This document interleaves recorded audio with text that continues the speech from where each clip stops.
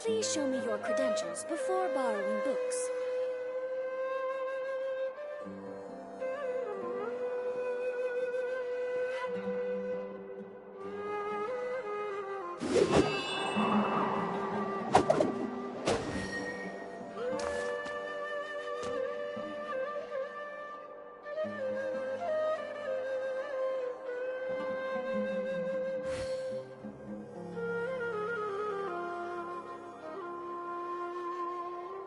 Please show me your credentials before borrowing books.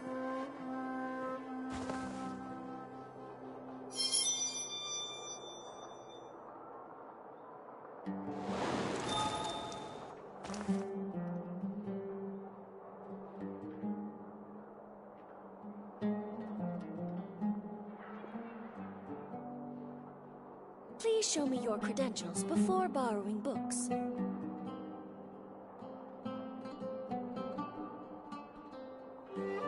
Wherever in this world I roam, I carry memories of my home. This blade, it is the last link I have to the land of my birth. Time to go!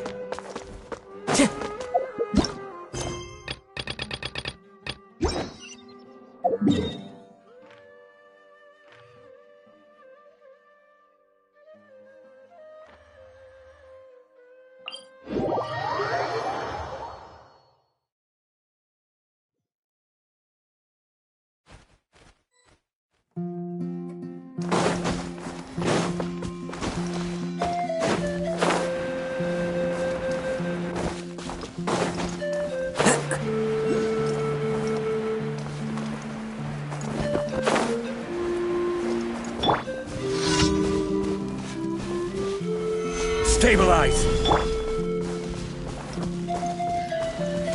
Let's hope you put up a good fight.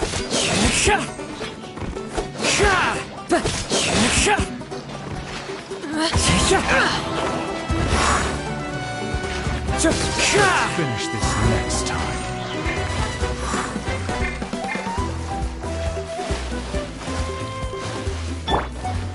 Gather! One with nature!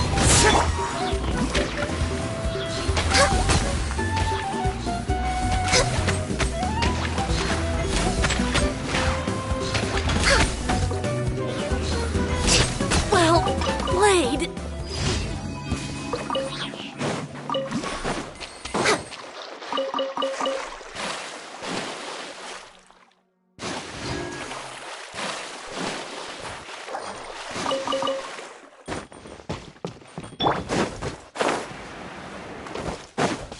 Time to go!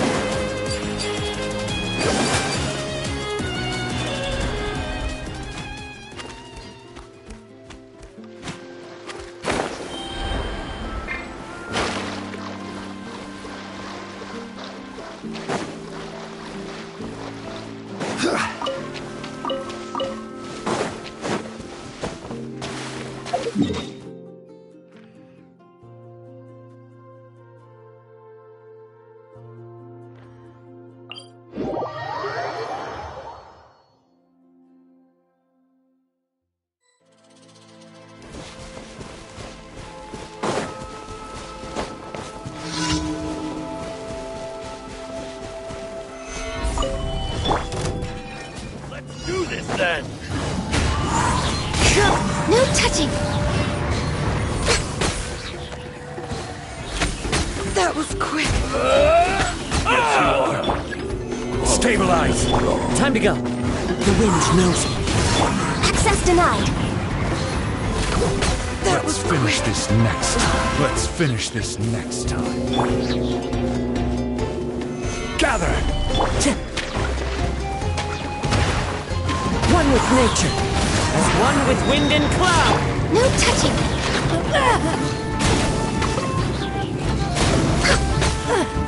War's over!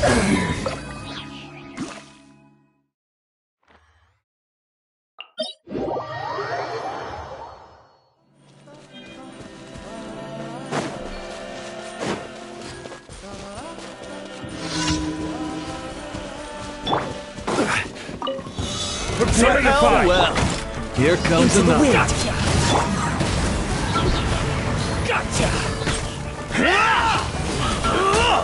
This was new. This was new. I will. Don't mind if I do. Born of ice and fire. This is order. Stabilize. The wind knows me.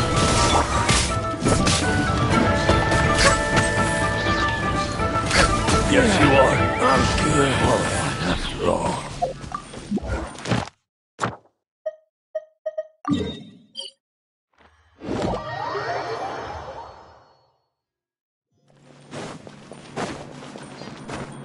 Add Astra. Thank you for completing. Add Astra.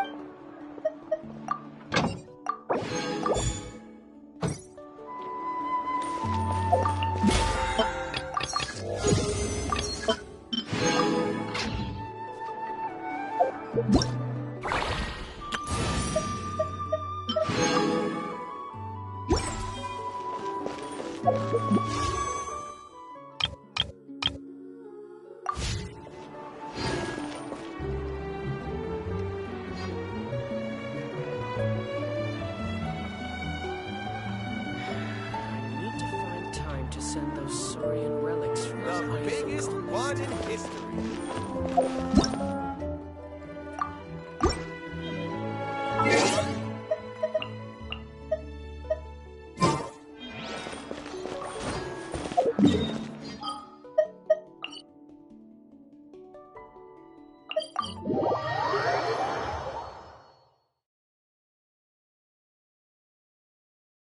Next on the agenda.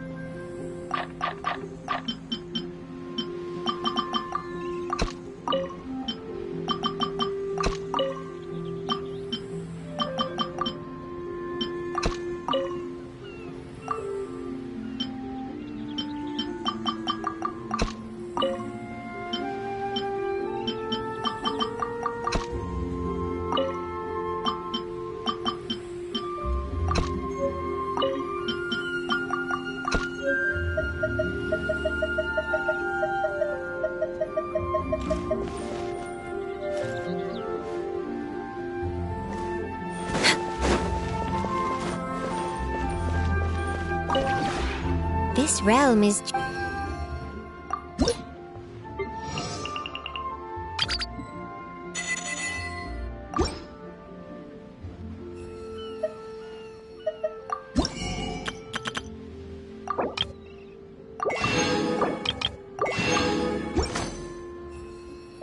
If you ever have any questions...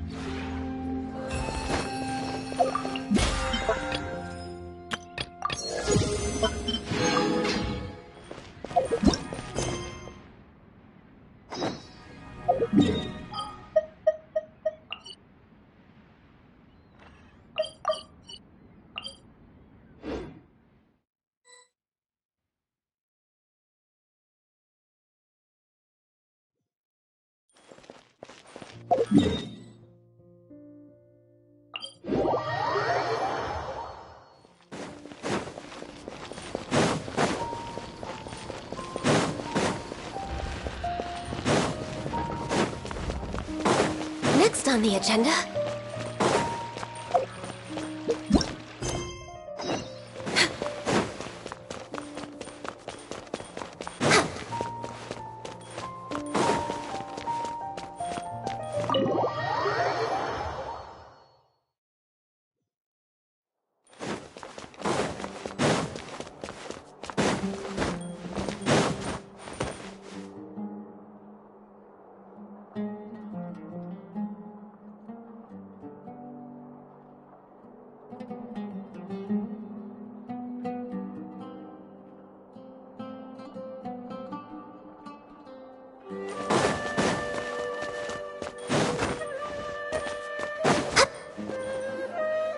You're here? I thought you were going after... Ah, I guess you lost their trail. We went to Cyrus's house. No one was there. Sino got there before us, but he was long gone by the time we arrived. He didn't say where he was going? No, he left us a letter and told us not to go after him. Can't say I'm surprised. Typical Sino. Anyway, some updates on progress on our end. I drew the emblem from memory again, but in more detail this time.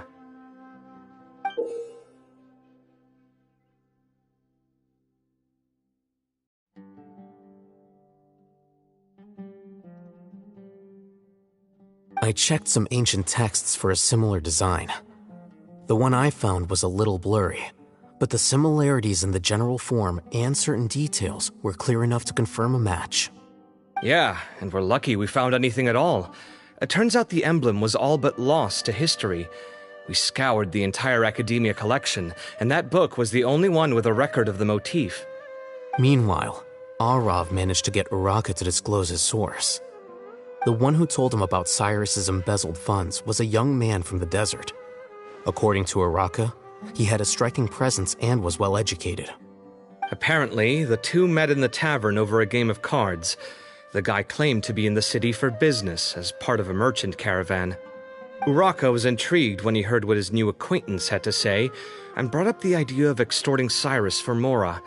The guy encouraged him to go ahead with it, then handed him some pen and paper to write the letter. I see.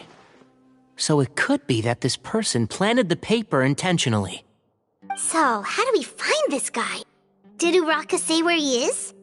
He doesn't know. He claims not to have seen him since that day in the tavern. The man gave him some tips on how to carry out the extortion, but from then on, Uraka was acting alone. Nephis and Arav have gone to meet the Court of 30 and review the city's entry and exit records. Also, Nephis admitted that the Temple of Silence in the Academia is just a facade. The true Temple of Silence once came to the rainforest to establish a collaboration with the Academia, but as time went by, the sages gradually became corrupt and foolish. The Temple of Silence felt that they could no longer trust the Academia and ended the partnership. They retreated back to the desert about 400 years ago. Ever since its inception, the Temple of Silence has been the guardians of King Deshret's civilization and belief system. They traveled throughout Sumeru, sequestering and guarding any wisdom that posed a threat to the people's livelihoods. At its roots, it was a legitimate and reputable organization whose purpose was to guide people towards the right path. The Academia of the day knew that the split would damage their reputation if it became a matter of public knowledge. And so, they set up a dummy organization of their own to conceal the truth. Not only that, but they managed to keep up the charade for hundreds of years! So how did Cyrus become acquainted with the true Temple of Silence if they left centuries ago? I'll bet that's the question that bothered Sino. Probably why he went after him in such a rush. Whoever is behind this, getting Uraka to extort Cyrus was only the first step of the plan. Their true goal in doing so was for Cyrus to see the emblem on the letter. He must have recognized it right away. That'll be why he didn't want to involve the authorities. He probably hoped to take care of the whole thing by himself. Unfortunately for him, Sino had other plans. Since the desert is where the Temple of Silence originated, that is in all likelihood where Cyrus went. I have to go after him. Really? Are you sure that's a good idea, with how you respond to the heat? Why don't we send someone else? I should be fine, as long as I bring plenty of water. Besides, I just can't shake this ominous feeling that if we don't catch up to them soon... Everyone, I have news from the Core of 30. Master! Oh, so that's Nafis, Tainari's master? Oh, we're finally getting to meet him in person. It's a pleasure to meet you, Traveler in Paimon. Several independent eyewitnesses have reported seeing Cyrus and Mahamatra Sino leaving the city at different times. Both were heading in the direction of Caravan Rebat. I was going to suggest that you join forces with the Core of 30 in this case. However, as I'm sure you've already heard from Alhaitham and Kaveh, the Temple of Silence is involved. The Academia has made a number of decisions throughout history that I am ashamed to talk about. It may well be that no better choice was available to them, but those actions are nonetheless a stain on our legacy. I won't attempt to make you understand the Academia's perspective. Now is the time for action. I understand where you're coming from, Master. But I'm afraid the situation might be more complicated than we thought. I think we need to keep a low profile, or risk making things worse. Good point. If Cyrus is involved with the other side, or worse, if he's fallen into their hands, and...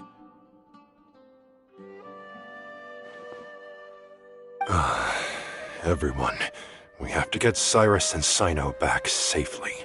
We cannot afford to lose them. Need our help? Whatever you need, we got you covered. Really? Wonderful. You have my most sincere gratitude. Arav and I will continue to follow up on the lead from Uraka. Kaveh, Scribe Alhaitham, I'd like to ask you to cover the duties of the House of Dana. Tainari, you are planning to go into the desert, correct? I am. Kaveh, I'll be okay. You stay behind to help Master and Alhaitham. Well, if you're sure... Okay. But be careful. Thank you all. Arav, let's go. You'd better get moving. Don't forget to ask for help when you need it. Will do. Let's go, Tainari. Hopefully we can catch up with Sino before it's too late. Knowing him, he's probably covered a fair distance already, but we still have a shot. Let's take it.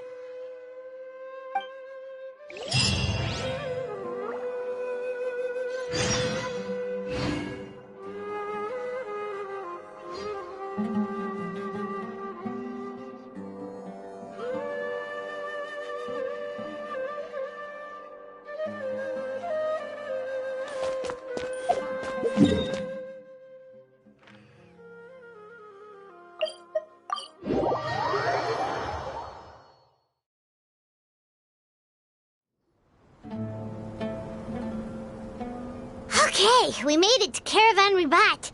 Where should we go next? Maybe we should ask the nearby guards if they've seen anything. Hold on. Look over there. Is that Dia? You sure you want to brave the desert alone? I mean, it's your choice at the end of the day, but still. It's not my first time. I'll be fine. Sino. If you're really going to go through with this, then at least take our advice. When you're packing for your trip, budget for 5 days more than you plan to spend out there. Makes sense. Okay, I'll go get ready. Thought we might find you here. You're trying to retrace Cyrus's steps, aren't you? Didn't I tell you not to come after me? I thought I had a good lead on you. Well, sorry, but we never agreed to that. Why would you go off on your own like this? Nothing personal. It's just a complex situation. And I'd rather not involve anyone else if I can help it. Takes a special kind of person to get Sino chasing them all the way out to Caravan Rebat. But why so coy today, huh? You only gave us his age and description. Why can't you reveal his name? Is he Sumeru's most wanted or something? Oh, also, hey guys, it's been a while. Candace! So nice to see you. Actually, seeing all of our friends is the whole reason we're here. You're looking well. Glad to see it. Candace and I came to Caravan Rebot on business. We ran into Sino as he was asking about some elderly gentleman's whereabouts. Some people say they saw him. Guess he stood out as an older guy heading into the desert alone with just a sumpter beast in tow and very few supplies. That's gotta be one heck of a story there. Sino, it's okay if you can't tell us anything about the case, but let us know how we can support you. We're here to help however you need.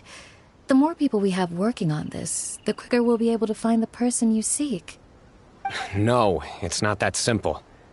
If I'm right, he'll be doing everything he can to avoid us. We spoke with Zaha Hadid. From what she said, it's pretty clear that he wants to try and solve this on his own. It won't be easy trying to find him in the desert when he's deliberately trying to cover his tracks. Sounds like this is far more complex than we imagined. Still, if he started from Caravan Rebot, the chances are that his route took him past our village. You may as well ask if anyone there has seen him. My thanks to you both. Once this is resolved, I will find a way to repay you. Come on. No need to get all serious. Just buy a round of drinks next time we're all in the city or something. That's a deal. All right, so, you all set? Yes, we'll handle it from here. Thank you again for your help. I don't take it for granted. All right, then we'll leave you to it.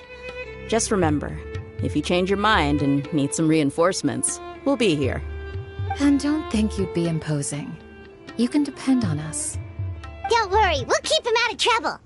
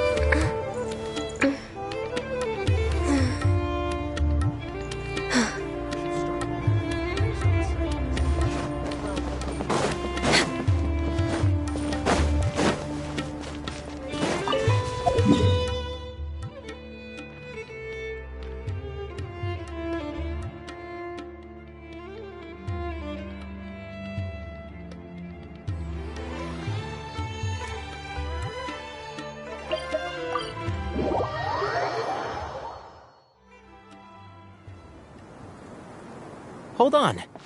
There's a few things I'd like to clear up. Go on. So, after you left the campsite, we had a longer talk.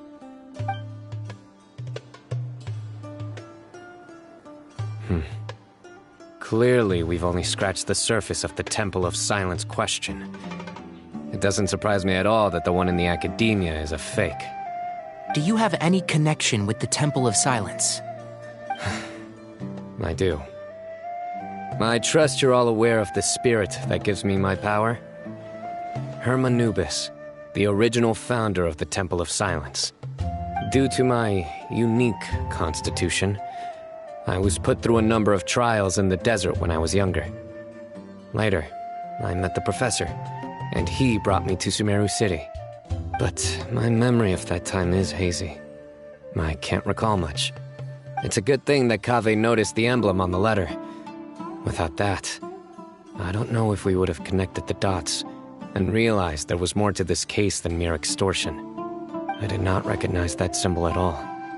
Whether that's because I've never seen it, or because my memory fails me, it's hard to say. Yeah, you're right. Thank goodness for Kaveh, and for Alhaitham's diligence during his time as acting Grand Sage. But Cyrus must have recognized it right away, right? Otherwise, he wouldn't have had any qualms about you reporting it. Oh, maybe his connection to the Temple of Silence goes even deeper than yours. I suspect so too. Professor has never once mentioned the Temple of Silence in conversation. And whenever the conversation turns to Hermanubis and the concept of spirit indwelling, He avoids going into any depth. Well, speaking of avoiding things, you do realize, don't you, now that we've caught up with you, you're stuck with us for the rest of the way? I am aware. And I have accepted it. Or rather, I don't see how I could manage to ditch you en route, so I might as well accept that you're coming with me. That's right. Fact is, we're coming with you whether you like it or not, so the best option... Fair enough. Then at least let me buy you a drink once we're back in the city. Works for me. All right, off we go. Let's start by seeing what the guards here can tell us.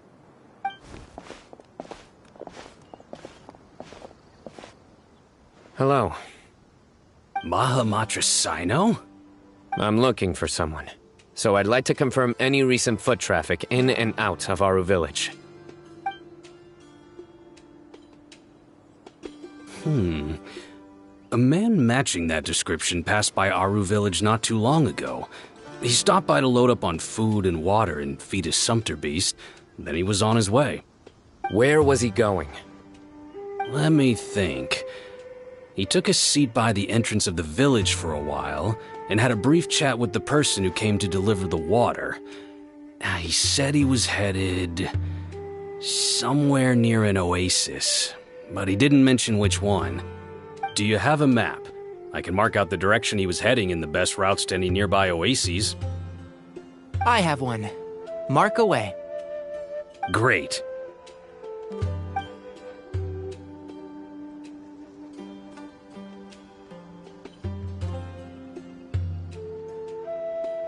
There you go. Thank you so much. You were a great help. You've got a really good memory. Ah, you're quite welcome. Just doing my job. Best of luck. I hope you find him soon.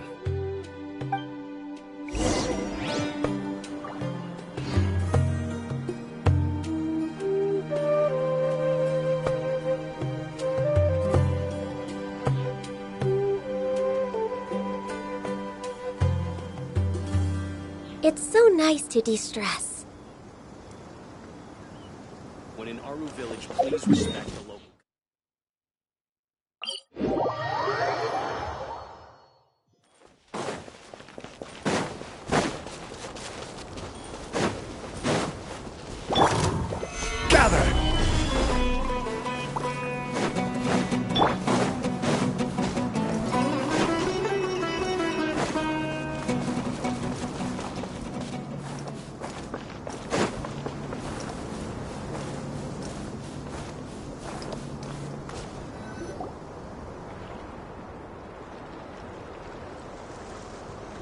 Hold on. I see some people over there. Do you think it's safe to ask them what they know? Should be. I'll go... No. I'll do it. Huh? Why can't Sino go talk to them? What difference does it make? Given my background, appearance, and the way I dress, I might not be the most welcome visitor here. Just in case, it's probably better to let a more neutral party handle things.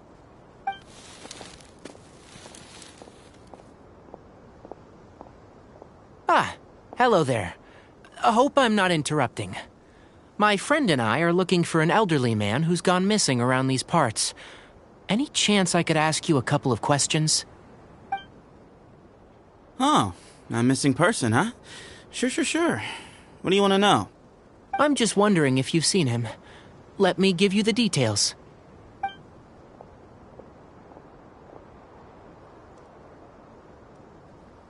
So, a silver-haired guy in a long robe, culture type with thoughtful eyes, and he's traveling alone. He'd stand out like a sore thumb around here. Yeah, sounds like the kind of guy we'd remember if we saw him. He's looking behind me.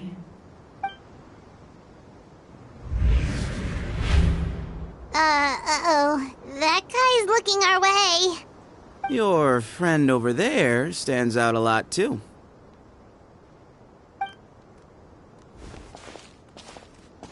Hey! Aren't you Sino, the General Mahamatra? Yes, that's me. You don't seem surprised that I recognized you. It wouldn't be the first time. Oh, you're the one looking for the old man who's gone missing, aren't you? I have a bad feeling about this guy. Someone's on edge. You don't trust me much, do you? No need to hide it. I understand why you're wary of us. Still, you came to us asking for help. Do you want it or not? I thought you were a group of merchants. Seems I was mistaken. Your henchmen don't look like much, but something tells me they put up a better fight than most mercenaries. Hey! Hear that, guys? You're my henchmen now. Suits me, as long as I get paid for it. Just cut to the chase already. I'm running out of patience. Alright. Come with me. All of you. Don't you want to find your friend?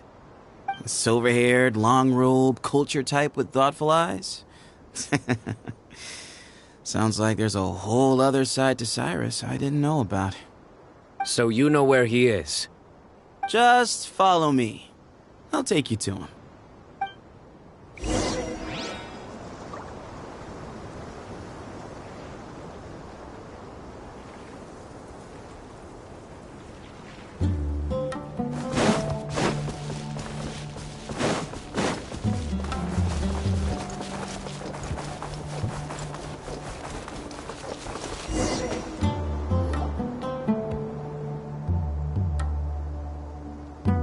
And here. What? Where are you looking? There's nothing here! Please step back. Whoa! Something's coming out of the ground! What is this enormous building doing here? And how was it so well hidden? King Deshret's technology? Wait, so... Hold on, who are you guys really? Is this the Temple of Silence? So you're a member? All good questions. There'll be plenty of time to address them later.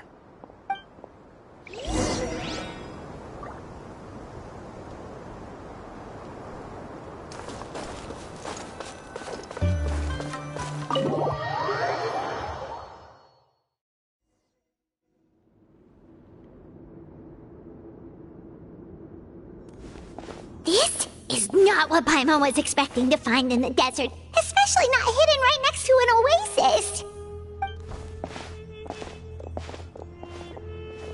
Ooh, Paimon's scared.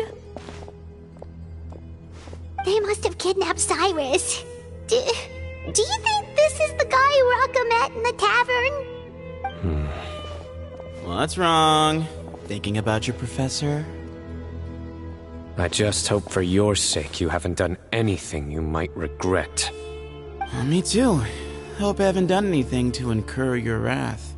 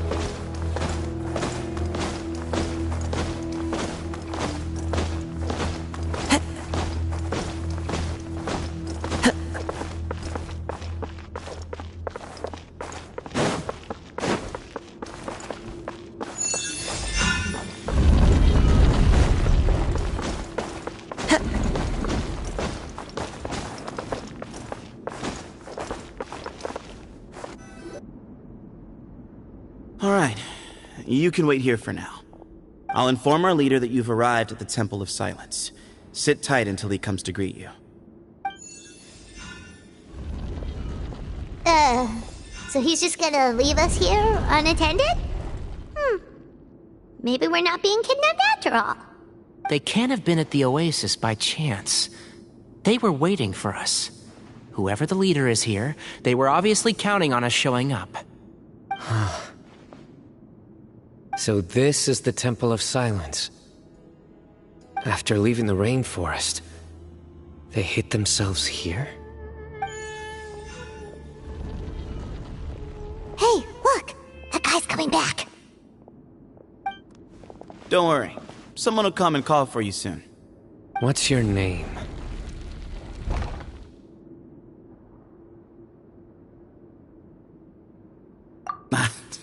Sorry, guess I was so delighted to see you, I forgot to introduce myself. My name is Sethos. I'll be here if you need me, but I'm not planning on answering all of your questions.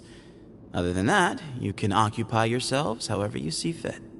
So we're free to explore by ourselves? Yep. I mean, I'm not worried about you running off. Cyrus is here. And unless I've misunderstood, you're all quite anxious to see him again. He's right. Well, if we've got some time, we might as well take a look around.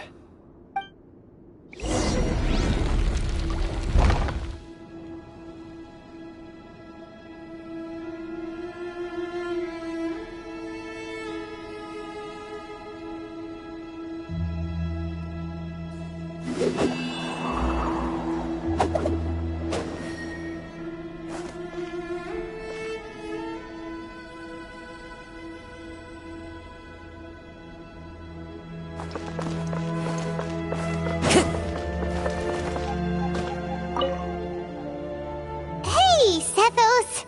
Have you got some time to chat? Sure. Although, I'm assuming by chat, you mean you have questions for me? I don't blame you. Anyone else would. Not often. The Temple of Silence is a place of quiet and solitude. We don't get too many visitors. What kind of question is that? He's the General Mahamatra. Everyone in Sumeru knows who he is. Right, but back at the Oasis, you can't have known who he was for sure, or you wouldn't have asked him. So, what we're really asking is, have you never seen him in person before? I've lived in the desert my whole life. Guess you could say I've never had the pleasure. Ugh, why does Paimon feel like this guy's not being straight with us? Come on, we've only just met. If I give you all the answers up front, you'll have nothing left to look forward to. Yes, that was me. Although, tricked is a stretch. He was asking everyone in the tavern about ways to make some easy money. He insisted that nothing was off the table, even if it broke the law. So, I told him that Cyrus had embezzled a large sum of mora from the desert. So you framed Cyrus for a crime that he did not commit? No. That's not entirely true. Let me jog your memory. The letter just said that he had uncovered Cyrus's secret. Of course. Uraka was a great accomplice, really. Very cooperative with a little bit of wine in him. Did exactly what he was told. And not much of an original thinker, though. It doesn't surprise me that he struggles academically. Why did Cyrus leave for the desert as soon as he received the letter? You'll have to ask him that one yourself. Certain things I can't answer for him. I'm neither judging nor defending him. All you need to know is that he recognized our emblem, and it was his own choice to take the bait.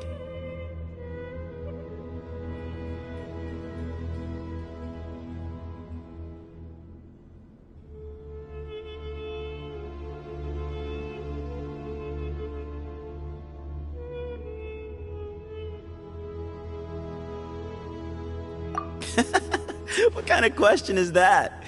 He's the General Mahamatra. Everyone in Sumeru knows. Right, but... I've lived in the desert. Ugh, what? Come on, we've only just met. If I give you all the answers up... Yes, he insisted that... So you framed... No. That's not entirely true. Of course. Why did Cyrus... You'll have to ask him that. All you need to know is that he recognized our emblem. And it was his own choice. Nope. Not once. Really? I have no need to go there. Not when the taverns are full of the Urakas of this world. Besides, we're well aware of what goes on at that place.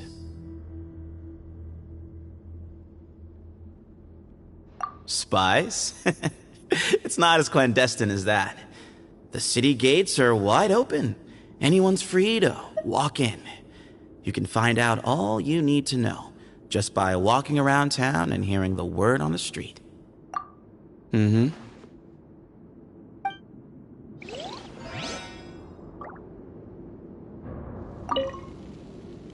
Hey, Sethos! Sure. Although, I'm assuming by chat, you mean you have not often. The Temple of Silence is a place of quiet and solitude. We don't get... Mm-hmm.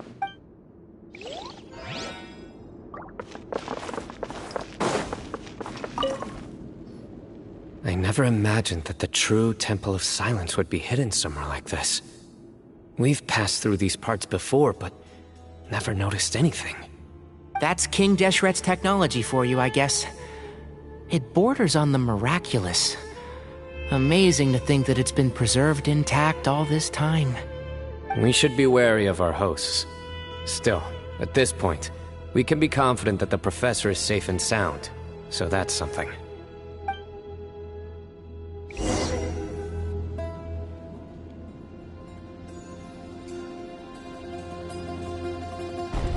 Ah, here he is.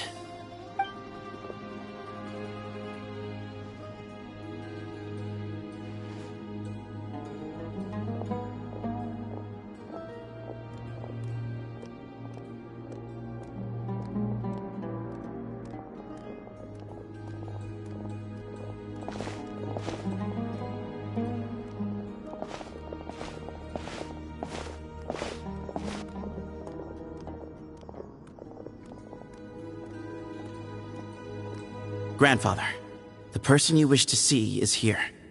Well done, Sethos. Greetings, one and all. I am Ba Moon, the current leader of the Temple of Silence. I know why you are here, and I thank you for your patience. Bring him out.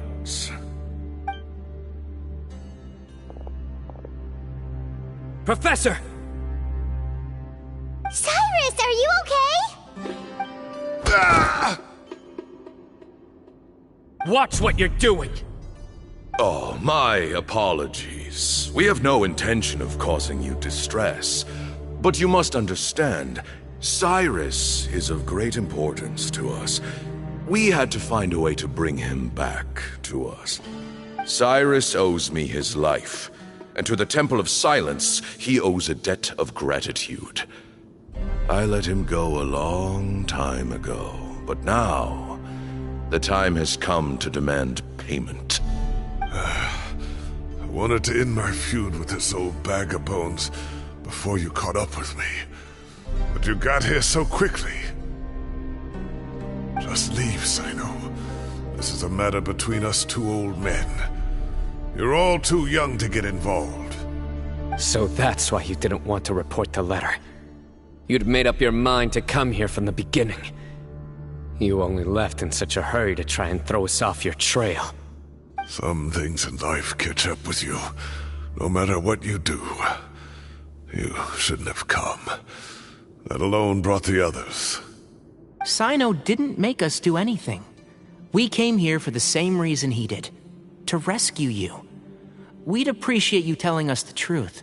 Otherwise, it seems a little unfair on everyone who had to stay behind. My secrets are secret for good reason. Bringing them to light can only lead to misfortune. You're afraid, aren't you? You can't bring yourself to speak of your past deeds to the students you nurtured as if they were your own children. You recognized our emblem because for many years you lived among us. Indeed, you all but became one of us. You knew as soon as you saw the letter that we, not Uraka, were the ones speaking to you. It threatened you only because you know what you did. Your own guilt convicted you. For you, Cyrus, are a traitor. You once shared your learning with us, and joined us in our mission to revive the might of Hermanubis, to bring new hope, new opportunity. But then you betrayed us. You bargained for your independence with your past contributions. And then you left, taking with you Hermanubis' might and the wielder of his power. We both know what I said to you that day. That as the leader, I grant you permission to leave, but that one day, the sands of time will catch up with you. And when that day comes, you must pay the price you owe. You really know how to hold a grudge. Hermanubis' might? And the wielder of his power? Does he mean you? Professor, anything to say?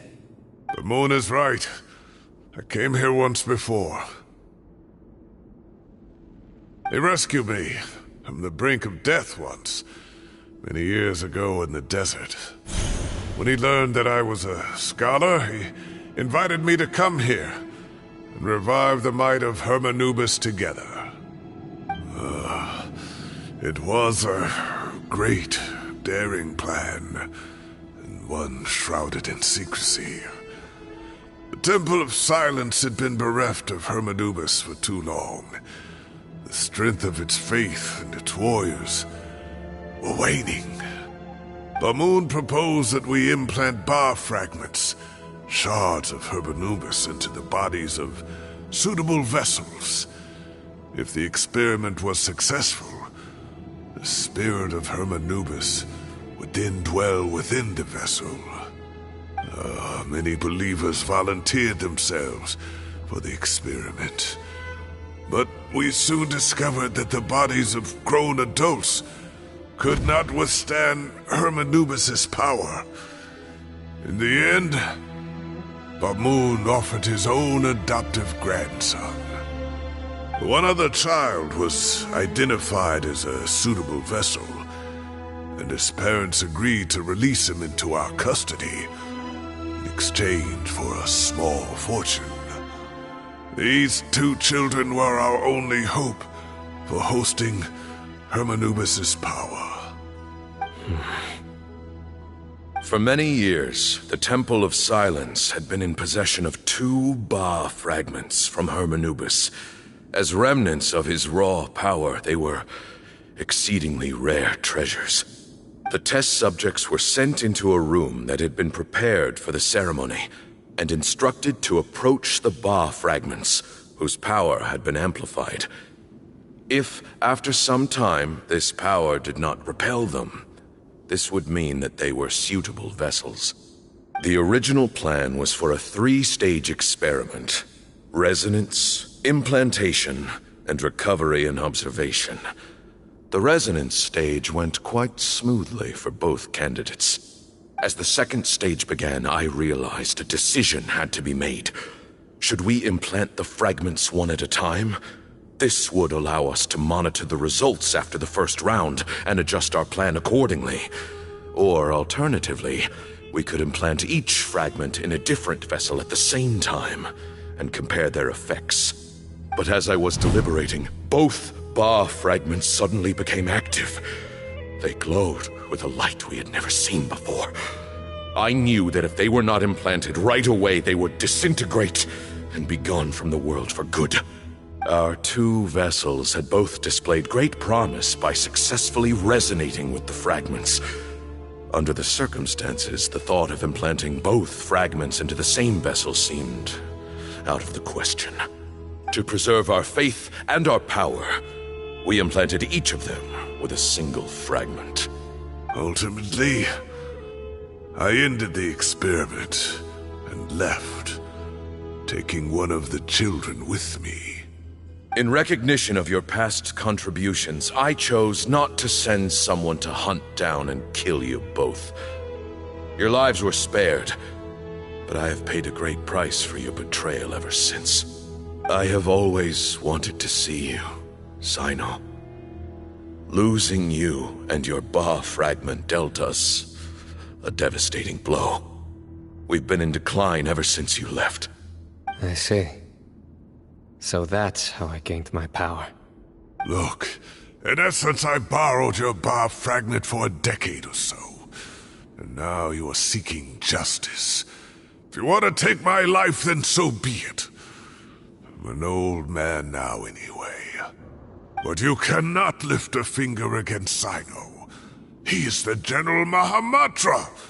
Your actions would be seen as a declaration of war against the Academia. I'm sure you don't remember anymore, dear Cyno, but you've met us all before. You were so young then, when we all gathered around and celebrated the revival of our Lord. You and he, Sethos, you were our final hope. You'd like me to return my power? As a follower of Hermanubis, I have allowed this power to remain in the rainforest for far too long. Now, it is time to reclaim it. That power is not yours to reclaim. Cyno was chosen by the gods. You cannot take what they have bestowed. You are wrong. Cyno was chosen, but he was not the only one. My child, Sethos, has the same gift as he. So those are your terms for freeing the professor? Despise me all you want. My sins are my own. The Temple of Silence is an innocent party. It is because of my foolishness all those years ago that the Temple's glory has waned. And now I must take responsibility for the decision I made back then. So what you're saying is, the power of one Ba fragment is not enough? You're asking me to return the one in my possession, so it can be implanted in him instead? Divine power causes great suffering to those who wield it. How do you know that Sethos would be able to withstand it? He is no longer a small child. But regardless, this burden is ours to bear, and your objections mean little given that you turned your back on us long ago. Both my heart and mind are telling me that what you are proposing is a terrible idea. However... Don't listen to him, Cyno. That power is no more yours to give than it is his to take. You have to understand. I know. But if this is a question of your freedom versus a fragment of power, then... there is nothing to debate. Sorry to interrupt, but in my view, there are a number of contentions here that still need addressing. Say that Cyno refuses to return his power, and you also refuse to release Cyrus. Then, we are at an impasse. I find it hard to believe that you went to all this effort without planning for that possibility. You're trying to gauge where we stand while keeping your remaining cards close to your chest. Well, my stance is, put the rest of your cards on the table. Then we can have a discussion. Wait, those ears... So, we have a descendant of the Valukashuna in our midst. Splendid! Fate smiles upon us after all. Everything we have longed for, Hermanubis will provide. Perhaps this very day we'll...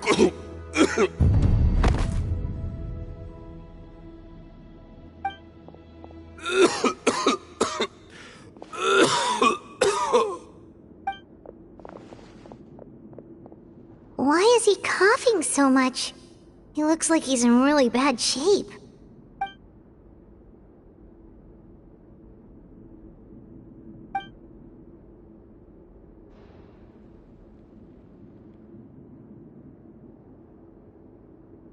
Pamoon, you...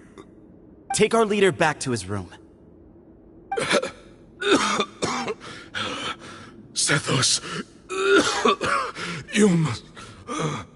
Grandfather, I know what you wish to say. Leave this in my hands. I don't like to drag out conversations, so I'll just cut to the chase. Had Cyrus not stopped the experiment all those years ago, the plan would most likely have been a success. the wisdom of Hermanubis would have been ours. Still, it's no use talking about what-ifs.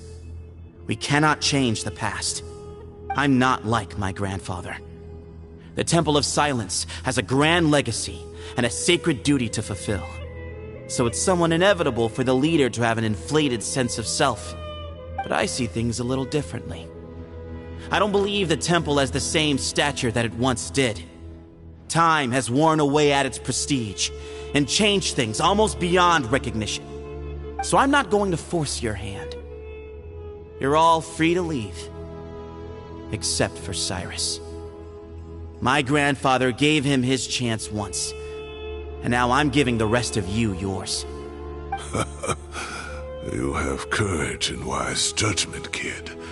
Reminds me a lot of Bamoon in his younger years. I truly wish that the temple would take an objective look at the academia of today. You've been to the city yourself. I'm sure you've seen that much has changed for the better, and things will only continue to improve. Why not consider cooperating with the academia once more? If you hadn't betrayed my grandfather, I might well be open to persuasion. But it's a bit too late for that now, Cyrus. Tainari made a good point earlier. He said there has to be more to your plan than this, and I agree. All you and Ba Moon are after is the Ba fragment. The professor will accept whatever fate you deem fit for him out of a sense of guilt. I am the one who has a choice to make. And that's how it was always going to be. Ultimately, you want to trade the Ba fragment for the professor, correct? I'm glad to see you're giving it some serious consideration. I won't forsake my professor. Nor do I intend to run from a problem that I must face sooner or later. Give me one night to make my decision. That works. Then I'll be waiting to hear your verdict, Sino. Oh, my grandfather still has a fair few things he wants to say to Cyrus, so I'll be escorting him back now.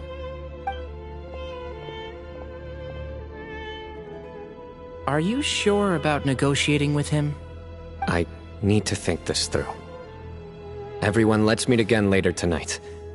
Until then, take some time for yourself. Alright, well, don't put too much pressure on yourself, Sino. If you need any help working things out, just come and find us.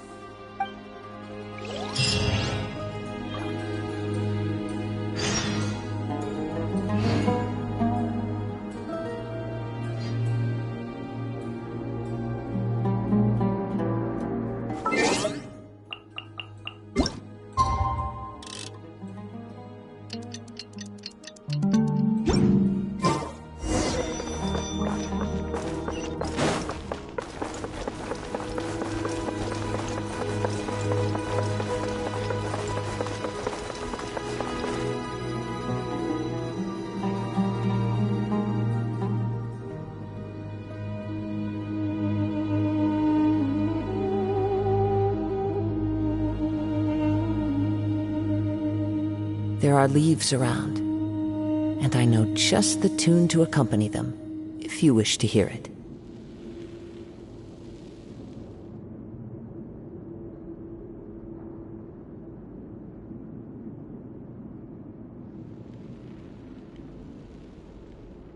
Time to go.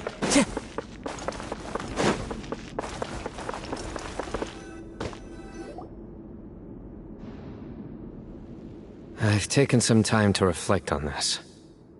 If I had to guess, Professor Cyrus came to the desert knowing that he would almost certainly never return. He's a stubborn man who tends to double down when he feels strongly about something.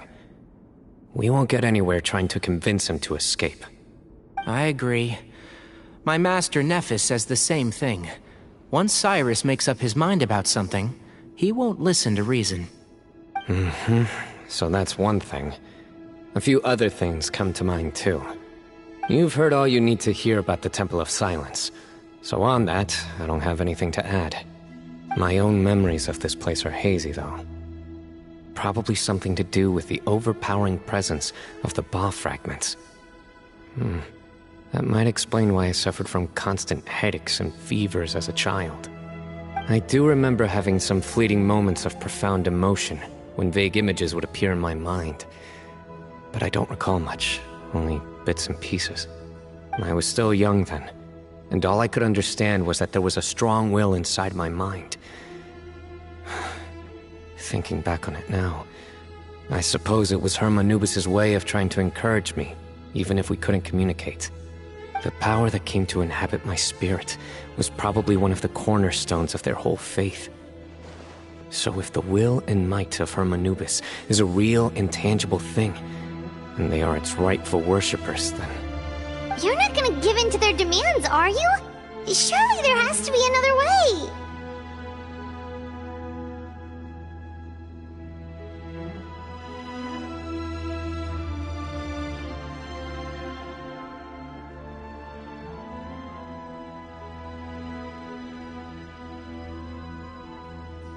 No. I have no intention of returning it. I need this power to protect Sumeru. But the temple has the right to make the final decision over its fate, since it belongs to one of the 7 pillars of King Deshret.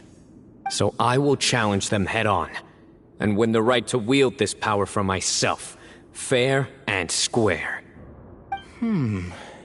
This reminds me of something Alhaitham mentioned to me just before we left. He said that the Temple of Silence was originally founded by the ruling elite of the day. Traditionally, such organizations are bound by a strict and ancient code of nobility. Kaveh has made similar observations about the desert tribes from his work trips there. He says many of them have their own internal rules. They talk about the importance of never dishonoring their tribal bonds, or the rules laid down by their ancestors. I think we could turn that to our advantage. Go back to them with a proposal of our own. Wow, and just like that, we've turned the tables on them! Looks like we have the same idea. Turn it back on them now while we still can. Great. And I know just how to start the conversation. Let's go find Sethos. We'll tell him that I know a thing or two about medicine and would like to take a look at his grandfather's condition.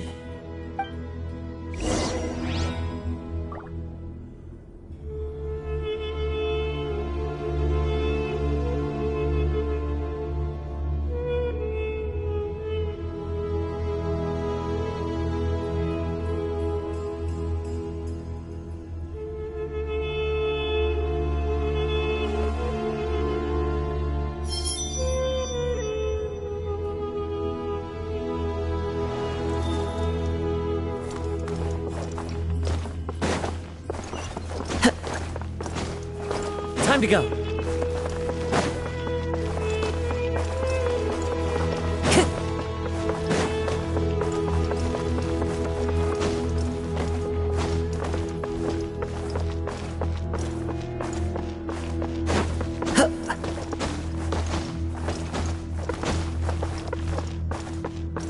Time to go.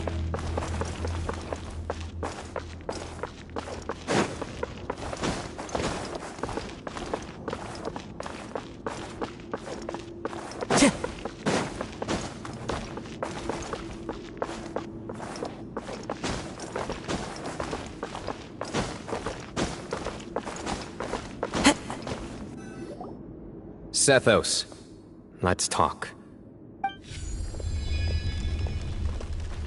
Have you made up your mind?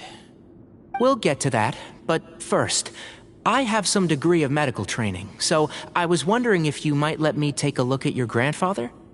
I have no objections, although we do have our own doctors here. I doubt you'll be able to tell us anything we don't already know. Only one way to find out. Follow me. Keep your voices down. We don't want to disturb him.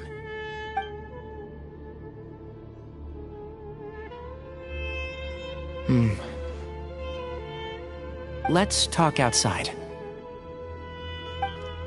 Bamoon has fallen into a deep coma, and his prognosis is quite grave. I'm sure that your physicians have come to the same conclusion. He appears to have sustained a serious injury in his youth, which has been exacerbated over the years by the heavy burden of work and now by the effects of old age. Regretfully, I must inform you that based on what I've seen with patients in a similar condition, he doesn't have long left. A few days at most. Yeah. I've known for a long time. You're his heir, aren't you? You clearly have a lot of respect for the man. But you also see things differently. You have a broader range of concerns and a more pragmatic approach. So tell me how we can end this on your terms. Let's find a way to bring all this to a resolution while Bamoon is still alive to see it. That's what really matters to you. I know it. Yeah, there's no time to waste here. You know that better than anyone. You know, the two of you are actually in a very similar predicament right now. Both of you have a very different perspective from the men who raised you. Right. And you didn't create this situation.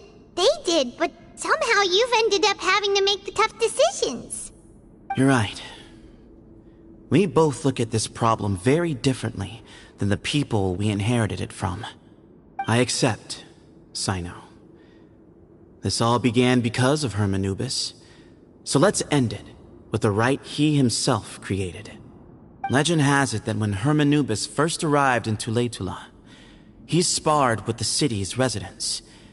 He and his two companions proved their mettle by fighting over several days, winning the support of many fine people. That group of supporters were some of the first members of the Temple of Silence, and the sparring matches were enshrined as one of our founding rites, the rite of duels. It's where it all began. Sounds very fitting. I'm in. As a fellow vessel of Hermanubis, your ties to the Temple of Silence run deep. So I will permit you to participate in this rite, along with your chosen companions. 3 against 3. Sounds good. However, I have some additional terms. As the challengers, you must win all 3 of your fights to win. And Cyno, both of us must put our Ba fragment on the line. The winner takes them both. Letting Cyrus leave with one of the Ba fragments was a mistake, made by my grandfather out of pity. It is a long-standing issue that must be addressed for the Temple of Silence to move forward. I can make no concessions on that front. None needed. We're on the same page. If I win, the Temple of Silence must release Cyrus, and consider this past dispute resolved. If you win, I'll return my power to you. It's a deal. Then let's meet at the ceremonial hall tomorrow evening, 8 o'clock.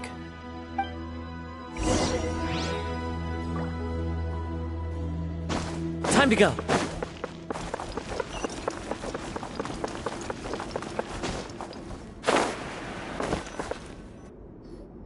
Well, after how that went, there's definitely no turning back now. There never was. Turning back hasn't been an option for me since the moment the professor slipped away to return to the desert. You have to win. You need this power, both as General Mahamatra and for yourself. Yeah, that's right! Besides, it stayed with you ever since you were a small child. Surely that's a sign it thinks of you as its rightful owner.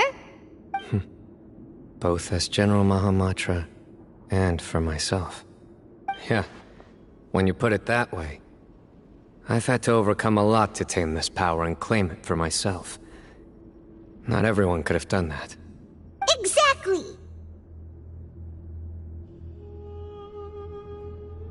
The Traveler and I will never lose. And neither shall I. The desert was home to an ancient and great civilization that, for a variety of reasons, fell out with the civilization of the rainforest. It's just as Dia said. Prejudice has pushed people apart. But there must be personal factors at work here too. I can't shake the feeling that Bamoon cares for many more things than he lets on. And I don't think that Sethos is any kind of villain. He's just doing what he thinks is best. Tomorrow, everything will be resolved.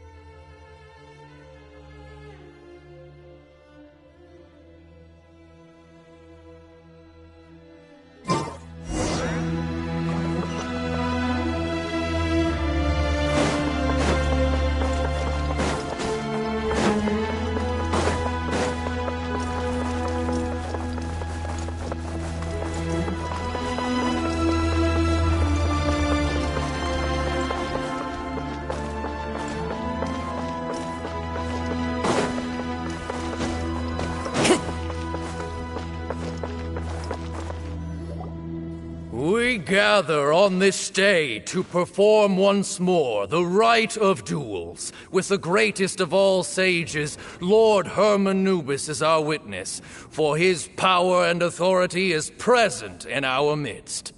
This is our most sacred of ceremonies, and no disruption from the audience shall be tolerated. It is incumbent upon all to observe the duel with the utmost respect and reverence throughout the proceedings. Representing the Temple of Silence, the Defenders.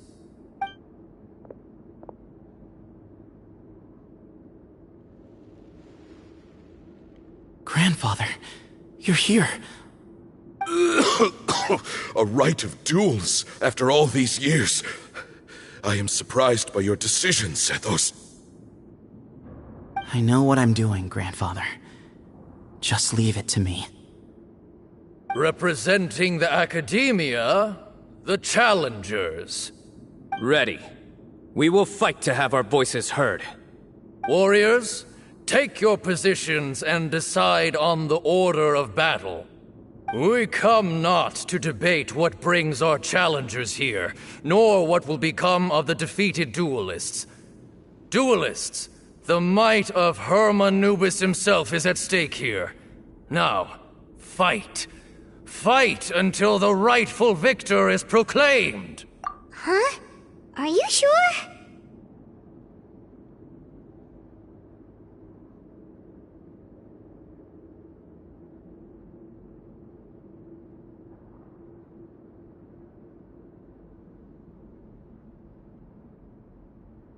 I agree. She's very strong. Sending her out first will definitely intimidate the opposing side. Okay, then you're second. Sure. We have decided. So have we. Let's begin.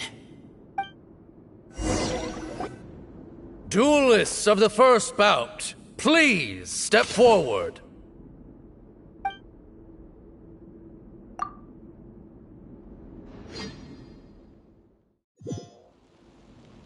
Don't forget, safety first! Hey, you there! You better play nice with her. Climb out.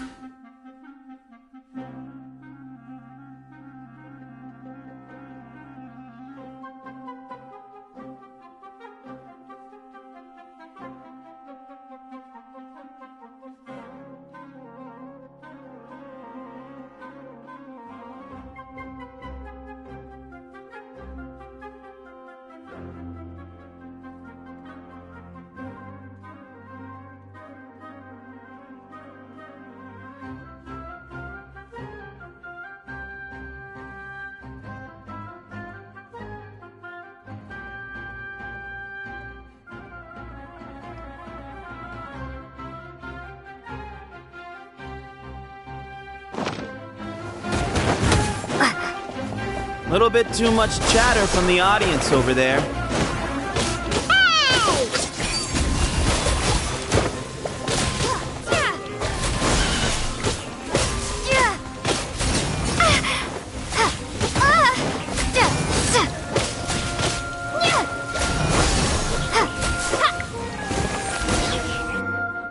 A swift end to the first bout. I now invite the duelists of the second bout to please step forward. When you're both ready, you may begin.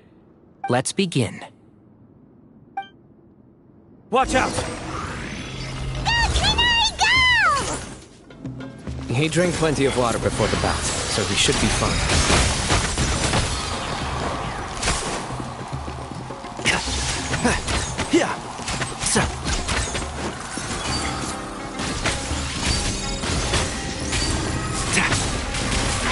Can't see?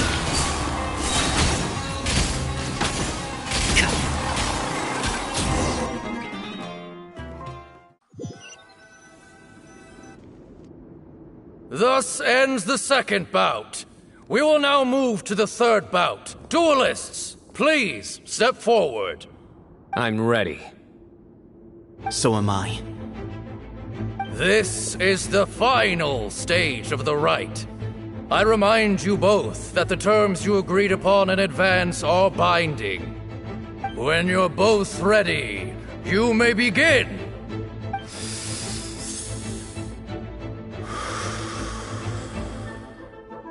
I am Sethos, vessel of Hermanubis, grandson of Bamoon, the leader of the Temple of Silence.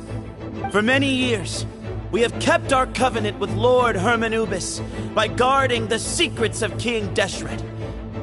And even in our darkest hour, when we could not see a way forward, we chose not to abandon hope, but to embark on a brave new experiment so that we might prevail. We earnestly sought Lord Hermanubis' wisdom and power, longing to see his spirit and his light descend upon us. Now, I will fight to become the rightful wielder of that power! I am Sino, General Mahamatra of the Academia, student and successor of Cyrus, the Sage of Spantamad. I fight in defense of my power, my professor, and my nation. And you, I think you left some things unsaid. This is a sacred duel, and Hermanubis is watching. So bare your soul. Everyone, old and young, fit and frail, they're all waiting to see how this duel will end. My grandfather is a wise leader. He is also known to be a ruler who is not afraid to get blood on his hands. I understand his beliefs well, and I know what he expects of me.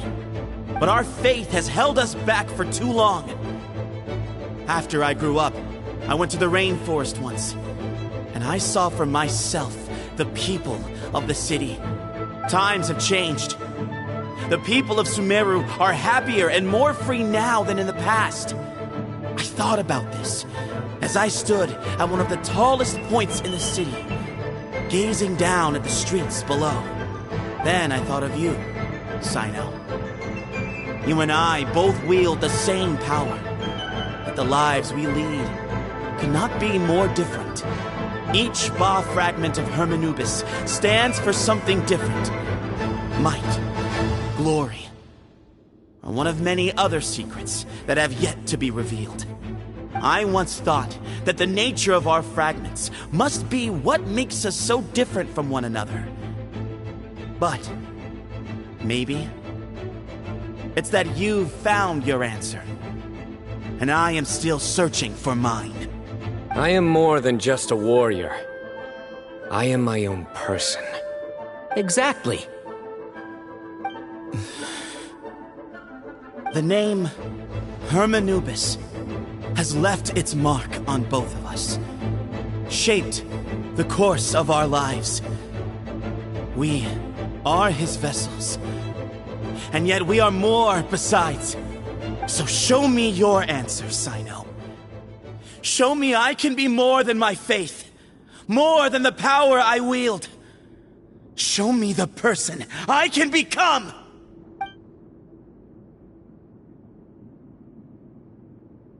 Bring it on!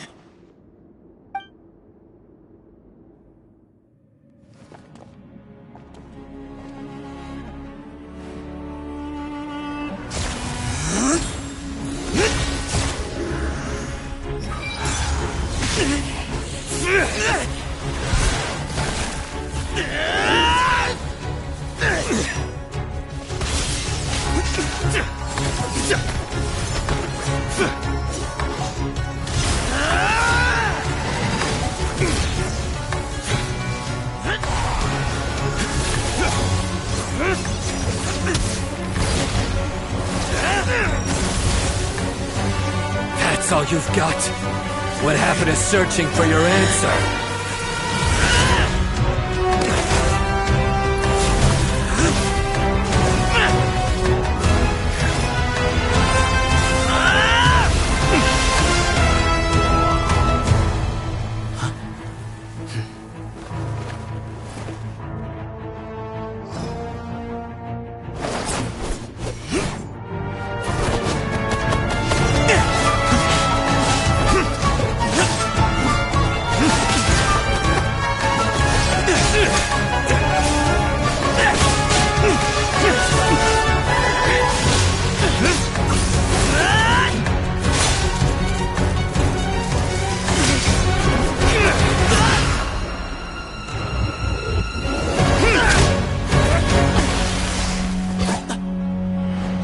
Fight's over. Do you yield? You won. Well then, looks like you found your answer.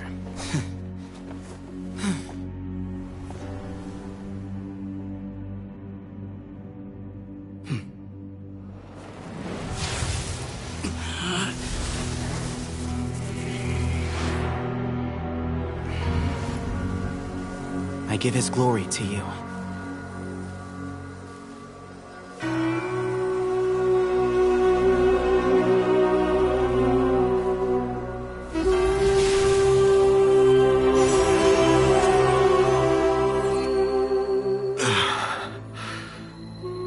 I've seen that light. That is the light of our Lord, the great Hermanubis, priest over all other priests. His spirit dwells within that lightning, and his will lives on. Once a warrior of Tynar, he emerged from the barren desert sands to serve the god king Al-Ahmar. After the death of the god king, Hermanubis gathered his followers and the Tynarian priests and led them to the city of Tule-Tula. There, they founded the Temple of Silence, and from that day forth, we became stewards of all knowledge that survived from King Deshret's civilization. Barely a century passed before war ravaged the desert. One by one, Eremite leaders took up arms against each other in battles that would devour what little remained of their civilization. Only the wise city of Tule-Tula was spared under the guiding hand of the Tynarians. But peace did not last. Coveting the knowledge of King Deshret, the beasts set their eyes on Tule-Tula. The king of Gurabad laid siege to the city and ordered the sages to surrender to him the Temple of Silence as proof of his victory. The ruling elite colluded with their oppressors, betraying the temple so as to hold on to their rule over the city. They declared that the knowledge guarded by the temple was the true cause of corruption. These were dark days, and we faced enemies on all sides. Our Lord had long since exhausted his strength, keeping the forbidden knowledge introduced by King Deshret at bay. To ensure the temple's continued survival, he broke his being into many pieces and began the ceremony of Hermanubis' legacy, bestowing his power upon his mortal followers. With this power, the temple was able to defeat the tyrant's army. Yet, we were not hailed as heroes. Strange and unfamiliar as this power was, it struck fear into the people's hearts and drove them to reject us. In the end, the people of the temple and the Tule-Tula Tynarians left the city for good and made their way to the rainforest. What followed next was inevitable. The elite of Tule-Tula fell and were decimated. War engulfed the desert. And we wandered from place to place, always in hiding, all the while keeping close watch over our secrets and staying true to our mission. Betrayal forced us out of the desert and into the forest. Then mistrust drove us from the forest into the desert once more. We have lived in exile for far, far too long. Yet, today, the Temple of Silence has borne witness to the glory of Hermanubis once more. Thank you.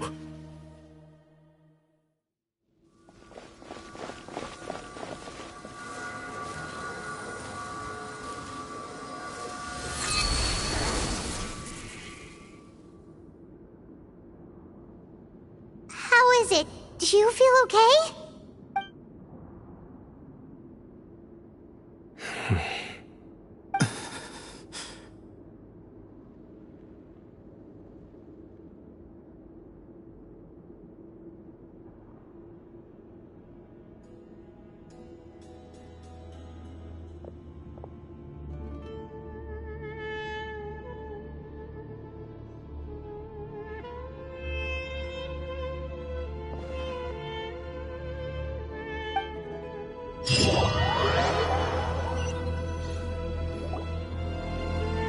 Grandfather.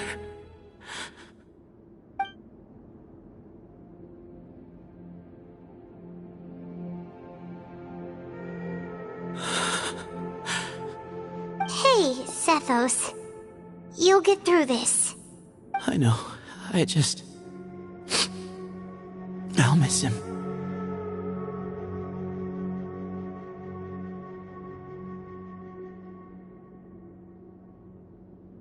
I guess you were prepared for this.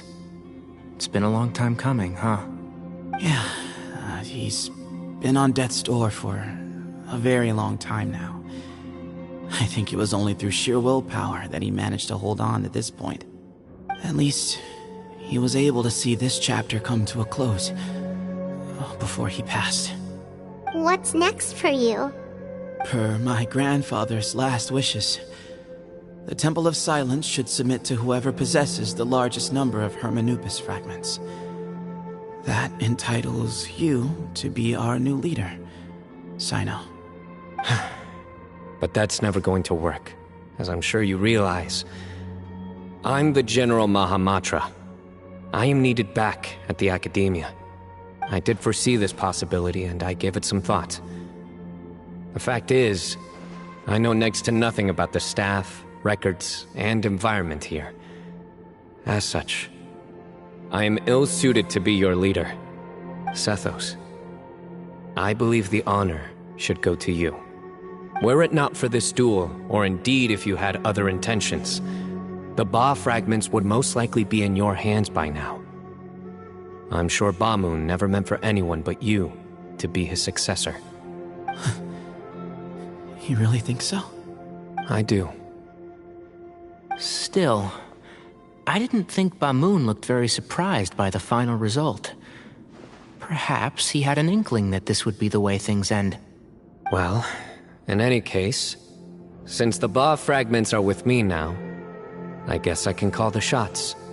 Sethos, I would like you to succeed Bamoon as the new leader of the Temple of Silence. You are more suited to the role than I, and I have complete faith that you will be an excellent leader. Just think of it as doing me a favor. But doesn't that render everything that we've been through up to now meaningless? No, it doesn't.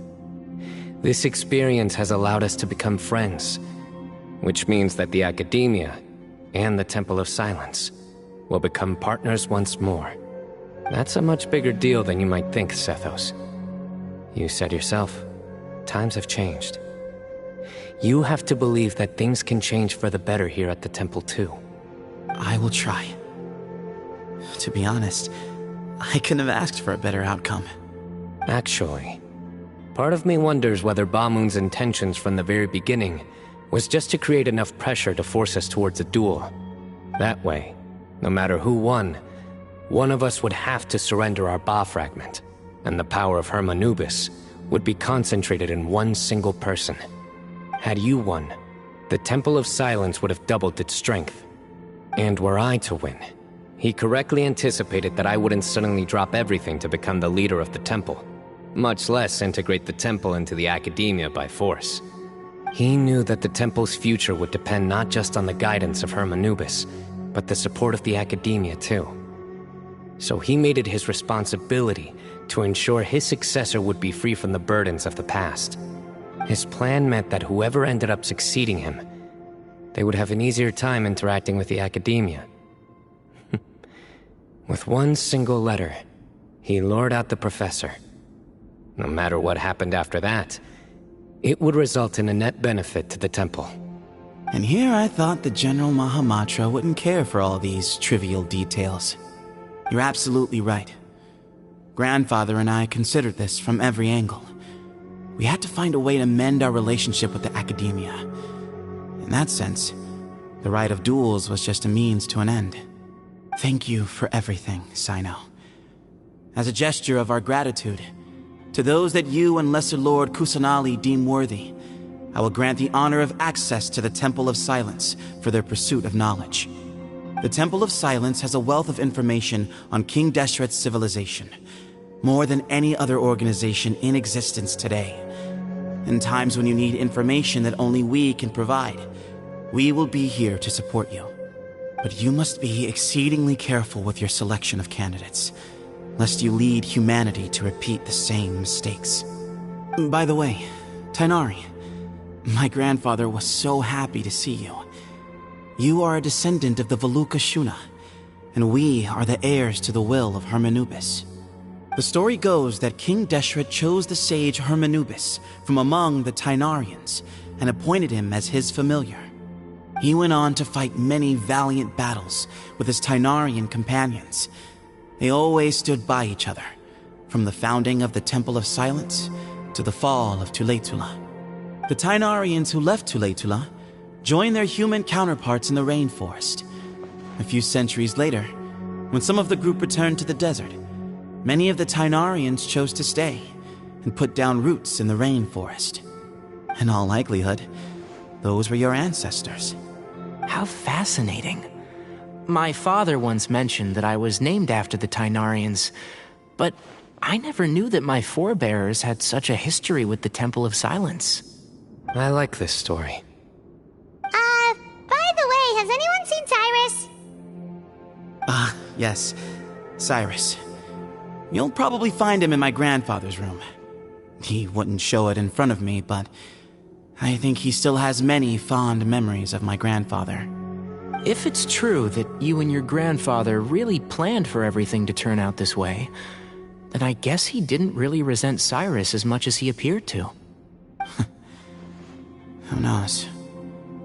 Perhaps all of us.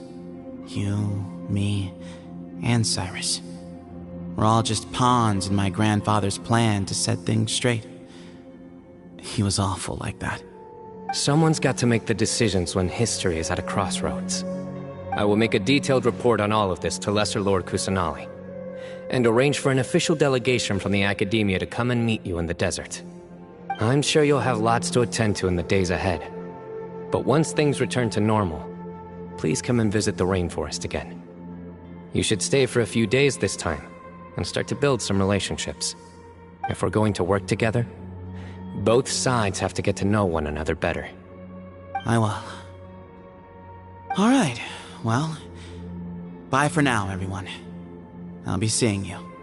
See you soon. Come hang out with us anytime.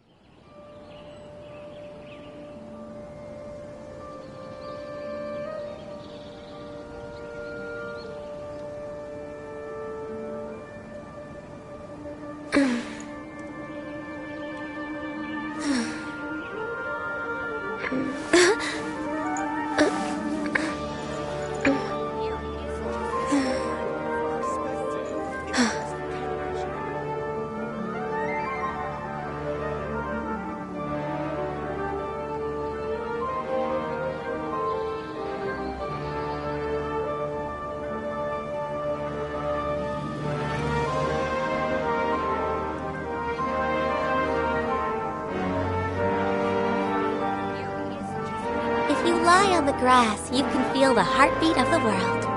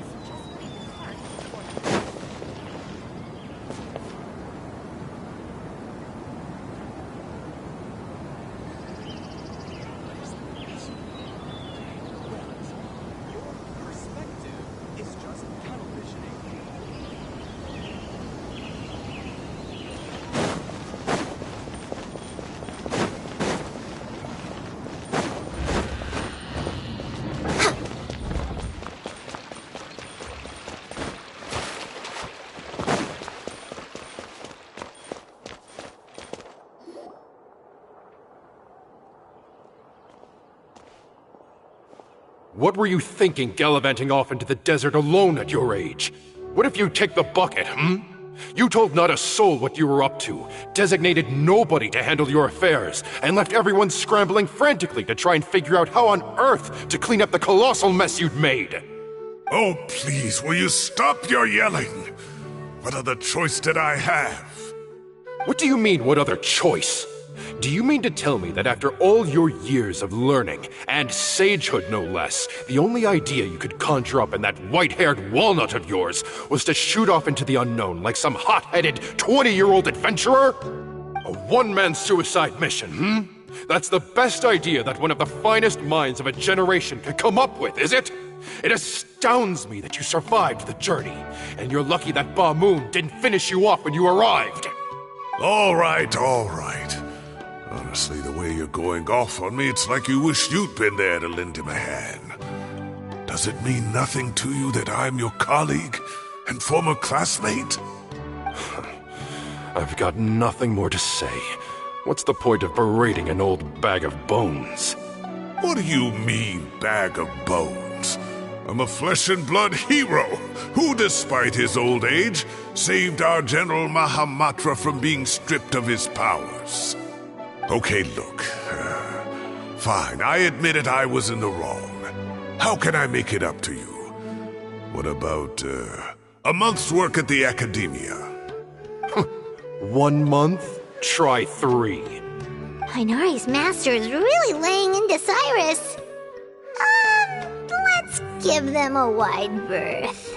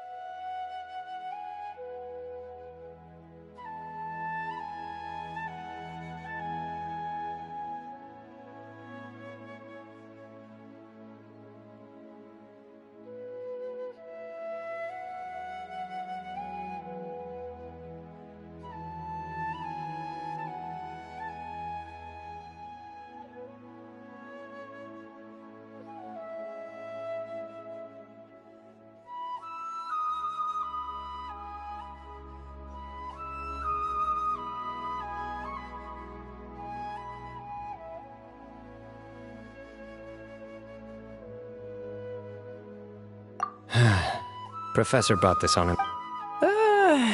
Wow, I haven't seen Master get this riled up in a long time. The last time he chewed someone out like this must have been back when I was still a student. I think I'll go around and update everyone. Tell them the situation's resolved. Want to come with me? We can go for dinner afterwards. My treat. You in? Makes sense. I'm in. Paimon's coming too! Let's go!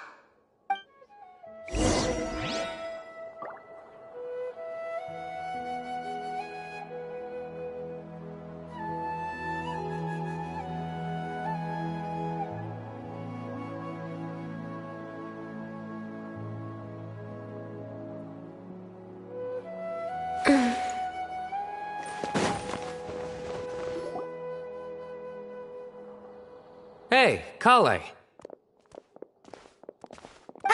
You're back! Well, look who we have here. Would you mind explaining to me what has been going on this past few days? I heard you all ran off into the desert and got embroiled in a major catastrophe.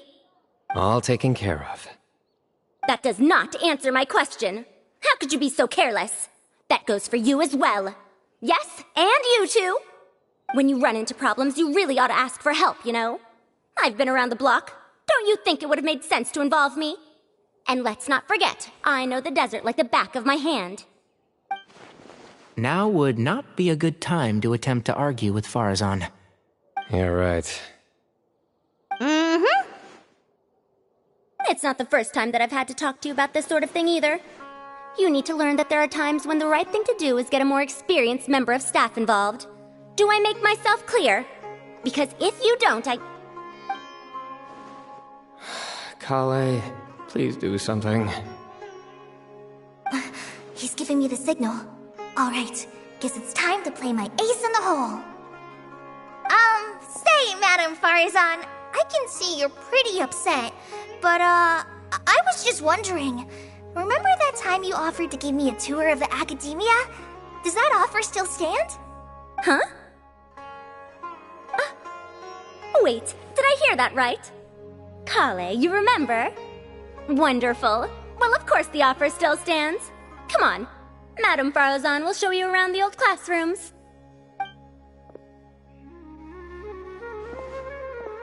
Poor Kale getting dragged off like that. Also, check out Farazan acting like some sort of official academia tour guide. Kale! Cup. Huh? What? Oh, right! What do you mean, cup? You need a cup. I can get you a cup. Oh, it's nothing. Just Master's way of reminding me to stay hydrated while I'm out and about.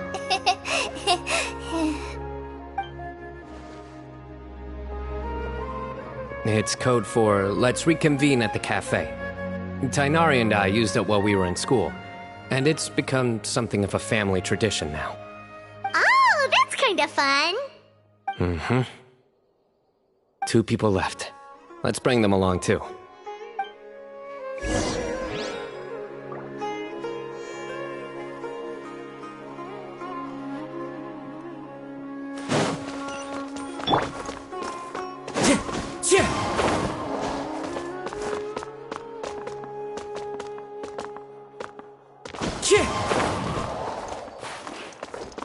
Time to go.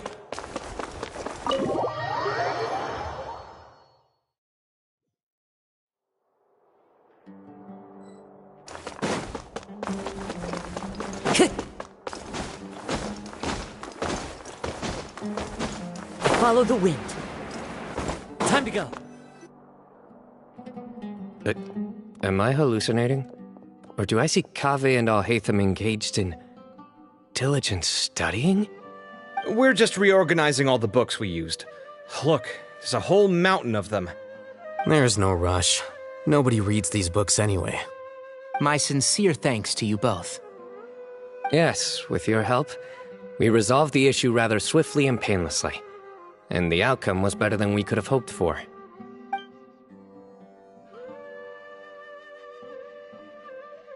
I see. The Temple of Silence resorted to rather unique means of self-preservation. It explains how they managed to remain hidden for so many years. And it sounds like they managed to preserve a whole load of ancient documents as well. I'd love to go check those out if I ever had the chance. That day will come. The Temple of Silence is a hugely important organization, and we'll be sure to maintain good relations with them in the future. Now, as a token of my appreciation, I'd like to treat everyone to coffee. Sounds good. Yeah, sounds great. Although after the last few days, I don't know if I can handle another coffee. But I can just order something else. Sure. Let's go.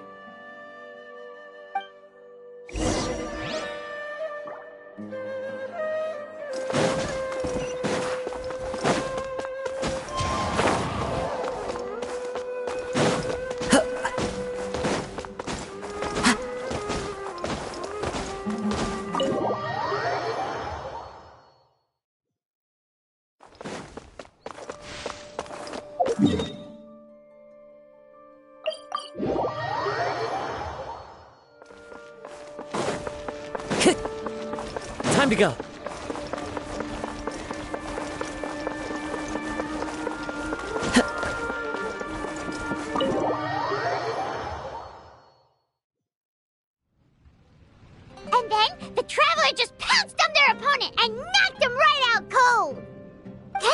Tighnari! He put up an amazing fight, too! We ended up winning all 3 bouts! Whoa! Part of me wishes I'd been there to see it, but I'd have been biting my nails off worrying about you guys. A truly edifying account of the events. Bereft of detail, but it has livened up the room all the same. Hey, Paimon included all the juicy details. The Traveler just pounced and then waved their sword like this, then spun around and blocked. Despite winning 3 bouts in a row, you still ceded the position of leader to him. That's very dignified of you, Sino. Of course. Being dignified comes with being a true champion. I got to be a champion too for once. I've not sparred much with desert folk before. It was a pretty unique experience.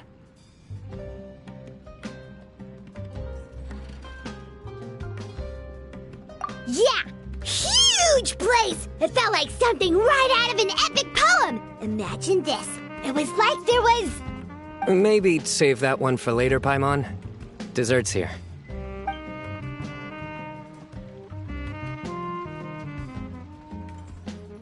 I think that'll do me for today.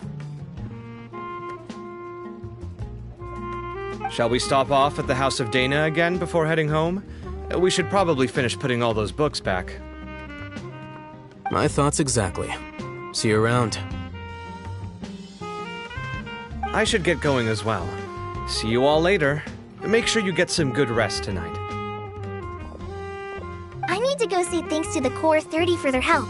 Also, Sir Nephis says he wanted to introduce me to some of the Academia's work processes. So, I gotta dash too. Kali's come a long way. She's much more confident at dealing with other people these days. Everyone's a work in progress. You never stop learning. Yeah, true.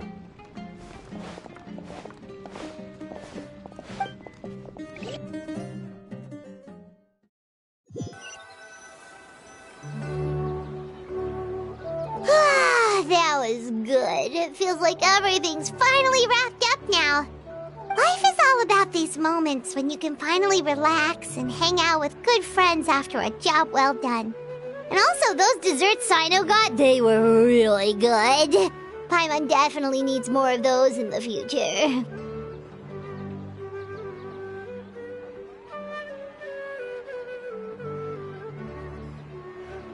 Do you 3 have anything planned for the rest of the day?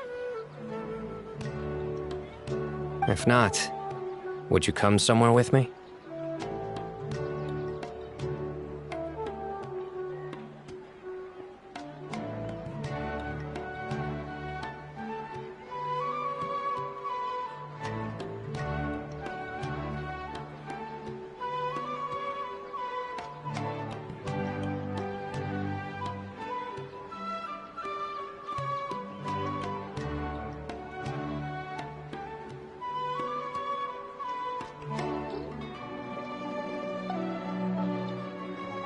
That's a secret for now. Wouldn't want to spoil the surprise. Okay, I think I can guess what you're talking about. It'll definitely be a nice surprise. Well, now Paimon's curious. Come on, let's go.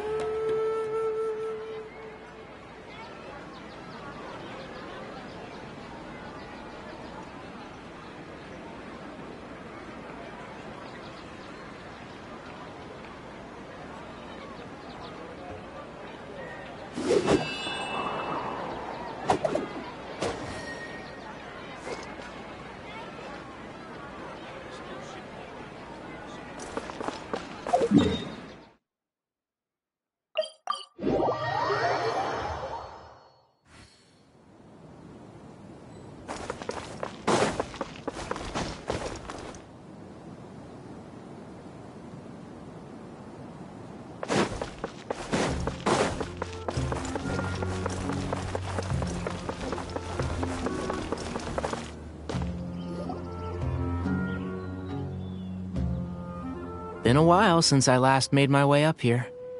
Whoa, look at this place! We're so high up! Need any help?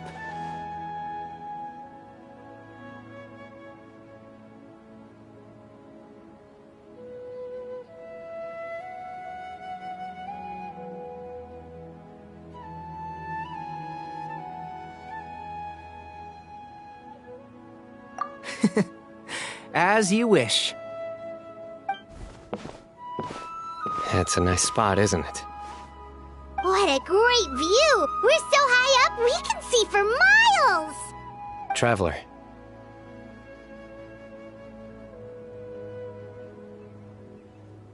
Turn around.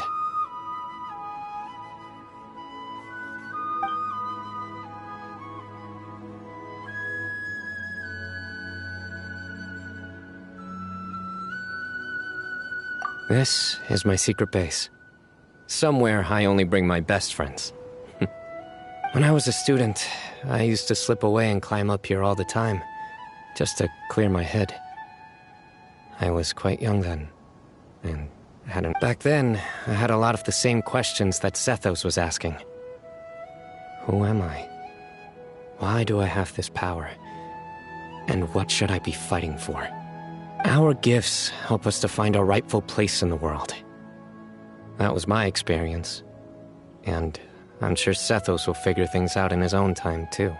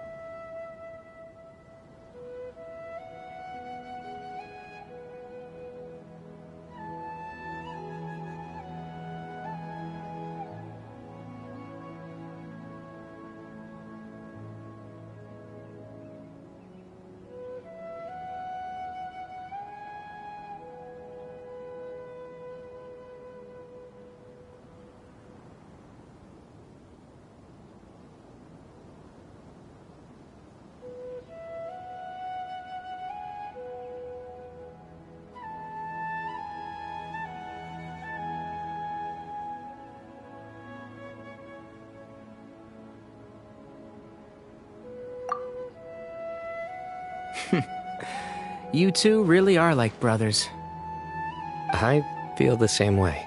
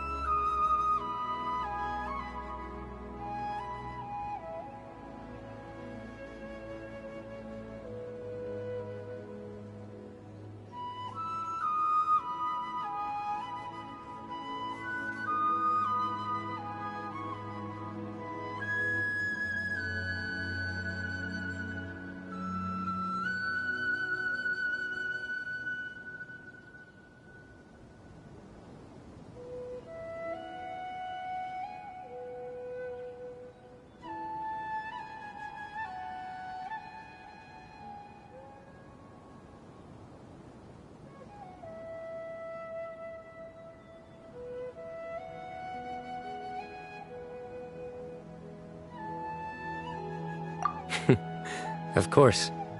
I see no need to be humble when it comes to the facts. I still remember one time when we came up here to chat and do our homework. Sino accidentally dropped a fruit. Luckily, he has fast reflexes, so he caught it just in time. That was the one and only time. Nothing will ever slip through my fingers again. Those were good times. I kinda miss the student life. You know, Paimon really shouldn't be able to imagine Sino doing something like that, but for some strange reason, the mental image is coming through clear as day. Then make it stop. There's somebody there. It's Professor Cyrus. You guys carry on without me. I'll be right back. Okay. Huh? Hey, you're not supposed to jump down! Be careful!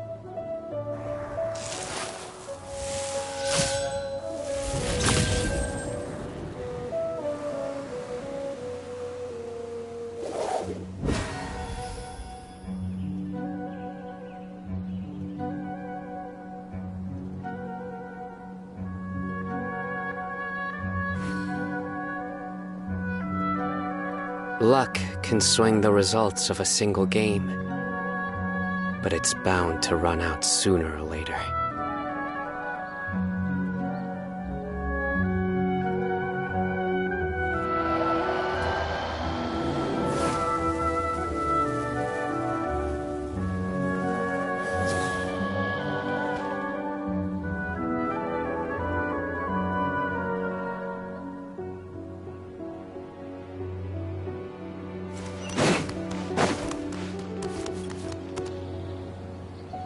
Oh my days. I can't believe how stupid I look in this one. Professor, what are you muttering to yourself about? Sino, just the man I'm looking for. Guess what I found in some old notebooks? Some old photos? Can you believe it? This notebook was just sitting in a pile of odds and ends in the sage's office. I must have forgotten to take it with me, and no one's touched it since. It was still right there. I was at the Academia earlier to discuss my workload with Nephis. I swung by the old office to have a look around and just happened to cross it. Well, time flies. Look how tiny you are in this picture. Still a kid. You look quite young yourself in that one. Ah, it's this one. I remember that. Lisa took it, didn't she? Yep. Looks like her work all right. Who else could have found just the right angle to make me look so unbelievably hideous? And this one. Looks like we're both dozing off. Oh, cheeky girl. Taking secret photos of us without our knowledge. Is there something you'd like to say to me, Professor? Like what? Like, these are good photos, aren't they? Hey, at moments like this, I hardly know where to begin. I can't pretend I'm a good person. Bamoon had every reason to despise me. And well, so do you if you feel the same way. Don't be ridiculous, you old codger. Is that not what you wanted me to say? Oh, I've dreamt of that place many times after leaving the desert. Sometimes I've dreamed that I was doing a search with them again. And other times, I dream of the day they saved my life. Oh, it was one of the happiest times of my life. We all learned so much from one another. You've matured so much over the years, I know. Since you're my professor, I should save you some face by not calling you out on all the non-answers you just gave. So, I will do the right thing and keep my mouth shut. Good thinking. Take your own advice next time. Seriously, why bully an old man like me? I thought heroes were supposed to be gracious. Hey, wait, how did I not notice this one earlier? Lisa strikes again. Just how many did she take? Look how cute you were when you were little. I remember how well-mannered you were back then, too. Yeah, and look how serious and professional you used to be. Oh, I can't compete with you anymore. First you get better than me at the deadpan jokes, and now you're besting me at those little quips, too. Don't say that. I still have a lot of respect for you. Huh, that's more like it. Hey, what would you say to meeting up with Lisa again sometime? I'd like that. Let's find a time and pay her a visit in Mondstadt. All right, I'll add it to my schedule. Let's go next week. Wait, no. Next week is the tomato growing competition. I have got to beat Zaha Hadid. Or you could find a real hobby, Professor.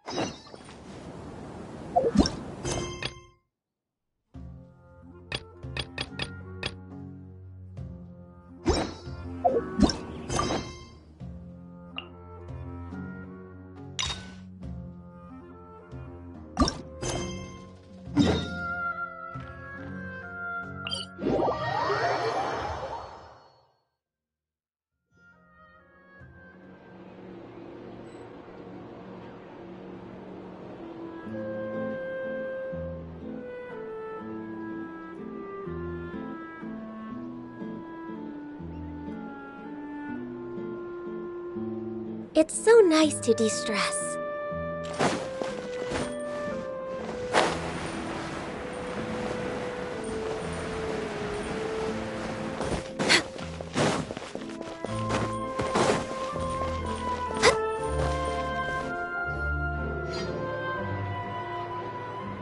This shop looks popular today. Wonder what the occasion is.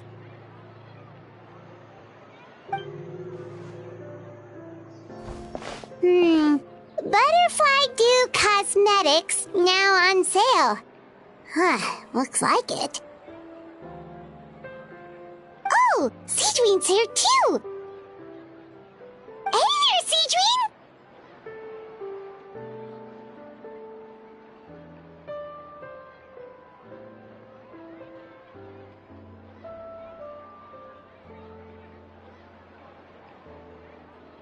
Hello there! there, Traveler and Paimon. I hope you're keeping yourselves fit and healthy. You bet we are. So anyway, what are you doing here, Siegewing? The Duke insists I take regular vacations in the court of Fontaine. This one just so happened to coincide with a promotion for a new skincare product, so I came over to take a look. I like to keep up with the latest industry developments when I can, to help me with my magazine articles. Wait, you write? For a magazine? Which one? It's called Beautés en Fleur, and it's run by the Fontaine Beauty Association. I've done lots of articles about skincare for them, using the pen name Maritime Flower. Oh, wow! You're a Maritime Flower? If Paimon's not mistaken, you're one of the leading figures in the Fontaine Beauty Association!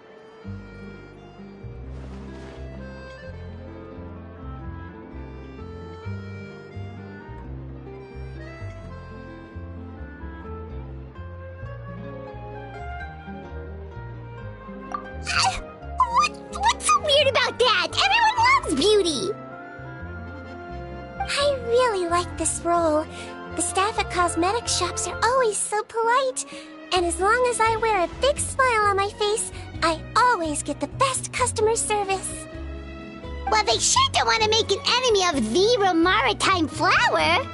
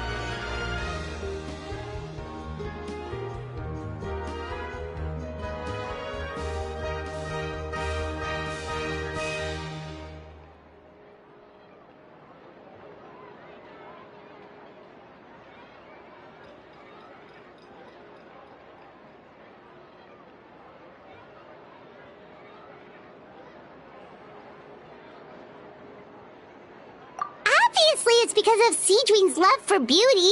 Still, a leader of the Beauty Association? That's incredible. The truth is, I study this field because I cherish my own appearance. It has nothing to do with being beautiful or not. Oh, the words of a master beautician defy comprehension! Oh, wait, you're saying that natural beauty is the highest form of beauty, right? Not really. Actually, Milesian aesthetics are very different from human ones. We don't view humans based on their appearance. If I had to describe our approach, I'd say it's based on cuteness. Oh! Really? Yep. Still, I really value my current appearance, and in the process of taking care of it, I've ended up learning quite a lot about skincare and stuff. It turns out, my knowledge and experience is pretty popular with beauty product lovers. It came as a big surprise to me, though.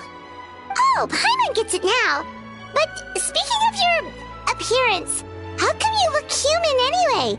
Are you, like, only half Milesian?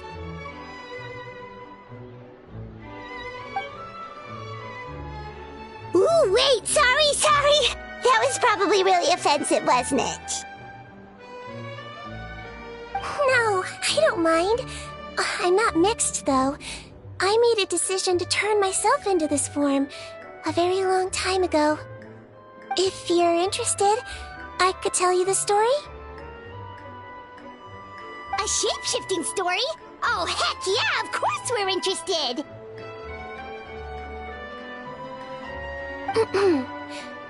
Once upon a time.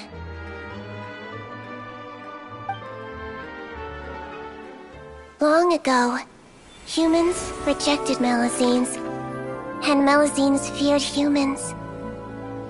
There was one Melazine who became fascinated with human medicine, but no human wanted her help. And there was one girl who liked Melazines, so no humans would make friends with her. So, the Melazine became the girl's friend, and the girl became the Melazine's patient. Your checkup's all done. You're still in perfect health. Thank you, Dr. Melazine. In this game of doctor and patient, a friendship was born. Then, one day, the girl fell ill. The Melazine was the only doctor to arrive on time, but the adults sent her away. Scram! Melazines can't be trusted! So just because I'm not human, I can't save my best friend? In desperation, the Melazine approached the frightening witch. She begged and begged until she got a reply. If you take this potion, concocted of sin, you will gain a human face and grow human limbs. But then, you will lose everything that attracted this friend of yours to you in the first place. Can you accept that? The Melazine did not hesitate for very long.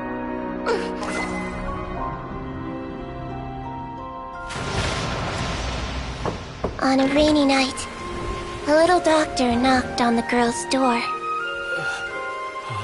The doctor wore a hood and raincoat, maybe to protect her from the rain, but maybe also to hide a secret. The little doctor held the girl's hand and treated her illness, just as she had so many times before.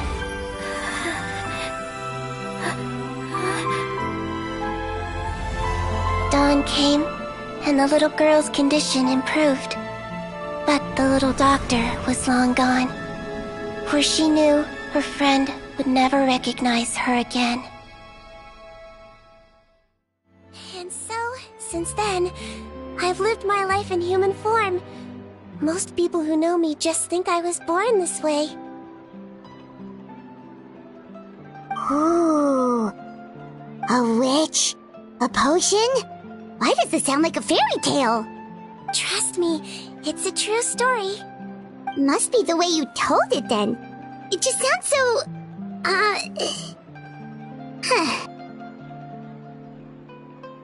Yeah, not every Melazine would take human form to save their human friend. That must have been a huge decision.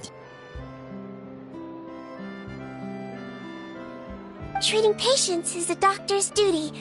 We must always find a way, even when the going gets tough. Ugh. It's so crazy that they turned you away just because you were a Melazine, especially when their daughter was so sick. Well, sometimes appearance can be a real barrier. But that was a long time ago. I like how I look now anyway.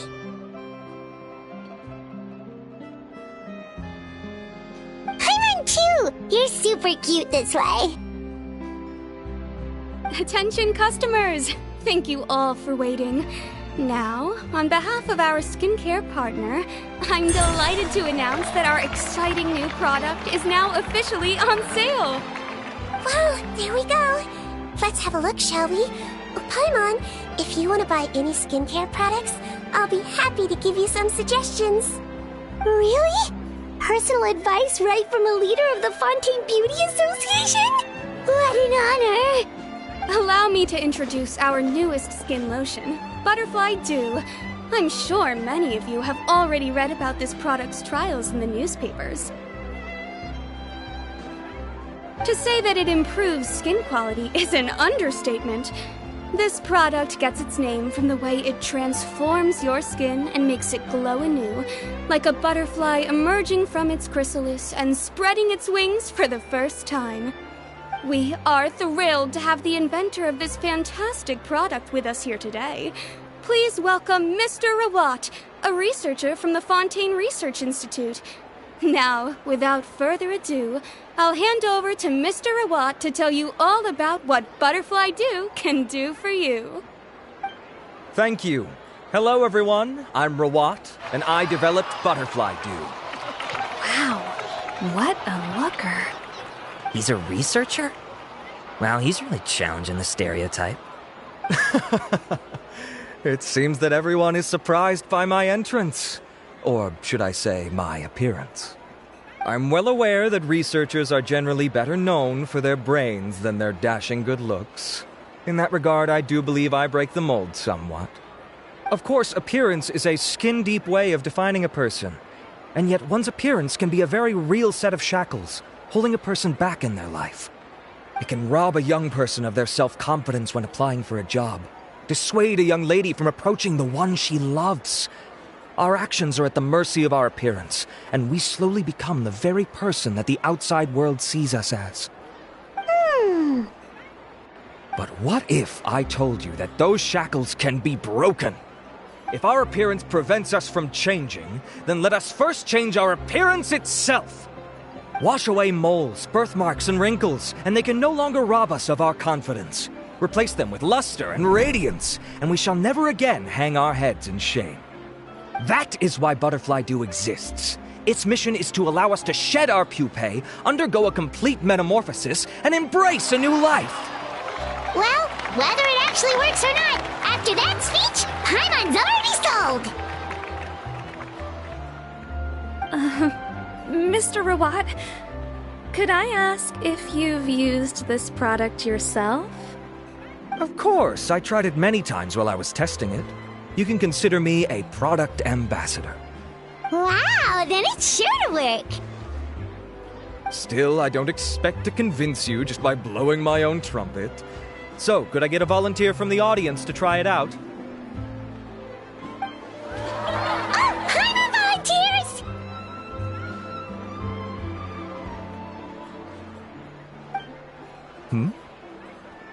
Oh! Ah, what an honor! It appears we have a giant of the Fontaine Beauty Association here with us. In that case, Miss Sijuin, could we seek your most expert opinion on this product? Sure. Whoa, is that Romaritime flower? They say she's the pickiest user of skincare products in all of Fontaine. Here you go.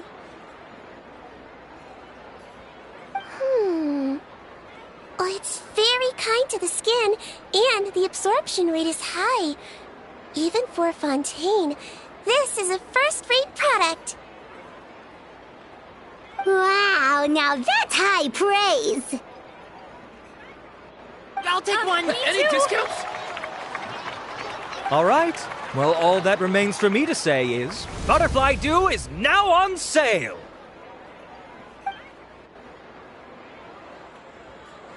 Think we should buy a bottle too?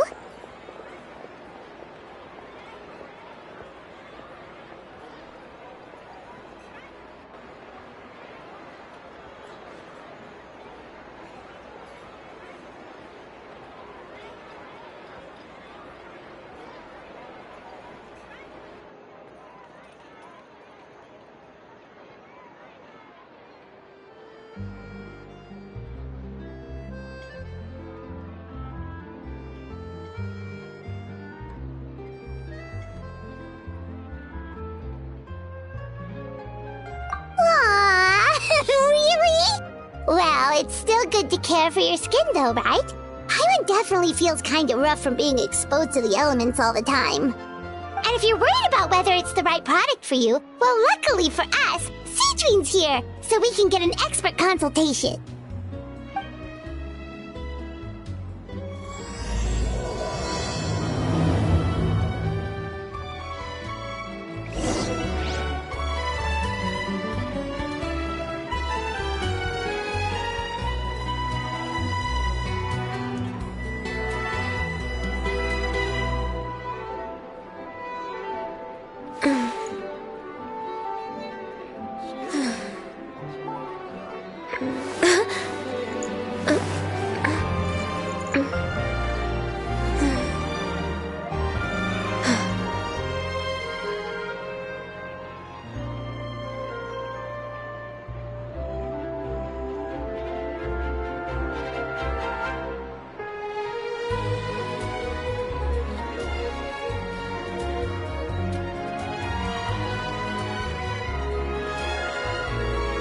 If you lie on the grass, you can feel the heartbeat of the world. It's an honor to receive such high praise from you. To be honest, I was also hoping you might be able to point out some flaws in the product so I can keep improving it. With most skincare products, the pros and cons only become apparent with long-term use. Yet, this one has instant benefits, improving skin quality without any obvious side effects. It's one of a kind. Don't worry though, I plan to keep using it, and I'll publish regular reviews in Beautés en Fleur. You can read my thoughts there. All you need to do is subscribe. Oh, I was hoping for a more casual conversation, but you are a beauty association leader after all. I understand if you want to keep this professional. Cedrine! Oh, excuse us, Miss Beauty Expert, but do you think this product is a good choice for me and her? Wait, are you the renowned traveler? That's right, and by her side, the equally famous Paimon. Well, I don't normally handle customer questions personally, but since it's the traveler asking, allow me to make an exception. Butterfly Dew is made for all skin types, so no matter who you are, you can rest assured that it will be kind to your skin. If anything, it might be marginally more effective on Fontainian's skin, but other than that, it works the same on everyone. Why would it work better on Fontainians? In the interests of protecting my trade secrets, I'm afraid I can't answer that, Miss Paimon. Alright then. How about a friend discount? Save yourself the trouble. I'd be greatly honored to have both of you use my product. Here, take 2 bottles for free. Yay! Paimon's private fund survives! I can see why you might think that, but please don't misunderstand. This gift is simply a token of my esteem. There's no business motivation behind it. To me, finding new customers for Butterfly Dew is about meeting kindred spirits, fellow admirers of physical beauty. I consider it a labor of love. Admirers of physical beauty? Eesh, that's embarrassing to say out loud. It sounds so shallow. It's nothing to be ashamed of, Miss Paimon. Most people claim to desire inner virtue, but it's still physical appearance that turns their heads. This is a fact of life. It's only natural for people to desire to become beautiful. And that's exactly what inspired me to choose this research direction in the first place. You're right. Everyone loves beauty, don't they? Look at the time. My apologies, but I have other things to attend to. I'll leave you with these 2 bottles of Butterfly Dew, and I look forward to seeing you again. Paimon, I'd say there's no need for you and the Traveler to use this product for now. Why? Is there a problem with it? The quality is fine. I just think there's room for improvement. I think I could add some ingredients to the mix to make it more effective. Really? Then why didn't you tell Rawat about that? Researchers are a very special breed of human. You can point out their flaws to their face and they won't mind very much. But if you tell them that someone else could do a better job, now that'll make them really upset. If I'd mentioned it, he probably wouldn't have given you those 2 bottles for free. Fair enough, that makes sense. If you're interested in the more effective version, I can write up a list of ingredients for you. Just come get me once you've gathered them. When you say more effective, you mean it'll make Paimon even prettier? Ooh, how can we say no?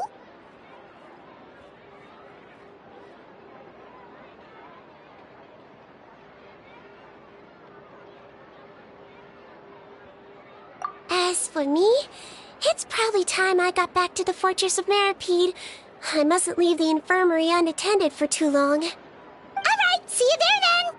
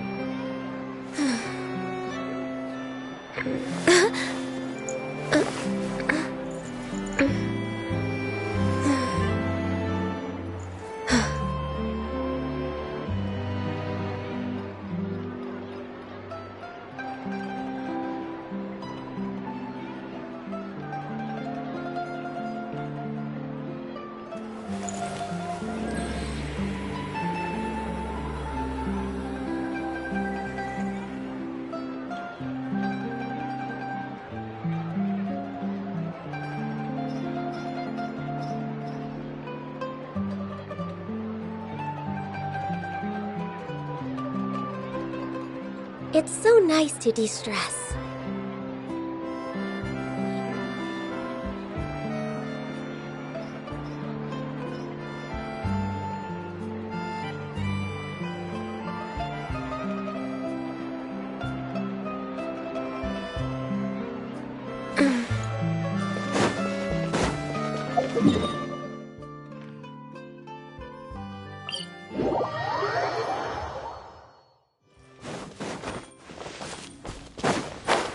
Just up ahead, traveler. The ingredients for Seedween should be nearby.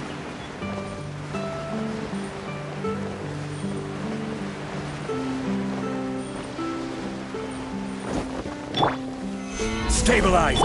Access denied. This is long overdue. One with nature.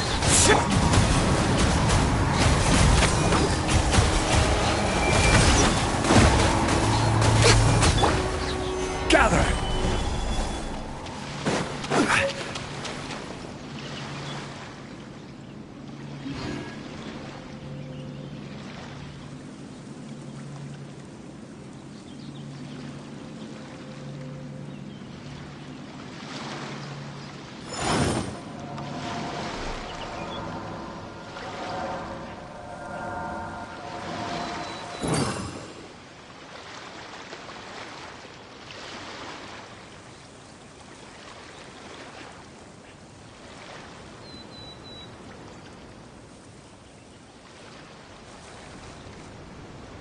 Every journey has its final day.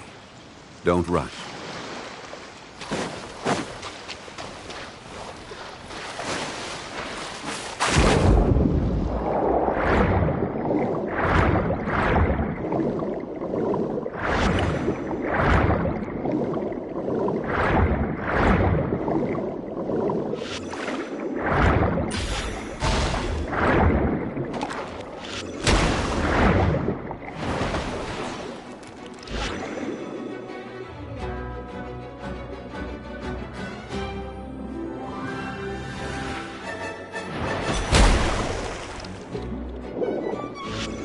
Great! That's everything! Let's head to the Fortress of Mirapede!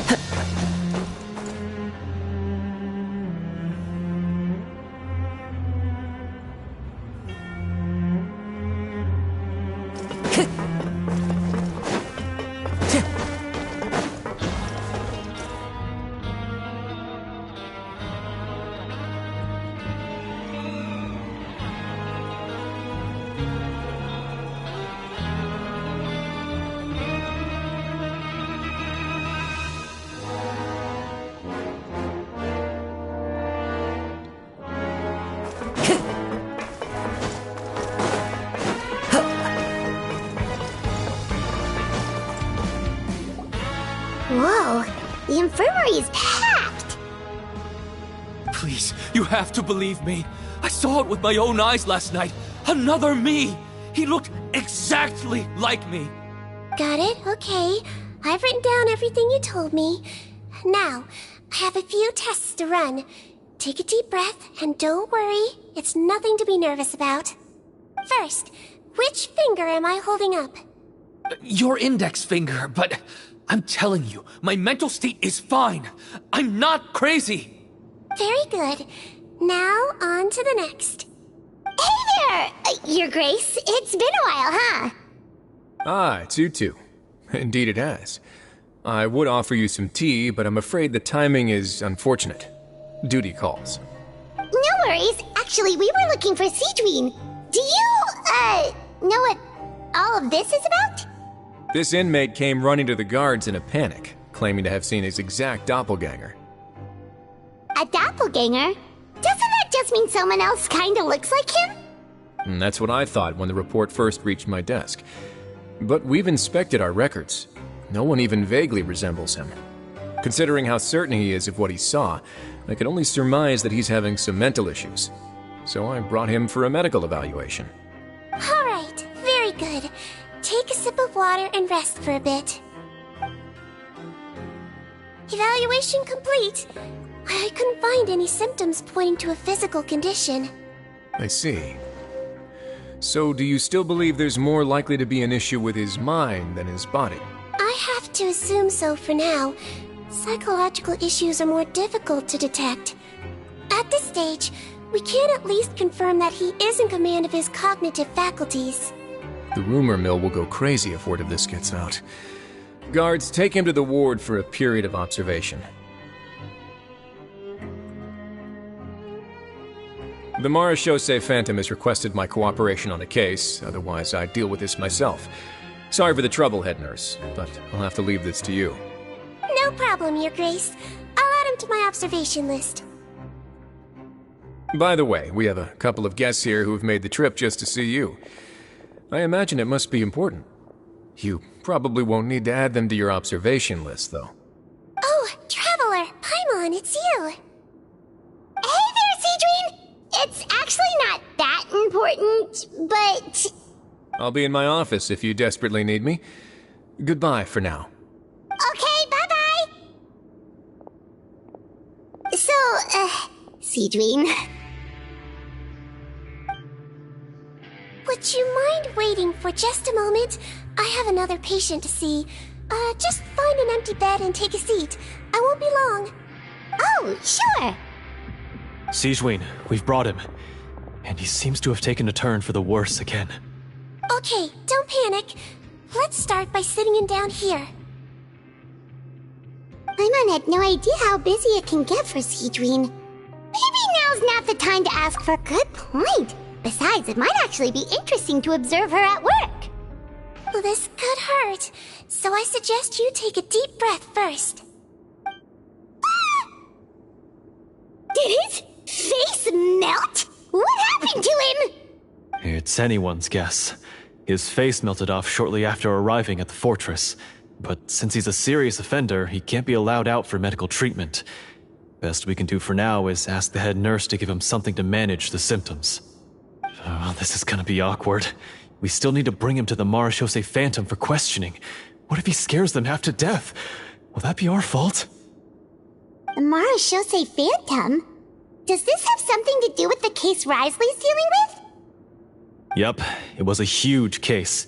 They bagged a few dozen crooks in one fell swoop. And this guy's the baddest apple of the bunch.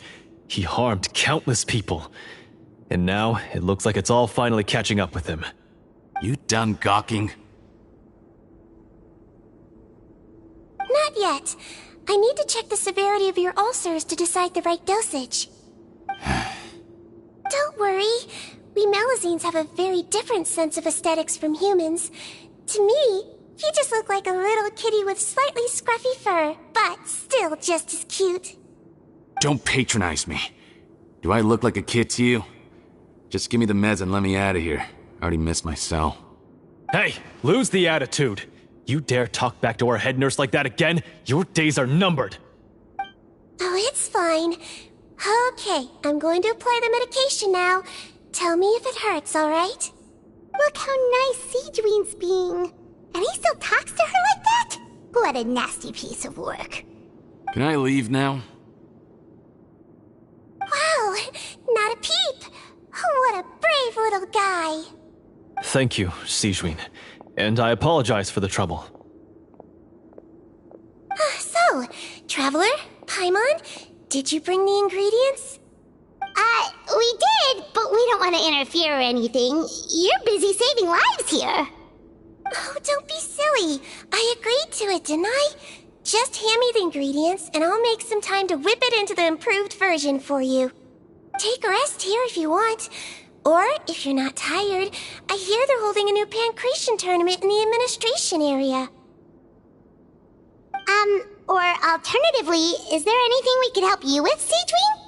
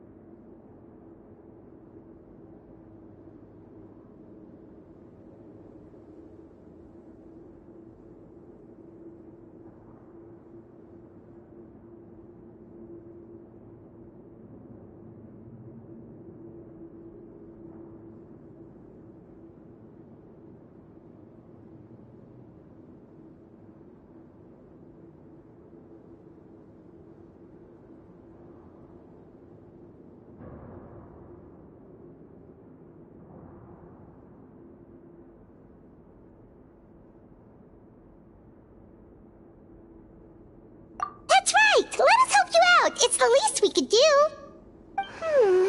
Good point. Kind-hearted humans start to develop guilt if they accept free help from others. Don't worry. I'll take a look at my schedule.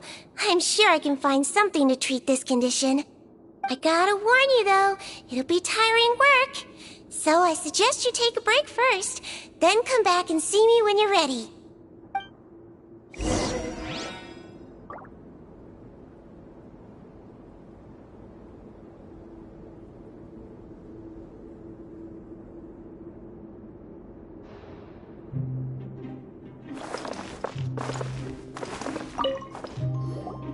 We're ready, Seedween. What's our first mission? I found the perfect job for the Traveler. First, I'd like you to lie down in this bed.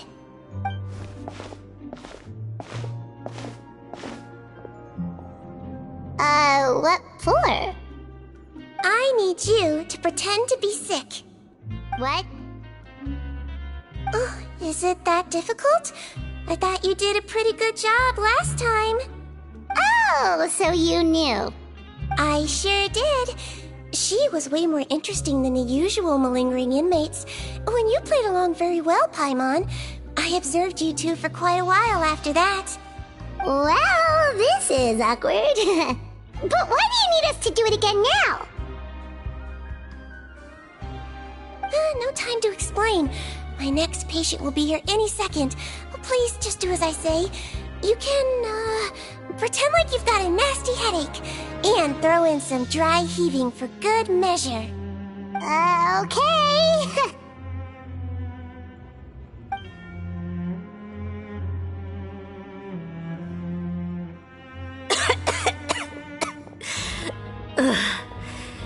Hey, Doc, it's me. I'm only here because my mom won't stop pestering me about it.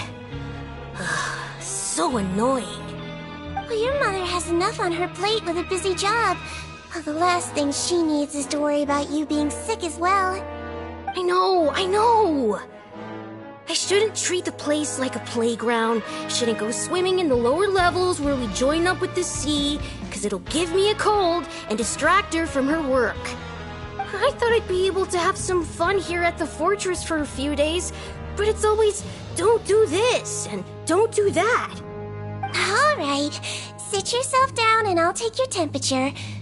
Your fever still hasn't gone down. Well, here's your medicine. 1 cup for starters, and we'll see if it helps. But Doc, it's so bitter. Do I really have to drink it? I mean, I'll be fine, right? I've got an uncle who caught a cold. His fever went away on its own after a couple days. Can't you just write me a note saying I'm on the mend? I just need something to keep my mom off my case. I sure can. You're a very brave boy after all. Huh? Brave? What makes you say that? Well, if you want to rely on your own immune system to clear up your fever, well, then you'll have to tough it out like this young lady.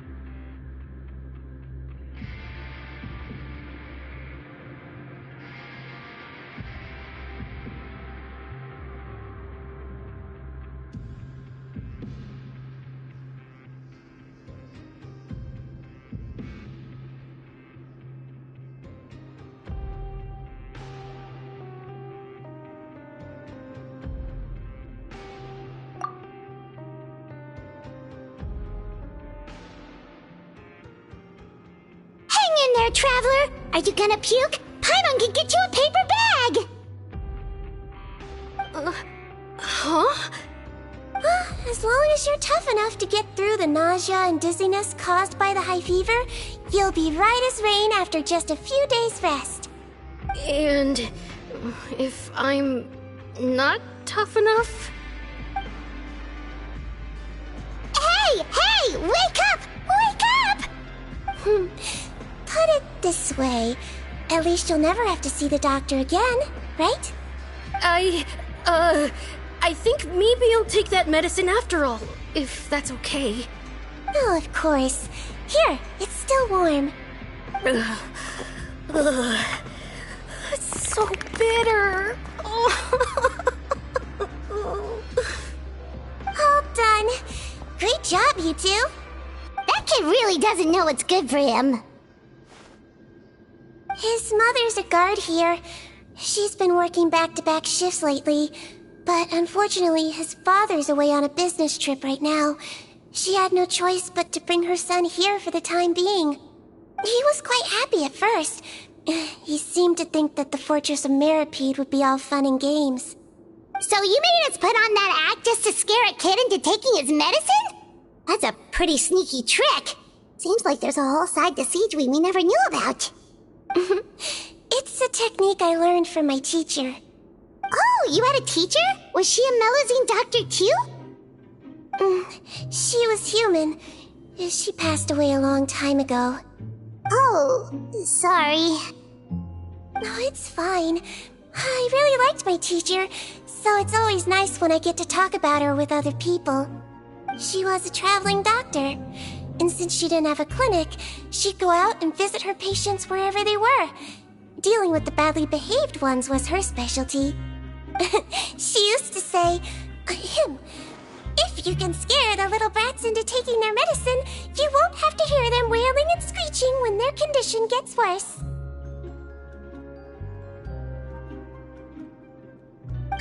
She sounds like a pretty strict teacher. Strict? Well, that's not how my teacher saw it. She thought of herself as terrifying to kids. Strange way for a doctor to describe themselves. Now Paimon's curious to know what she looked like. As it happens, I actually have a picture of her.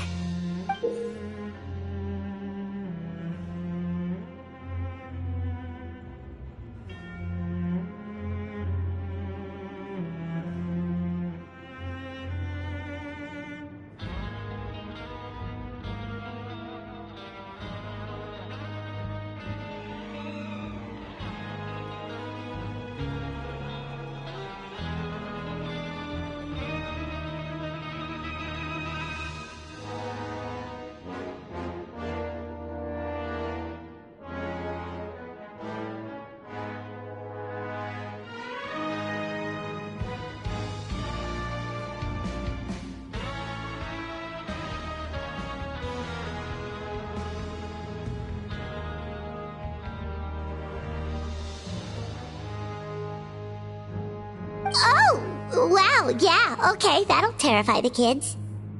Yep. All the children she treated thought she was a witch. Why does it almost sound like you're envious of her? Oh, because I am. If she was here, all the children would take their medicine without any need for tricks. A doctor who looks like a witch. True, they wouldn't dare try anything funny with her around. Oh, me, on the other hand, it's hopeless. Children aren't afraid of me at all. That's actually a good thing, you know? Oh, my next patient should be arriving now. Would you mind lending me a hand again? Sure thing! On to the next mission!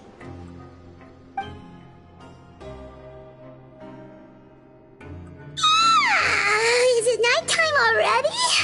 That flew by. You really have a busy job, Siegeween.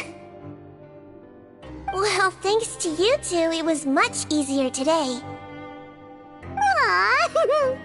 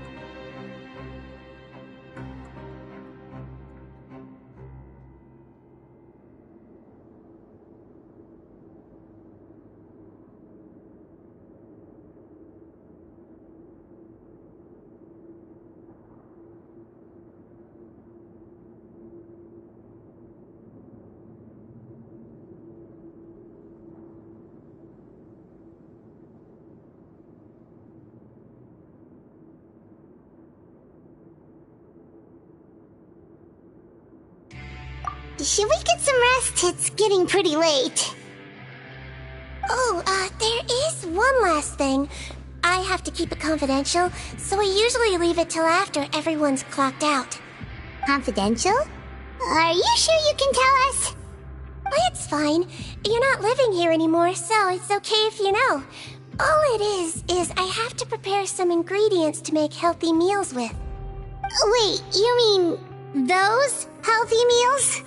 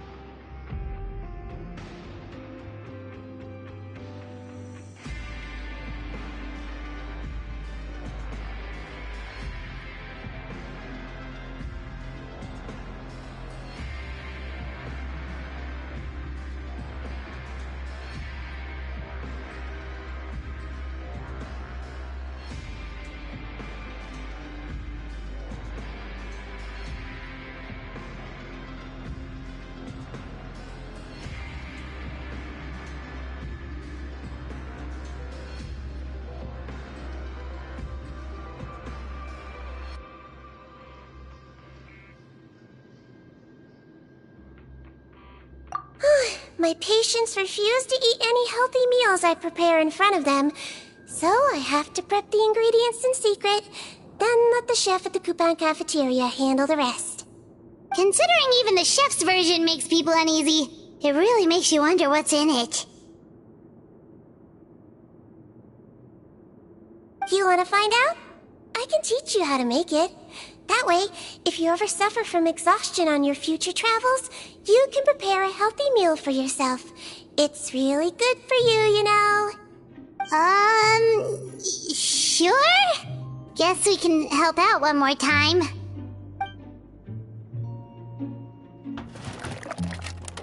The ingredients are ready. Now, put them on the table and add them in the order I tell you. First, we add this special slime condensate, stir it thoroughly, then pour it in. Oh, see that? It adds elasticity. It looks just like tasty jelly, doesn't it? Yeah, it really does! Until you remember it's slime condensate. Next up, xenochromatic crystals. You want to crush them up into a fine powder, like powdered sugar. Wait, are those from Fontimer Aberrants? Are you sure they're edible? Finally, we'll need some high-protein meat. Frogs are an excellent choice. You just need to clean their innards, and then you're left with some lovely, tender meat. Oh! Frogs. And we're done. All that's left now is to pack them into lunchboxes and hand them to Walsey. Yesterday in the production zone, I noticed an inmate who's been working for 2 days straight. That means it's a healthy meal for him tomorrow. Seedwing really does have the inmate's best interests at heart.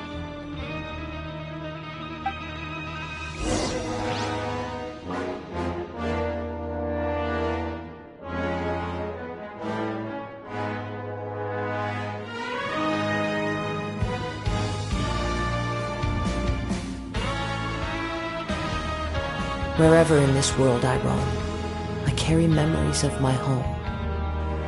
This blade, it is the last link I have to the land of my birth.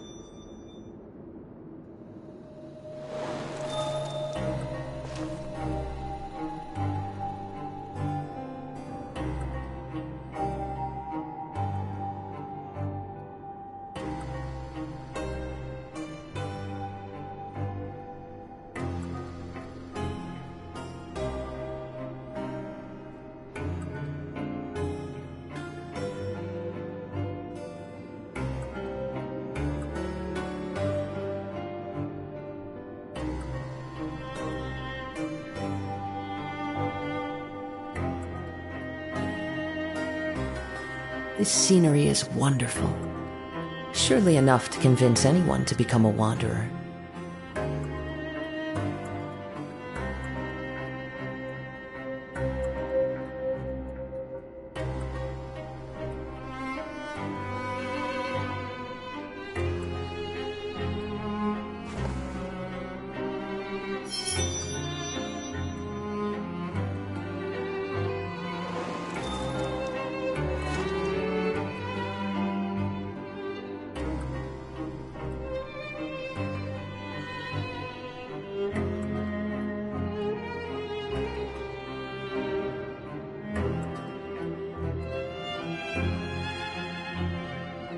There are leaves around, and I know just the tune to accompany them, if you wish to hear it.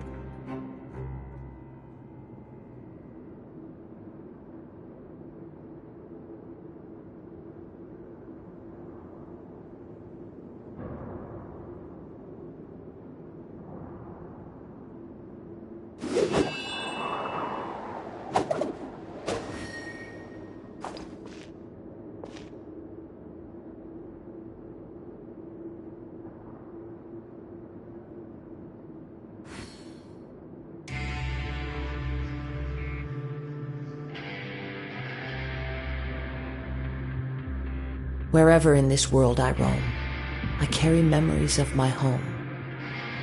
This blade, it is the last link I have to the land of my birth.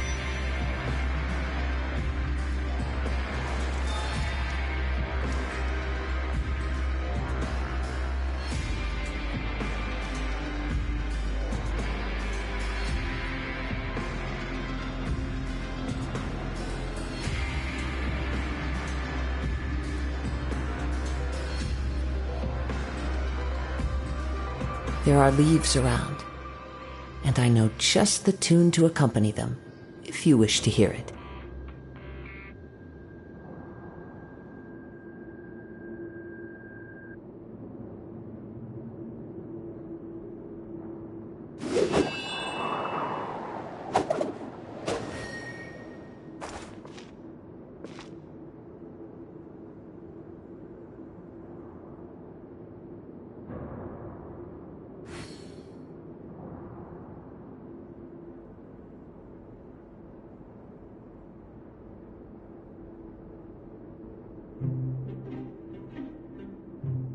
This scenery is wonderful. Surely enough to convince anyone to become a wanderer.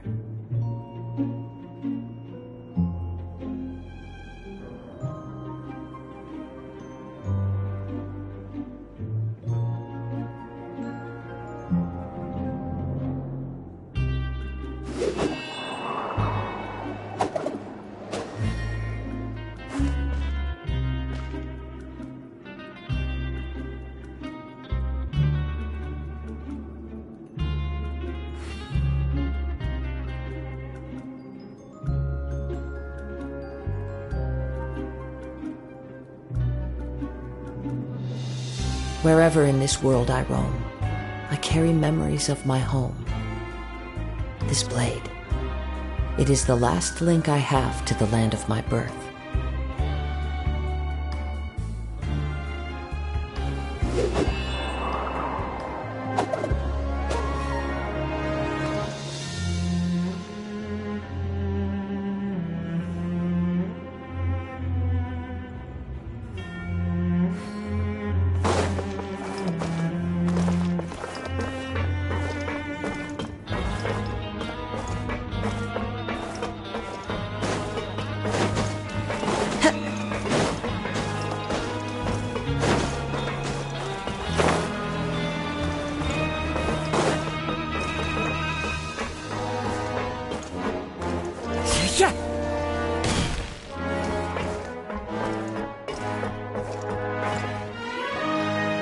Ah, head nurse. Got some extras for me? Just the one today. The serial number's on the lid. Sounds good. I'll make sure it gets delivered. Sounds like they're talking in code. Thanks for your help. Oh, it's no trouble at all. I only wish I could do more. You work so hard for all our sakes. I'd happily lose a little sleep if it meant helping you out.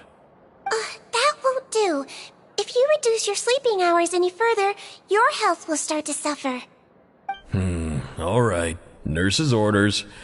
I'll do as I'm told. But you take care of yourself, too.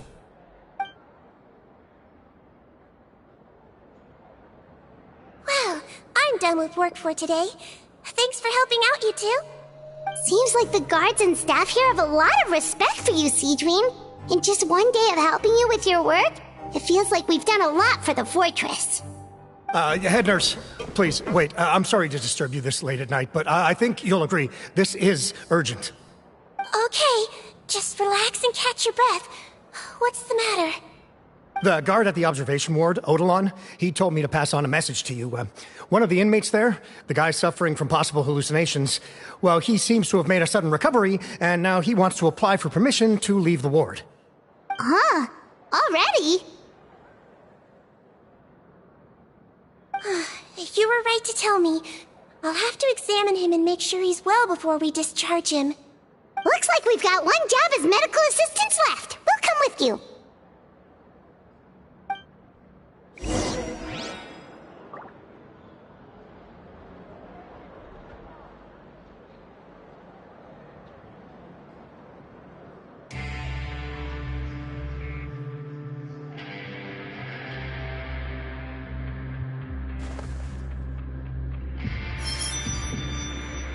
Grab yourself a welfare meal.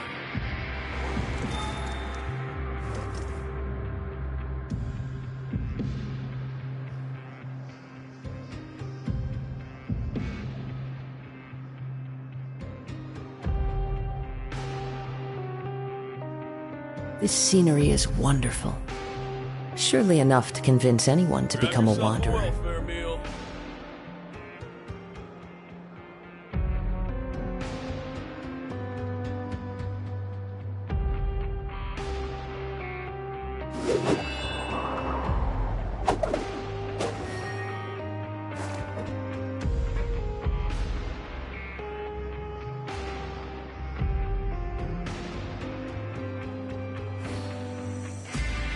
Grab yourself a welfare meal. Wherever in this world I roam, I carry memories of my home. This blade, it is the last link I have to the land of my birth.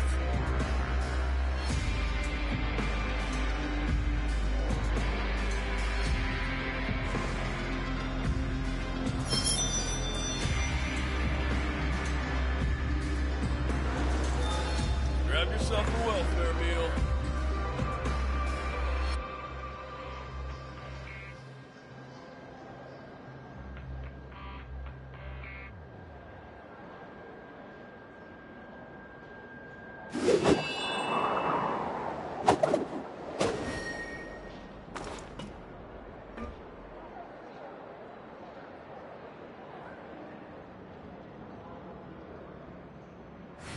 Grab yourself a welfare meal.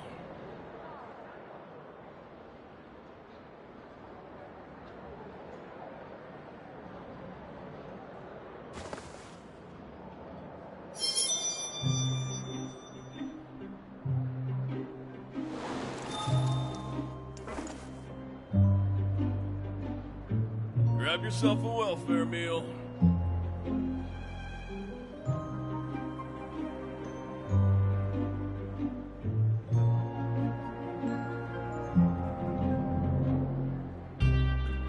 This scenery is wonderful. Surely enough to convince anyone to become a wanderer. Grab yourself a welfare meal.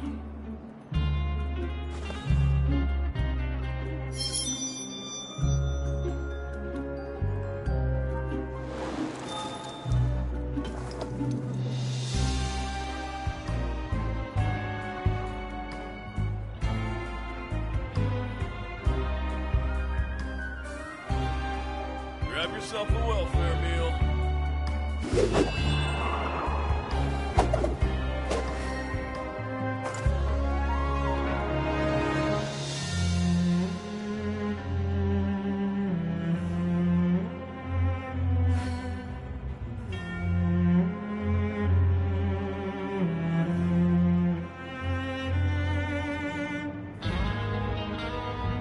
Wherever in this world I roam, I carry memories of my home. This blade, it is the last link I have to the land of my birth.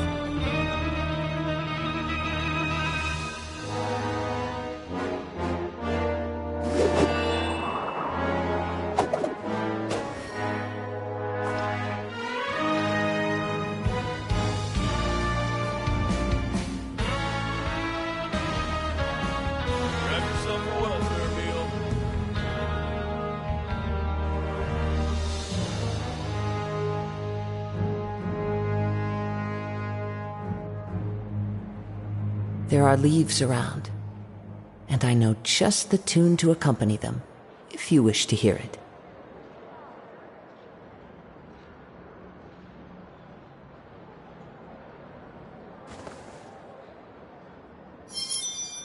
Grab yourself a welfare meal.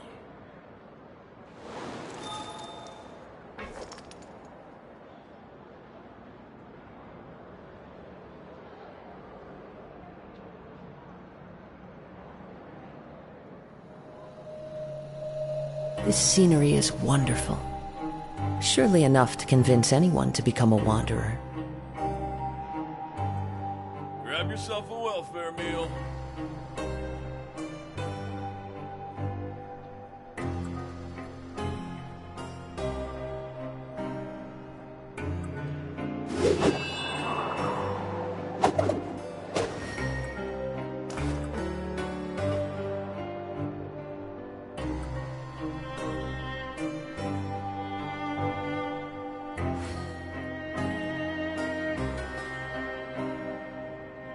Wherever in this world I roam, I carry memories of my home.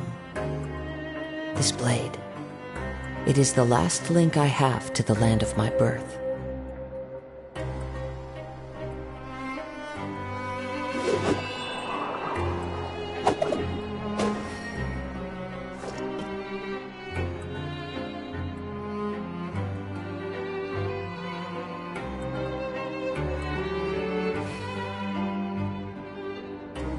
Grab yourself a welfare meal.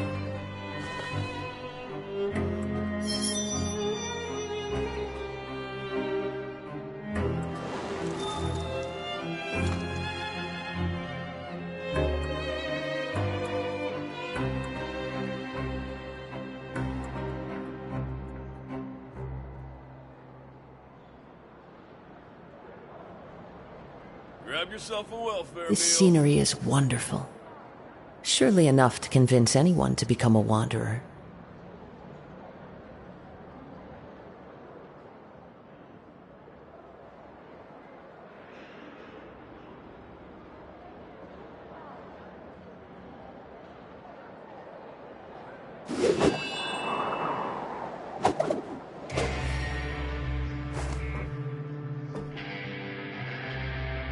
Grab yourself a welfare meal.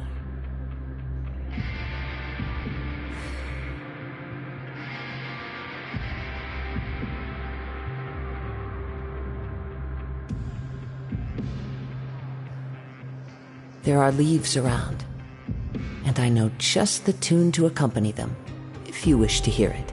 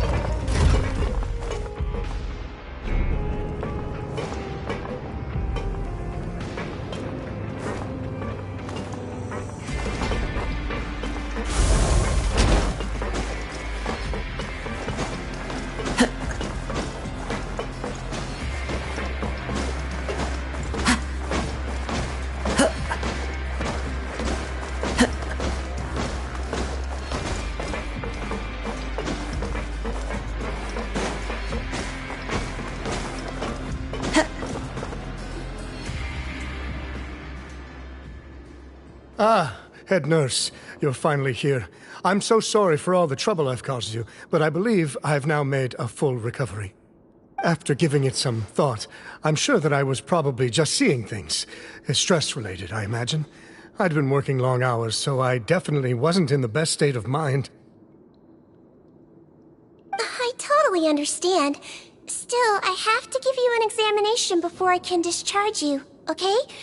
So, take a deep breath and don't be nervous. It'll be the exact same procedure as we did this morning. We can start whenever you're ready. Again, so sorry. I was in such a state this morning, I barely recall anything. Would you mind taking me through it again? Oh, not at all. It's a lot to remember. First up, we have a little cognitive test. Just concentrate and you'll be fine. To start with, which finger am I holding up? Your pinky.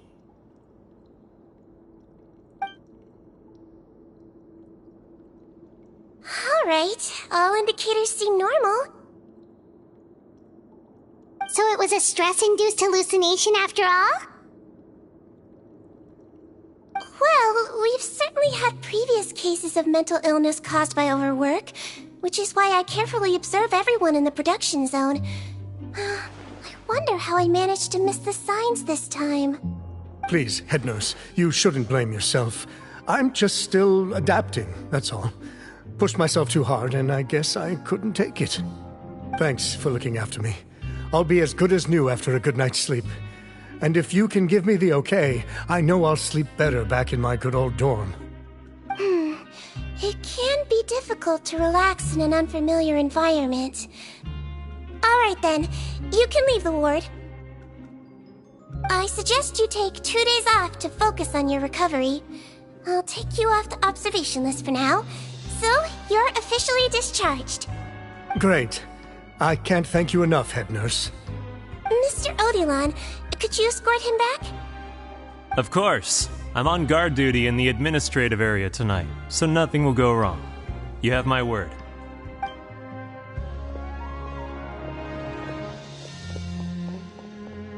Guess you're finally done for the day now, huh?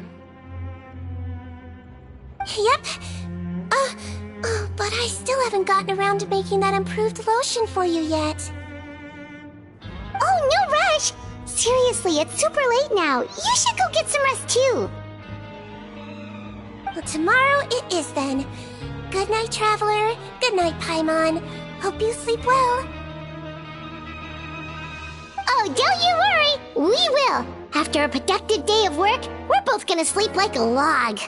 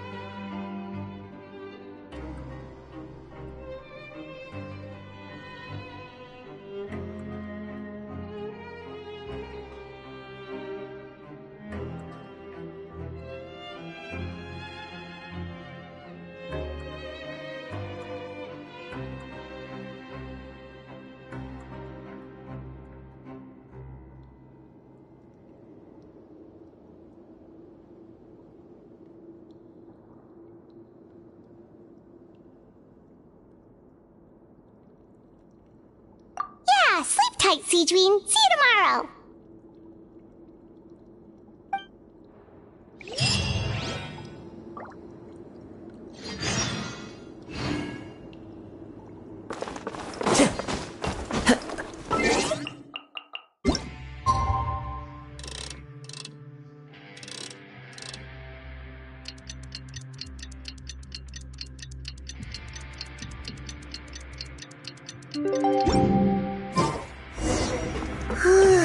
Paimon really did sleep like a log. Let's go find Seedween.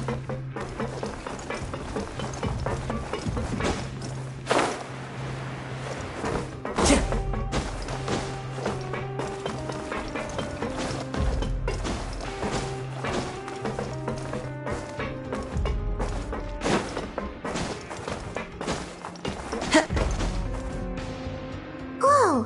How is the infirmary even busier than yesterday? Good morning, Traveler and Paimon.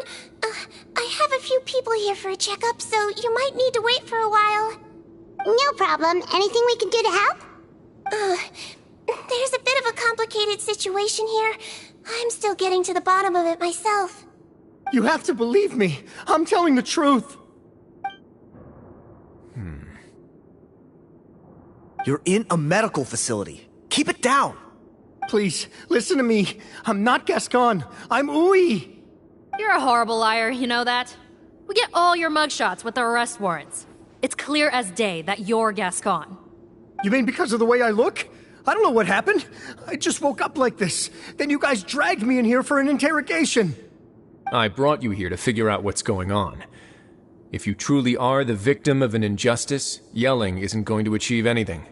At most, it'll delay your vindication. All right. I get it. This is nuts. Yesterday's interrogations went fine, and now this. Morning, Your Grace. What's going on? Remember the case I mentioned yesterday? The one brought to me by the Marechaussee Phantom? Well, we've been questioning the inmates involved this morning. Every single one of them is claiming mistaken identity. Huh. That's even weirder than what that guy was saying yesterday. The thing is, none of them have been able to provide any evidence whatsoever to support their claims. Questioning them further got us nowhere, so for now, we've brought them to the infirmary. And we thought yesterday was as busy as it got for Seedween. We've compiled their statements. Have a look. Perhaps there's something we missed.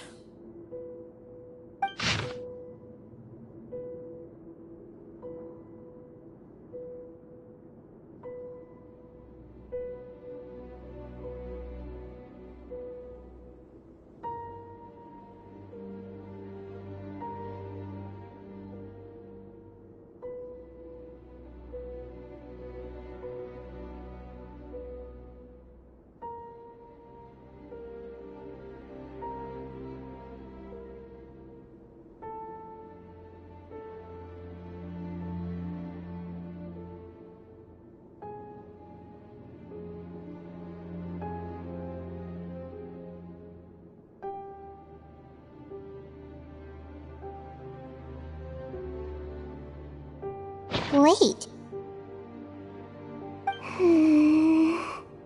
Release?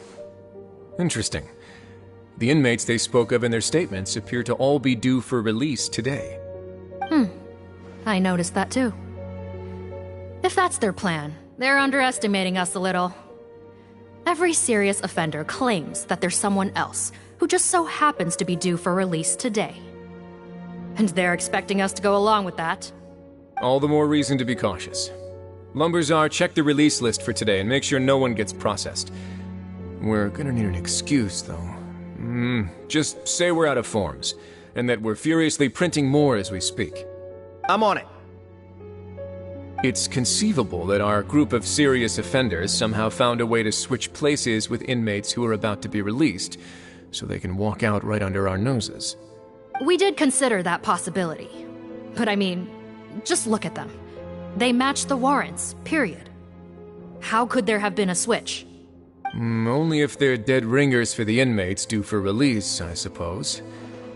I gave you that name list yesterday to assist in your investigation. Did that help? Yes, the inmates' mugshots were attached to the list. The first thing I did was check for lookalikes, and I didn't find any. The only other thing that stands out to me is that their voices sound a little different today. But it's not exactly hard to put on a fake voice. Oh, really? What does our head nurse make of all of this? Give me a moment. I think I have a way to confirm whether there's been a switch. I know, it's not time to change your dressing yet, but please bear with me. Huh? Isn't that the guy from yesterday? This should be Honore. He has very severe facial ulcers, which require an operation in the hospital at the Court of Fontaine. I authorized him to leave the fortress for medical treatment under guarded escort. Yes, like I told you. I'm not Putton. I'm Honore. So there has been a swap. Well, I can see what happened in Potton's case, but how do you explain the other inmates? You're not telling me their souls switched bodies, are you? No, I believe it was their faces that got switched. The method is a bit like replacing a tooth. Take the bad tooth out, put a false one in. And actually, I think I can prove it to you. Traveler, Paimon, do you remember Eric from the other day? Yeah, sure do. Then you can be my witnesses. To start with, please fetch the inmate who claims to be Eric.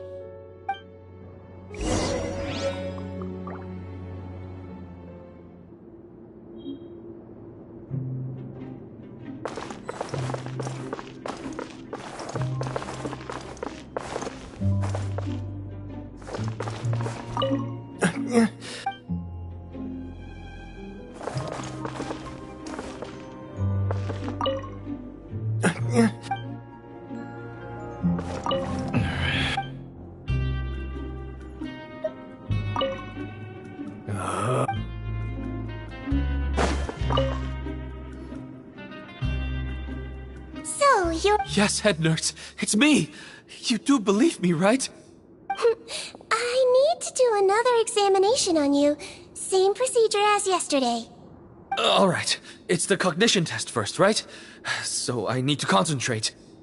Now, try to recall if you can. The last time we did this test, which finger did I hold up? I believe it was your index finger. But that means...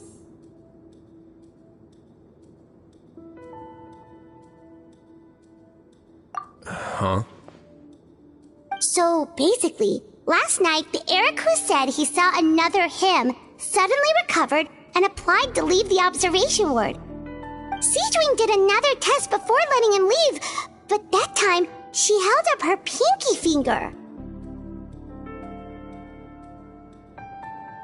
Huh? I don't know about any tests last night. There was nothing to do in the observation ward, so I went straight to bed. Then I somehow woke up in a high-security cell. Well, in that case, there is a reasonable explanation for the strange events of the past 2 days. So, what exactly happened? The gang of serious offenders wanted to break out of prison, so they identified a group of scapegoats, namely inmates whose terms were almost up, and planned to switch appearances with them. Last night, when Odilon was on duty, they ambushed him and had one of their group switch appearances with him using their face-swapping method. That allowed them to avoid scrutiny from the other guards. Then, once all the other inmates were asleep, Odilon spent his night shift carrying out the remainder of their switcheroo plan. However, they made one mistake.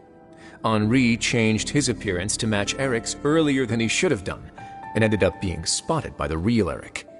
Real Eric came to the guards for help, but we didn't know then what we know now, so we put it down to hallucination and sent him to the observation ward. However, since one of the gang members was posing as a guard, they simply changed real Eric's appearance and had their Eric take his place, muddying the waters even further. Right, because I put Eric on the observation list by then, and no inmates on that list can be processed for departure until I've discharged them. Hence why the imposters had to pull that little stunt to get fake Eric off the list. Yeah, it all makes sense now! The Duke cracked the case! Well, I can't fault the reasoning. But I'm afraid that we ruled out the possibility of face switching very early on in this process. Criminals altering their facial appearance to commit crimes is nothing new. In fact, one of the explicit duties of the Malazines in the Marechaussee Phantom is to identify criminals in disguise. We carefully examined all the suspects, and there is no evidence that any means of disguise were used in this case. Huh. Well then, how do we explain all this? So far, it seems more likely that the gang stole documentation belonging to the inmates due for release, and are using that to commit identity fraud. Actually, there is a potion that can completely change someone's appearance. If they use that, even a Melazine wouldn't be able to detect it. A shape-shifting potion? Forgive me, head nurse, but this is the first time I'm hearing about it. If such a potion truly existed, it would jeopardize our entire investigative process at the Marechaussee Phantom. Are you certain of this? Yes, I am. But... Please, trust me in my professional opinion as an experienced clinician. At the same time, without any solid evidence, it's pure speculation. If we can round up all the inmates suspected of switching places, then have a little talk with both sides, we might just get our answer. Yep, let's do that. Okay. Well, it was our negligence that meant we had to come and conduct these post-internment interrogations. And I know it's put you out. We'll do it your way. Your Grace, bad news. I paused the releases like you asked, but we were too late. A bunch of people already got processed 2 hours ago. I checked the list, and sure enough, it's all the people who gave statements. 2 hours ago? That's before today's interrogations began. They had this all planned out. So there really was a switch after all. They really pulled the wool over our eyes on this one. We should be able to catch up with them if we leave now, right? Not if that potion is real. They can just switch faces again after leaving the fortress. And if the Marechaussee's Melazines can't even spot them, we wouldn't know where to start searching. Yikes! So we're at a complete dead end!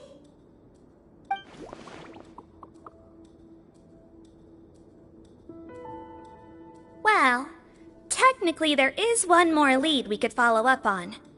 We were only able to arrest this gang thanks to the help of a researcher from the Fontaine Research Institute. I believe his name is Rawat. Oh?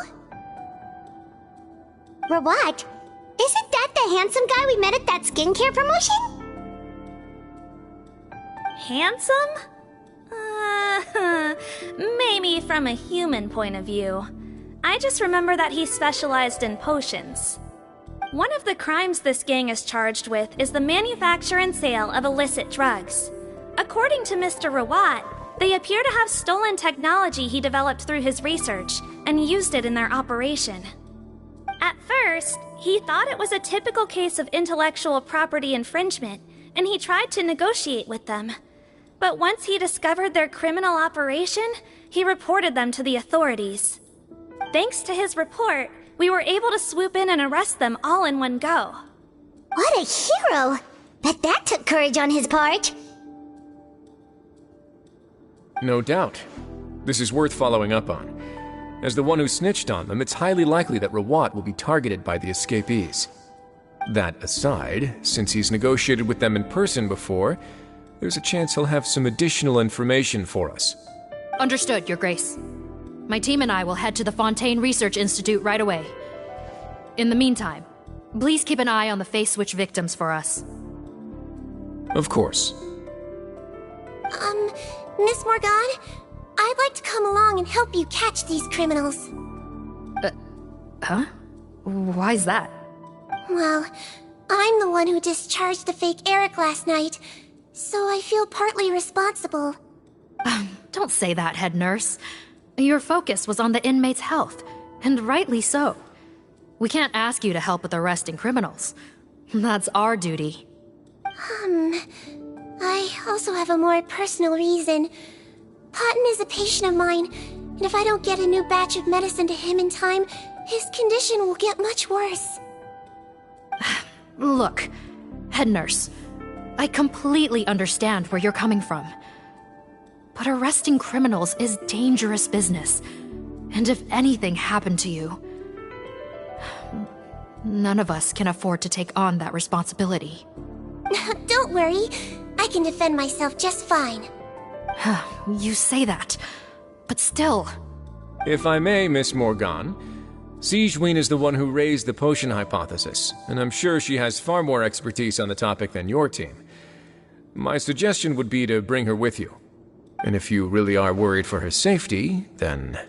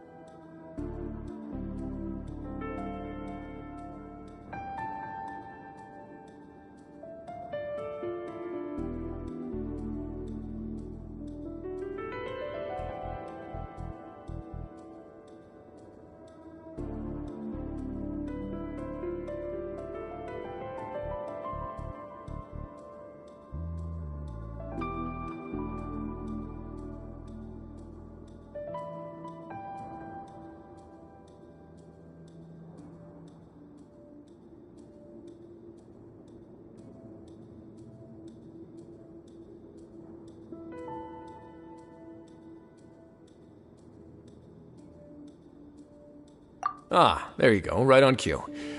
Knew I could count on you.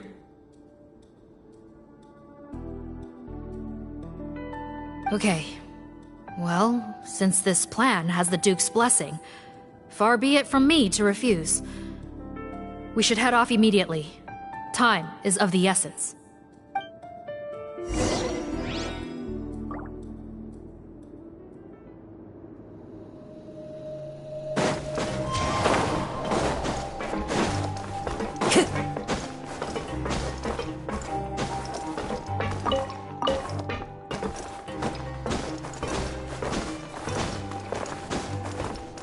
Time to go.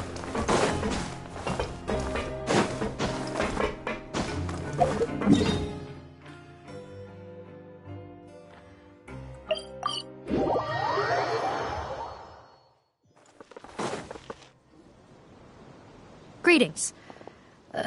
Sorry to impose, but I'm afraid we're here on urgent business, and we're gonna need you to cooperate. The Marsh is a phantom. Let me guess, you're investigating some more illegal research? Not this time, no. We're looking for a researcher. Do you know where we might find Mr. Rawat? Rawat. Oh yeah, Mr. Handsome, right? He actually doesn't work on site here very often.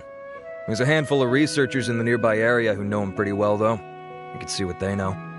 Just a handful?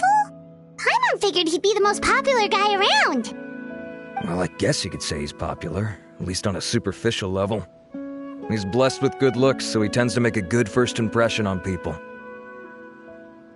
But in all his time here at the Fontaine Research Institute, I don't think he's ever had a single deep conversation about his research with his peers. That's no way to make real friends around here.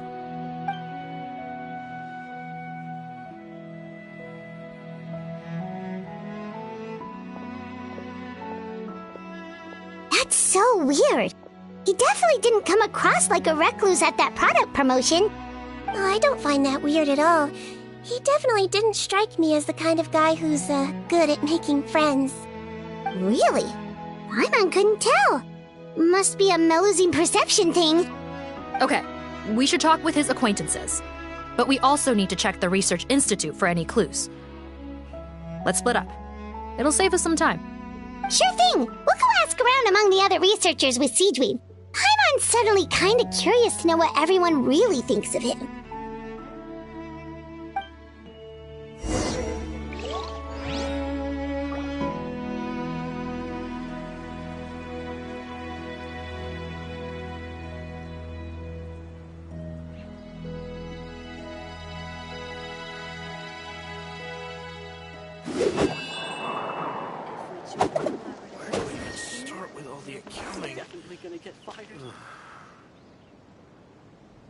What are we gonna do about these mecha fish?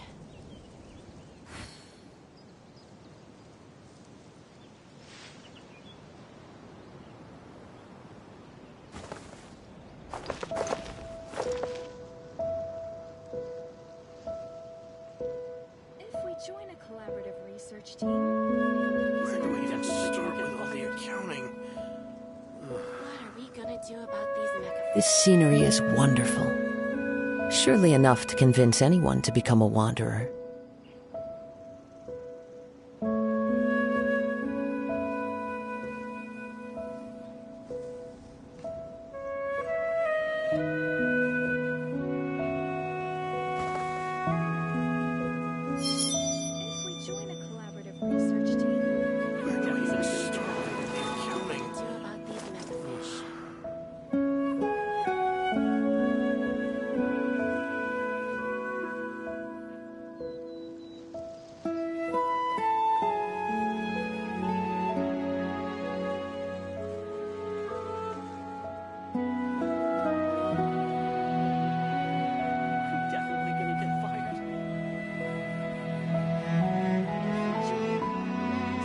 Wherever in this world I roam, I carry memories of my home. This blade, it is the last link I have to the land of my birth.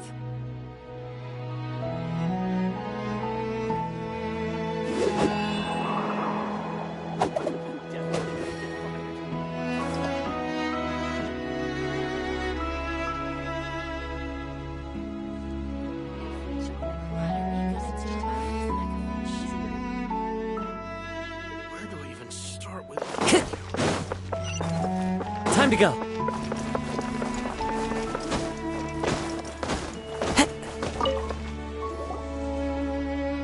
Excuse us, are you Audrey?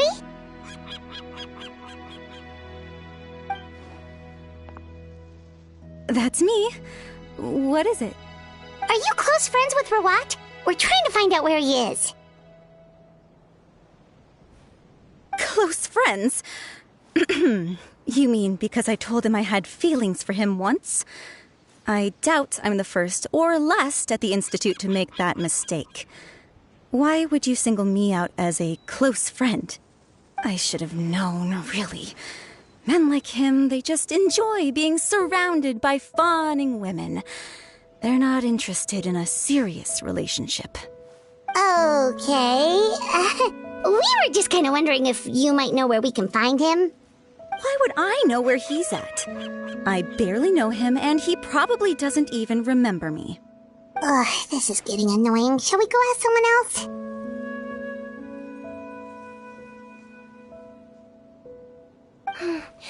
I think she knows Rawat better than she cares to admit. If we leave now, it might be a wasted opportunity. Maybe, but we're not going to get much out of her while she's in this state, are we? She's displaying symptoms common among people in love, if that's what you mean. But I know a cure. It's curable? Oh, we're still no closer to finding Mr. Rawat. Oh, by this point, he could be in grave danger. Danger? Wait, why are you looking for him again? Oh, that's right, yeah! The Marechaussee Phantom said that he's been targeted by some pretty bad people. We need to make sure he's safe. What? How has this happened? He seemed fine when I last saw him, and that was only a couple of days ago. Just happened to run into him, of course. Oh, I see. Well, do you have any thoughts on where he might be right now? Okay, but this is purely out of concern for his safety. If he's not at the Institute, he might be at his mother's place. I heard she raised him alone, that they had it pretty tough financially, and these days she's housebound due to illness. He makes regular trips back home to check on her. Oh, okay. Do you know the address? Nope, sorry.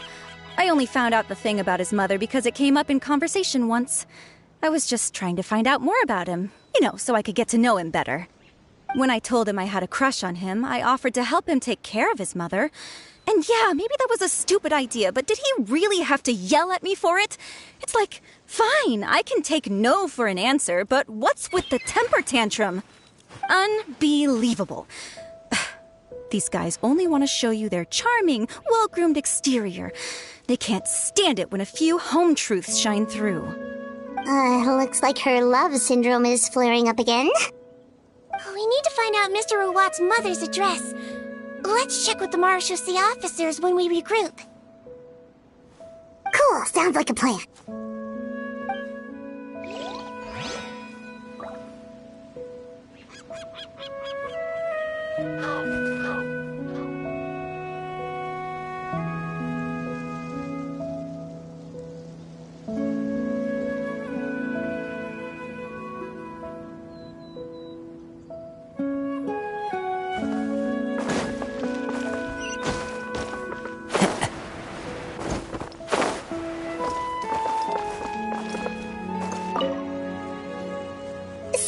You, sir, but are you Bertram? Who's asking?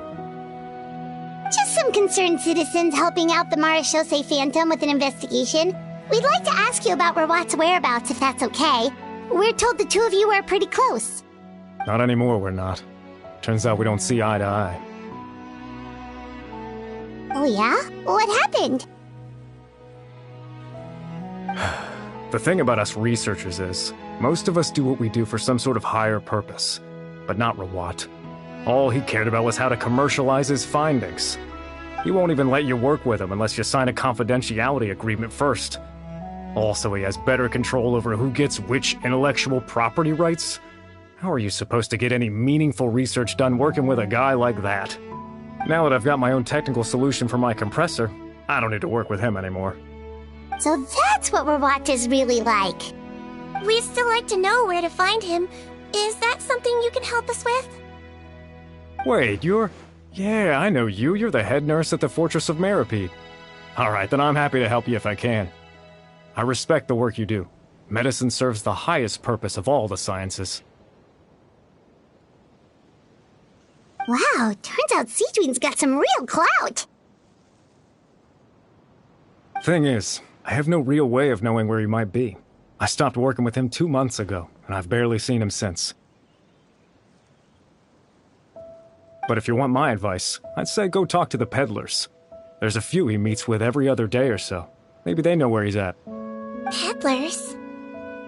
Yeah, back when I was working with him, I noticed he met with them quite often.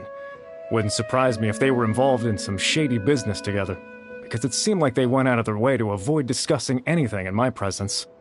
The little I overheard was about manufacturing and selling pharmaceutical drugs. Like I said, he's all about the money. Drugs? Doesn't he work with skincare products? Do those count as drugs? Who knows? I never cared to find out. He's the Morag rubber, not me. Thank you. You've given us plenty to work with. Welcome. Goodbye, and may we both reach new heights in our scientific endeavors.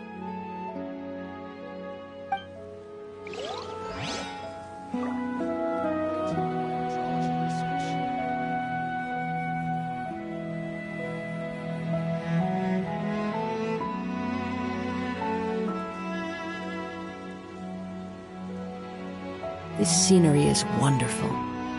Surely enough to convince anyone to become a wanderer.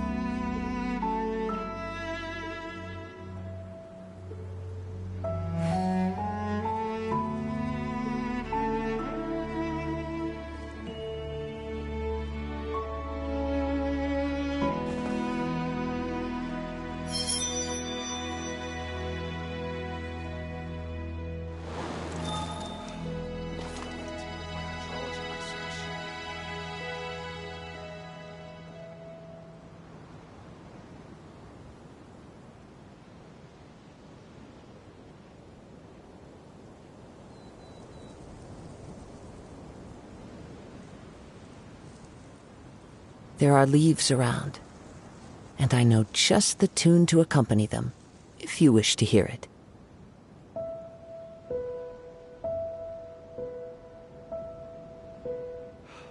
I'll be able to continue with my hydraulic.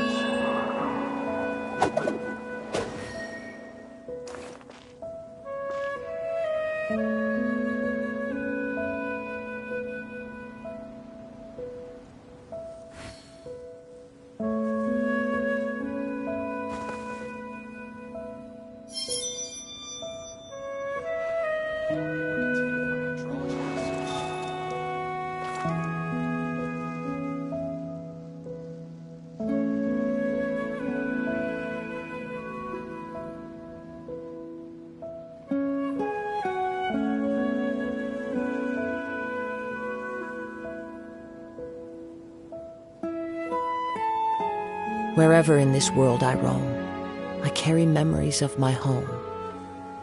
This blade, it is the last link I have to the land of my birth.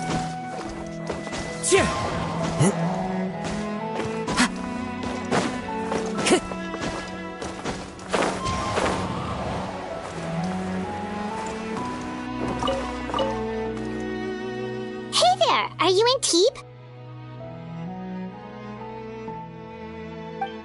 What do you want? We're here to ask about Rawat. Any idea where he might be? We were told you were pretty close with him. Close? Not sure that's the word I'd use. He wouldn't even let me use his patent. Huh?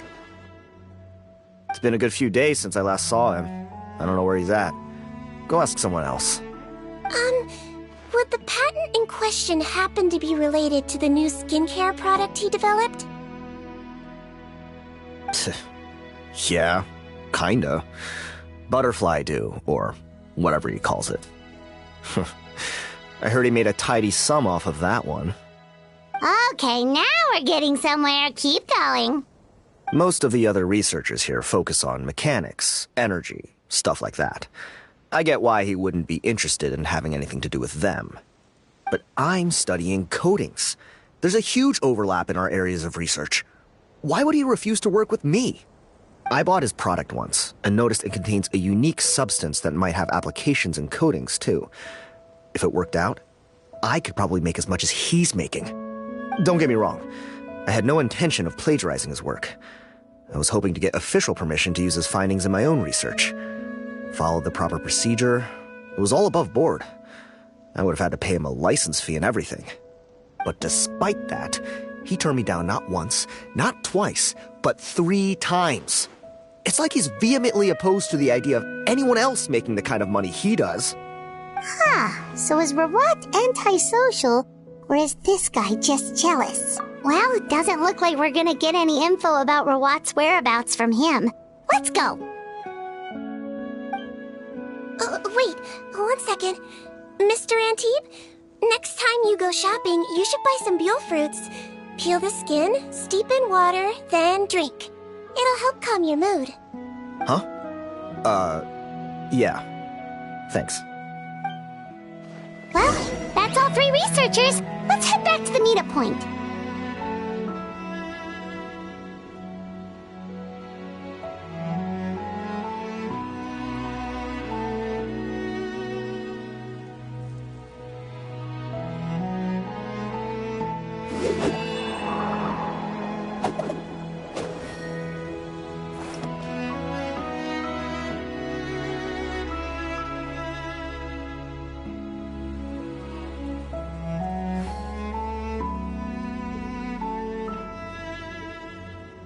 This scenery is wonderful. Surely enough to convince anyone to become a wanderer.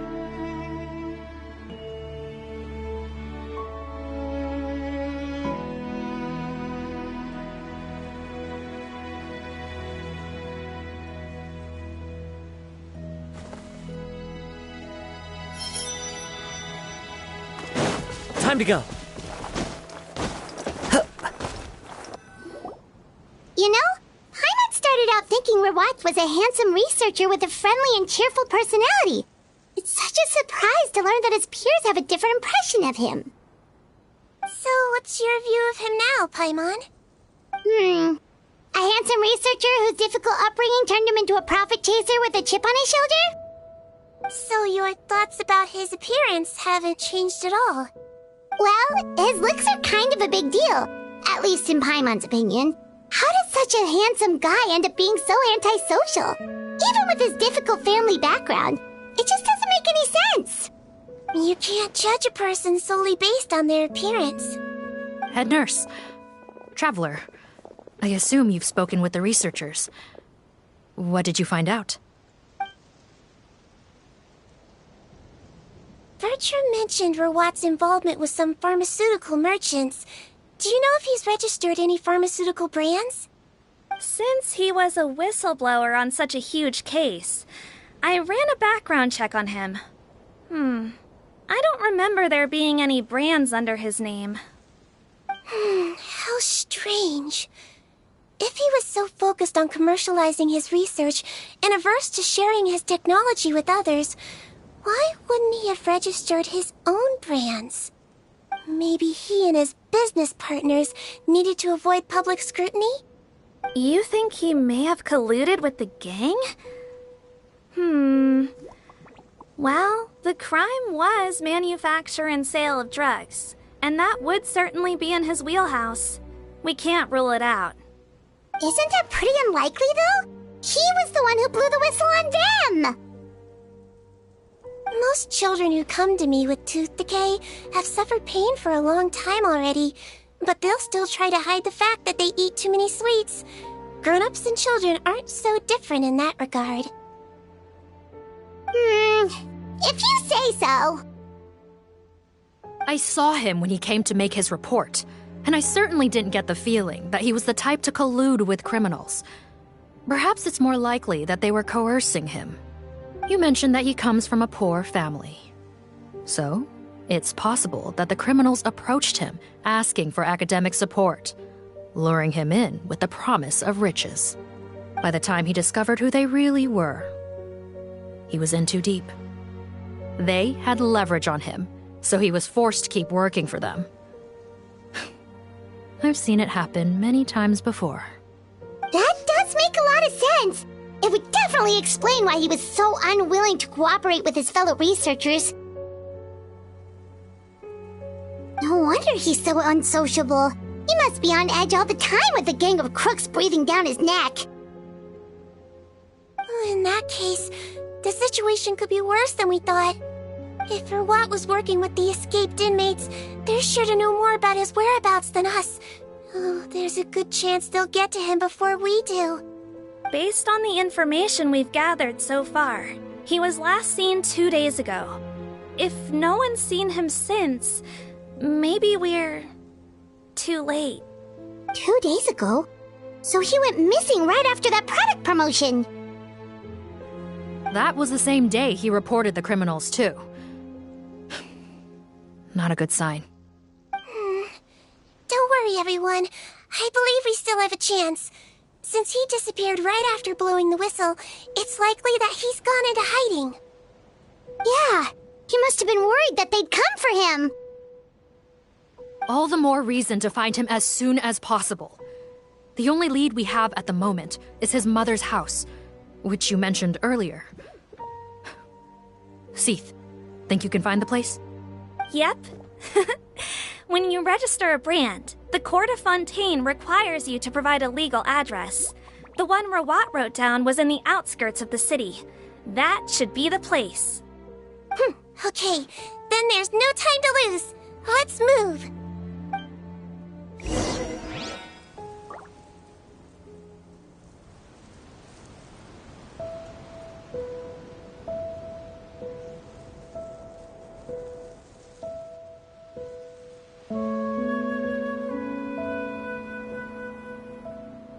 Wherever in this world I roam, I carry memories of my home. This blade, it is the last link I have to the land of my birth.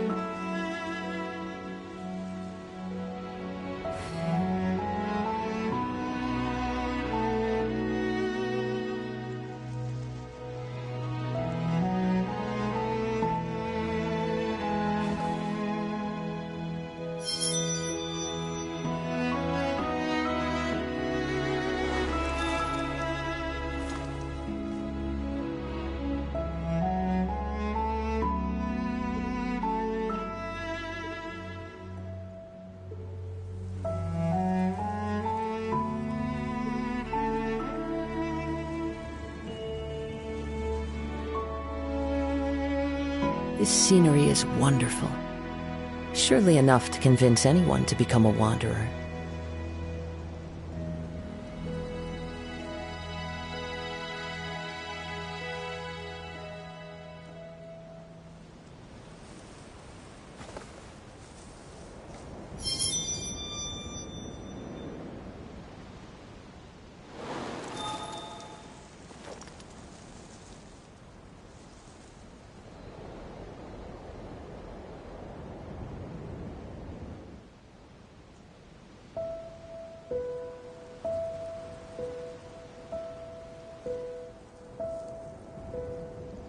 There are leaves around, and I know just the tune to accompany them, if you wish to hear it.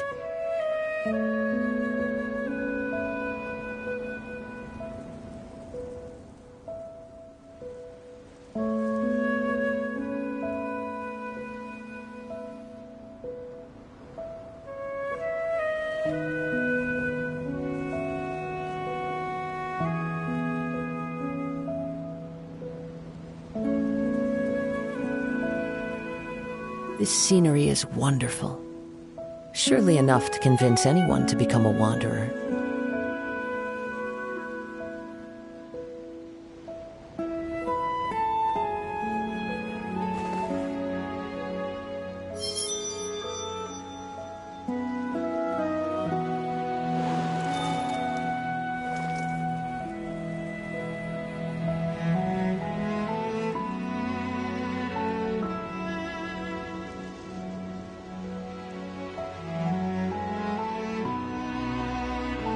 Wherever in this world I roam, I carry memories of my home.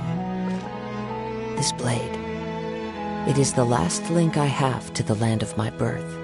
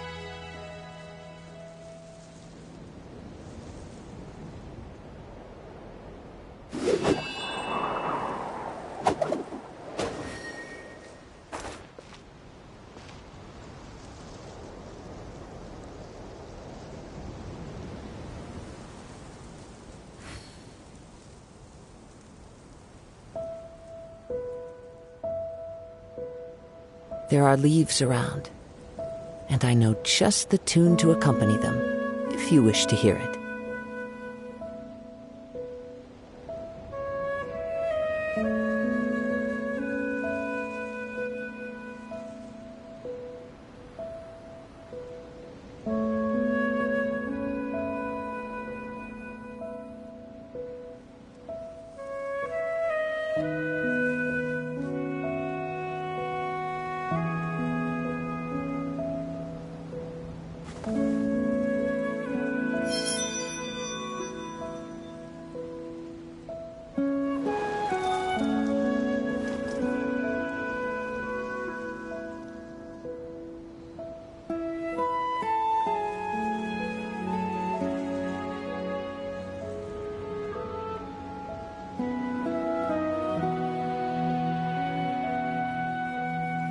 Wherever in this world I roam, I carry memories of my home. This blade. It is the last link I have to the land of my birth.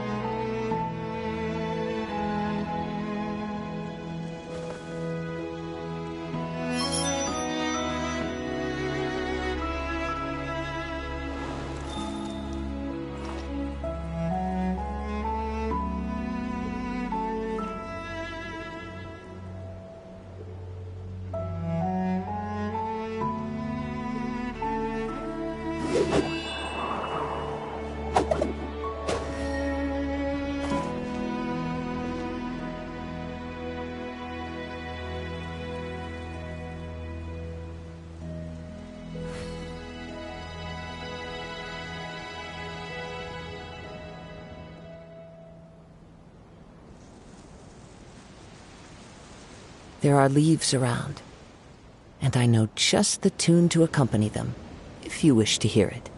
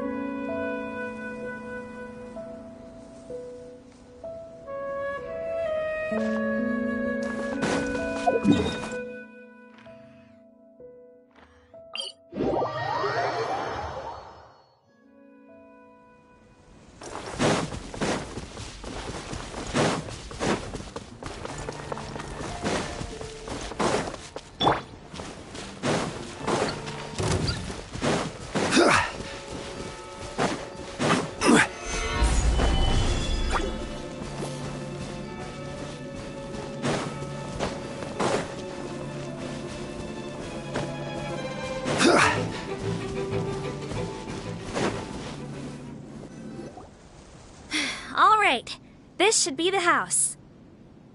I'm pretty sure this was the address. Okay, I'll knock.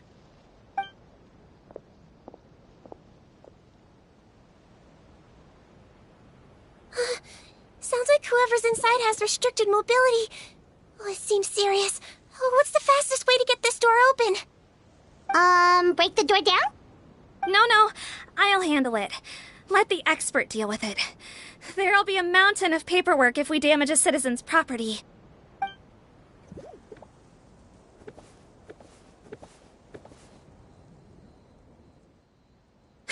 Calm down.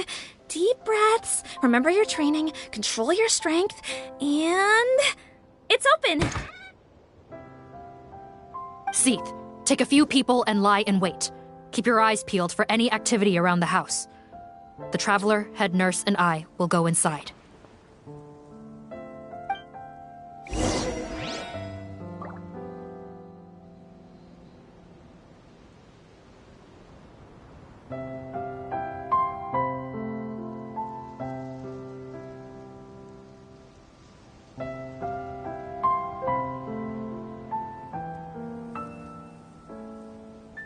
Osmanthus wine tastes the same as I remember. But where are those who share the memory?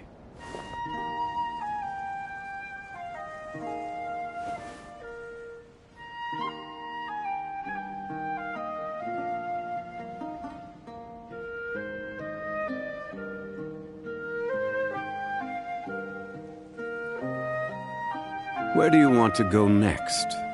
If you'd like to see Liyue's tourist spots, I have a few references.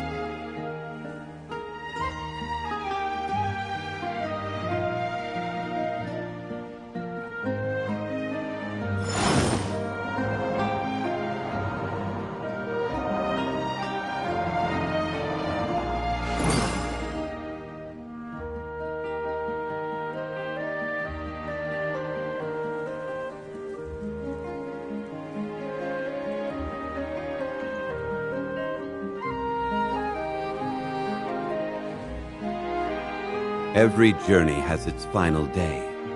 Don't rush.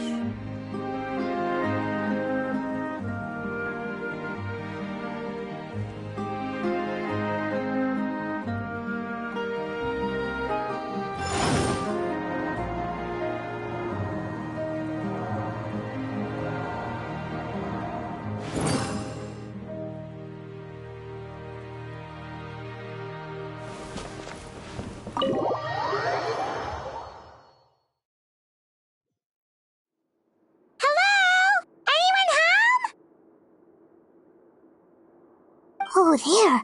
On the bed, there's an old lady. That's gotta be Rawat's mother, right? She doesn't look like she's in any state to be answering our questions, though.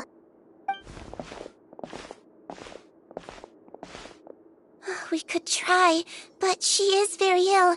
We mustn't force it. Well, doesn't look like Rawat's here. She's the only one we can talk to. Yep. Allow me. Hello, ma'am. Might I ask if you're Rawat's mother? We are trying to locate him.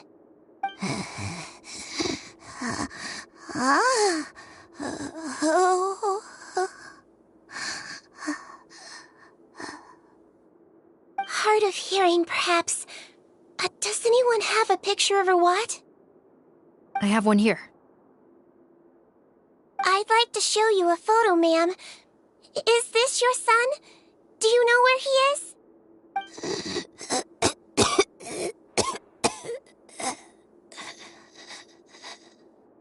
Looks like this isn't gonna work after all. Well, looks like we're out of leads. If Rawat's not here,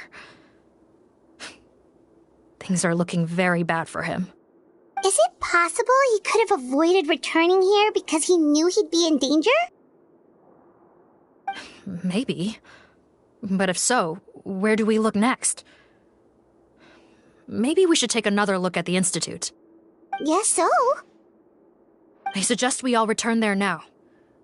We found a good amount of useful information the first time, but perhaps there's something we missed. This is our last hope. Sorry, officer, but could I stay here for a while? This patient requires some care. Of course. Traveler, stay with the head nurse. You're technically here as her assistant after all.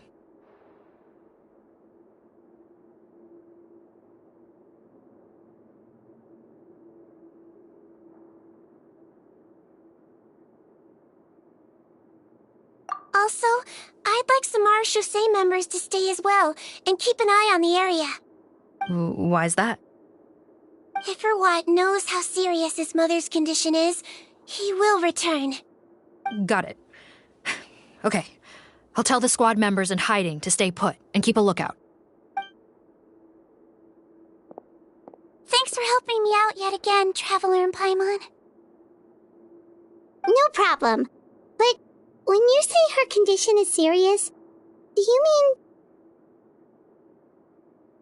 Yes, she's barely clinging on to life. Oh. Let me take care of a few things first. Could you pass me the towel over there? Yeah, of course.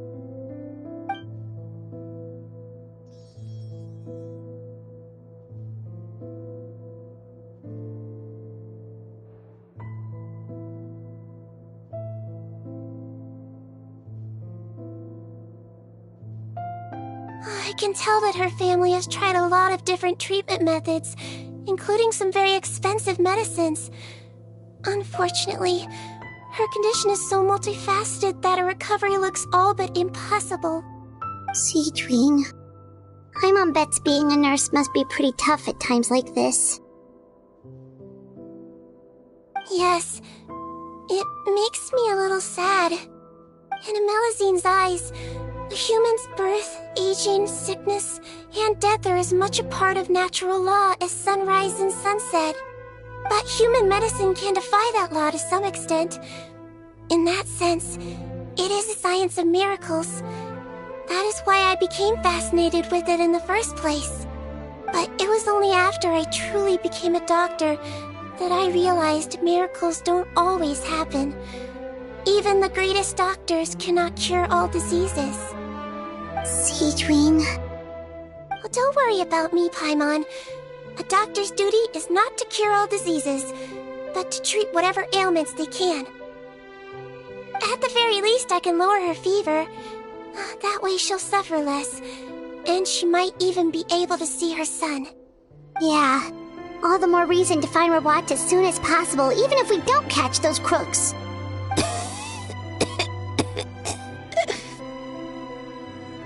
Oh, her fever is getting worse. Could I get some hot water? Sure, we're on the case.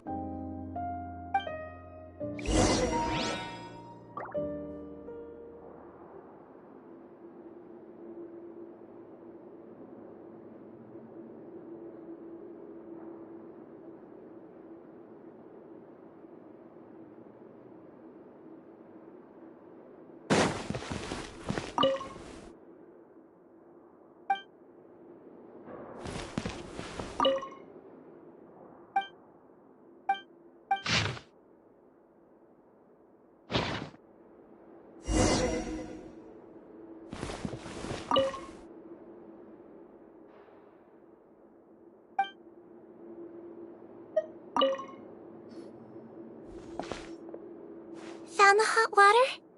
Sure did. And look what else we found. Judging by this journal, it seems like Rawat has a private lab. There's a good chance he could be there right now. We gotta go tell Officer Morgan right away. Oh, that's great news.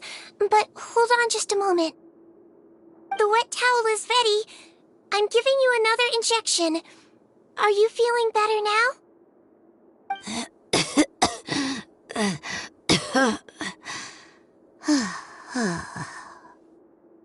It's all right. We'll go bring him back. Please hang in there. Thank you.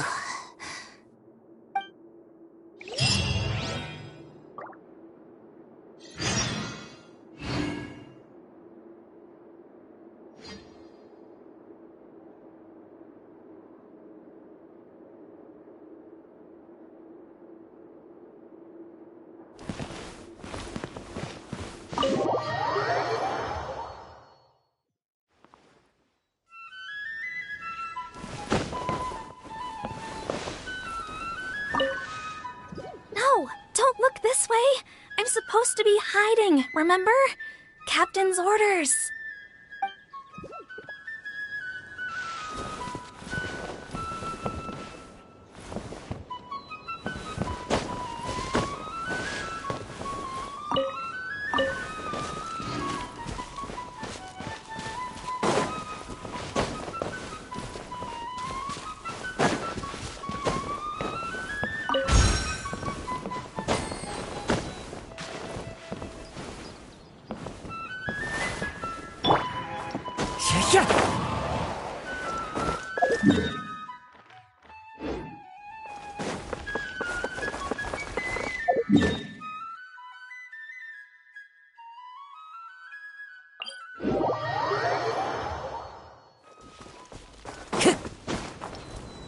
Follow the wind.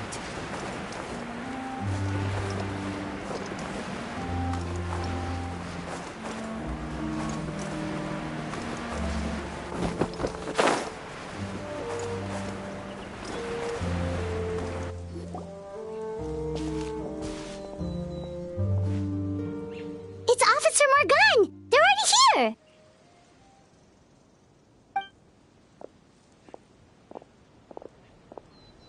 We came as soon as we heard the news. I can't believe we were so careless. The most crucial information of all was hiding right there, in that room. And we missed it. Don't blame yourself. Right now, we need to focus on finding a way in. There's a mechanical door over here! Hopefully the instructions in Rawat's journal will help us open it.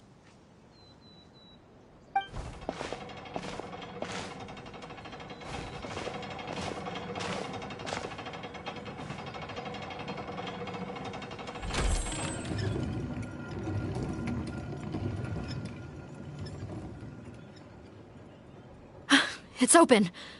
Let's go in.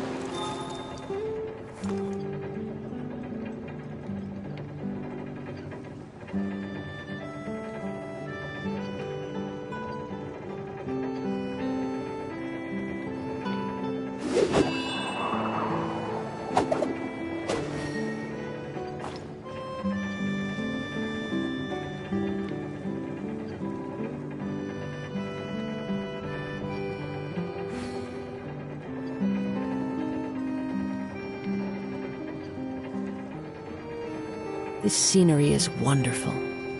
Surely enough to convince anyone to become a wanderer.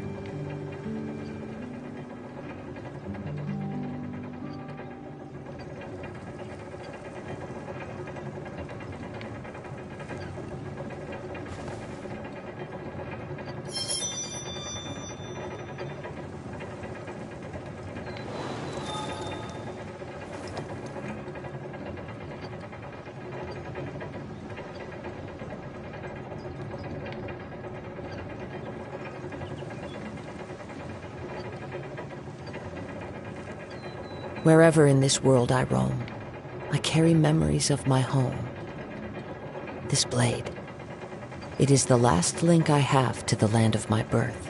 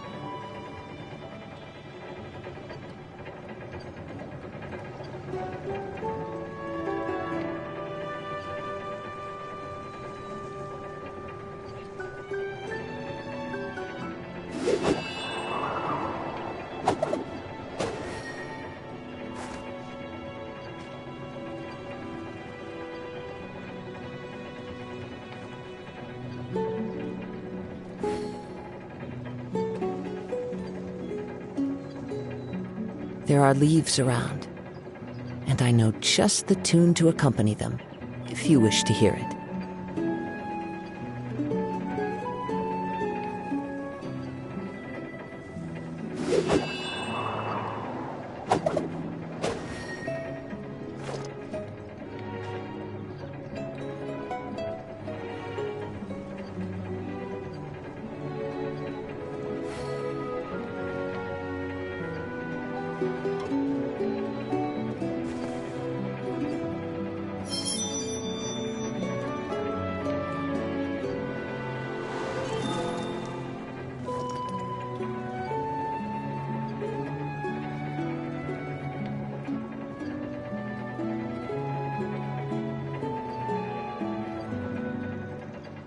This scenery is wonderful. Surely enough to convince anyone to become a wanderer.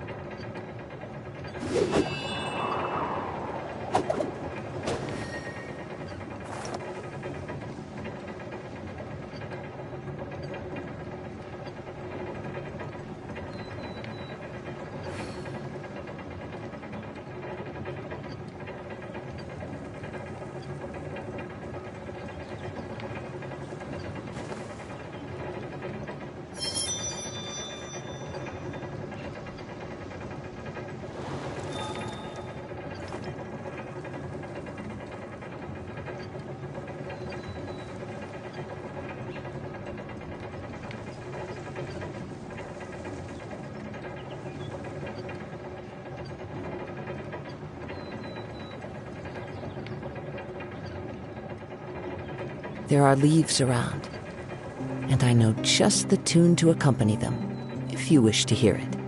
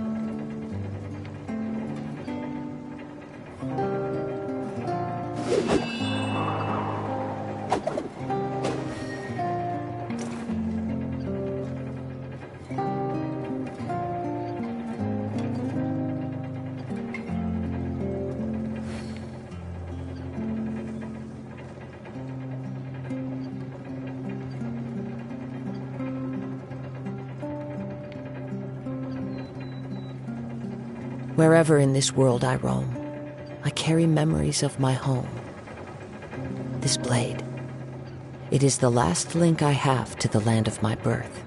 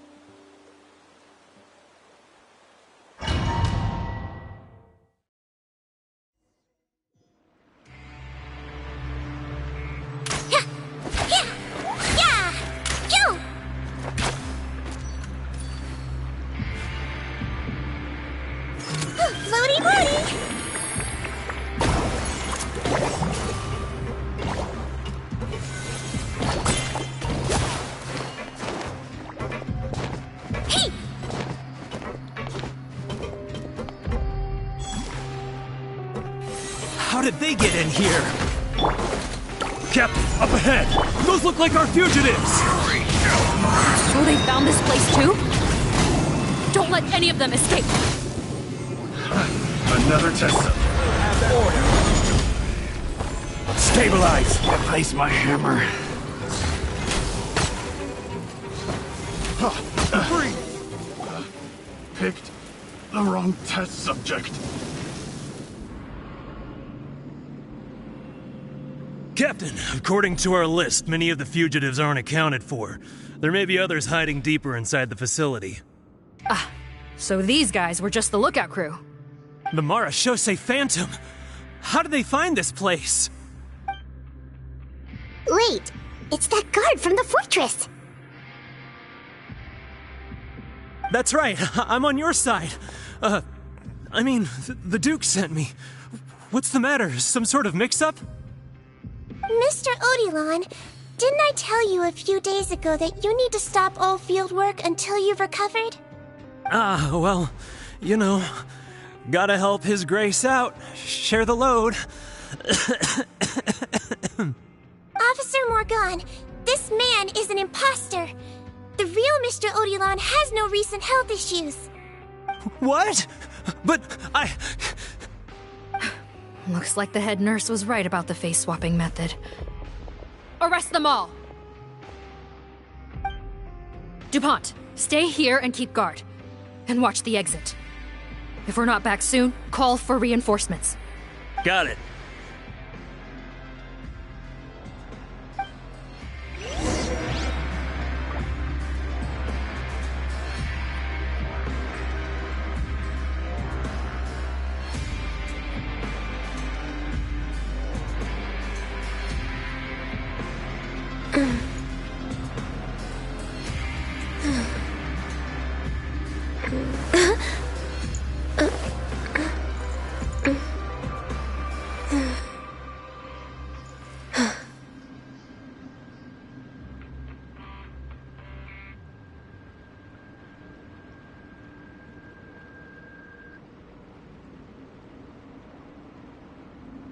Should we really be off work this early?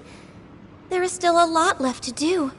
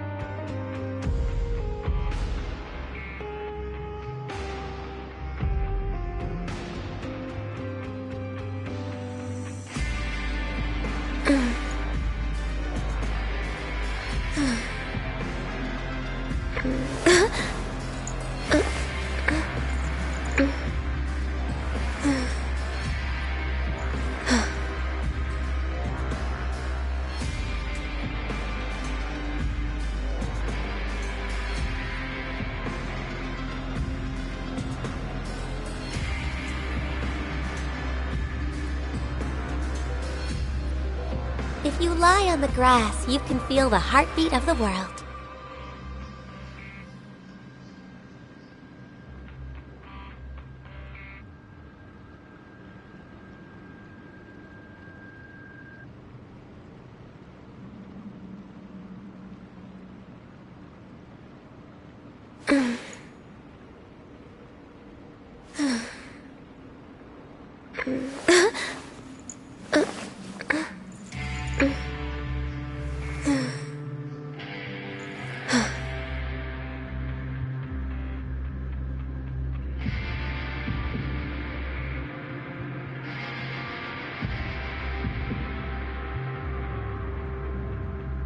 It's so nice to de-stress.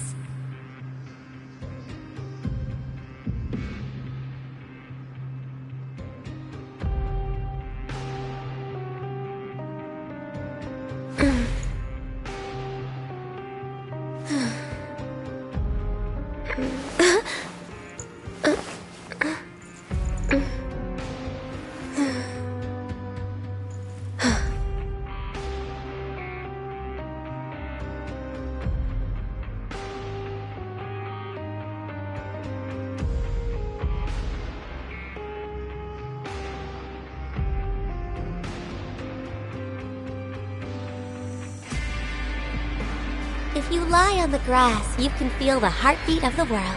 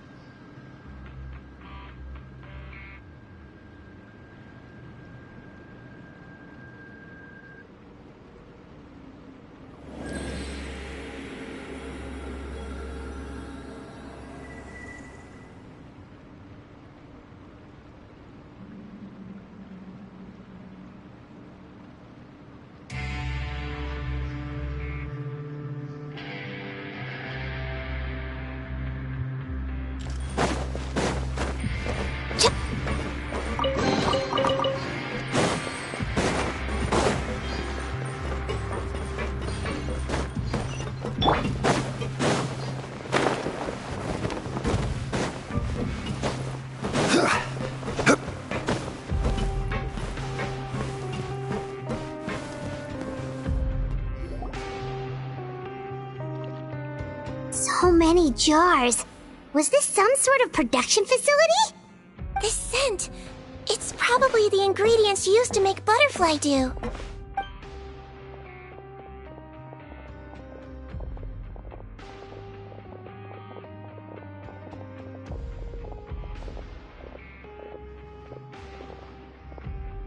How come they're all empty? Did it sell so well that he ran out of supplies? How strange. Why would Rawat choose to manufacture a popular product like that in such a difficult-to-reach location? Given our suspicion that he may have been coerced into the illegal drug trade, I would have thought that any production facility we find here would be used for illicit purposes. Perhaps butterfly dew is itself an illegal drug. Do you have any evidence for that claim? No, just a guess.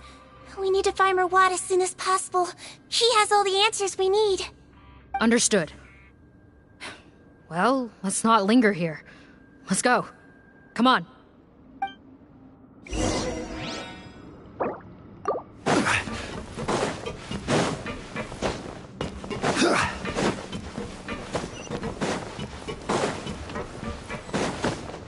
Doesn't look like we're gonna get this door open. Let's find another way around.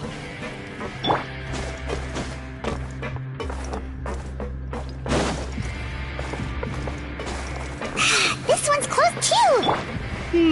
What's with those carts and tracks? Oh, maybe it's one of those doors that opens when it senses cargo passing through. There's a loaded cart right over there. Let's bring it to the door and give it a try!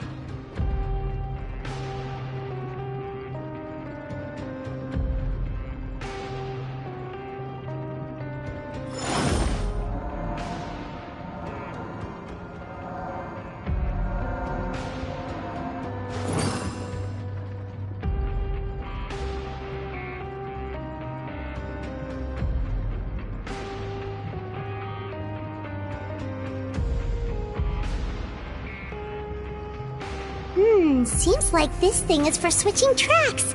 Let's bring the cart onto it. To share the memory.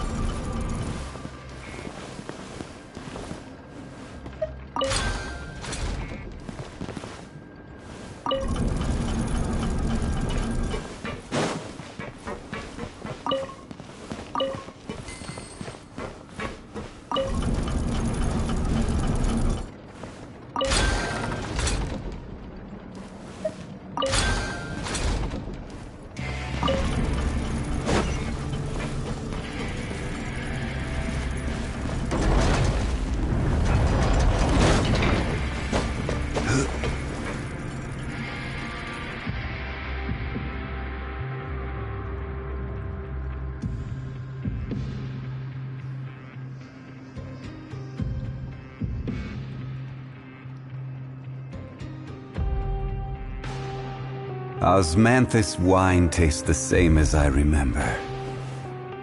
But where are those who share the memory?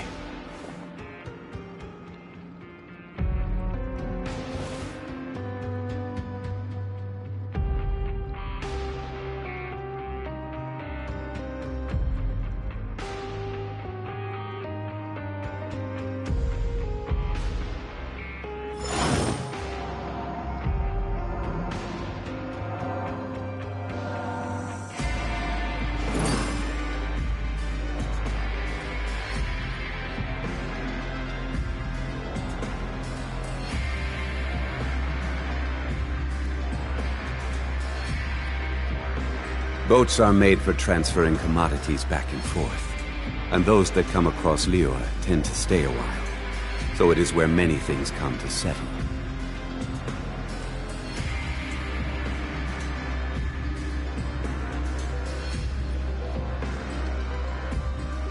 Osmanthus wine tastes the same as I remember.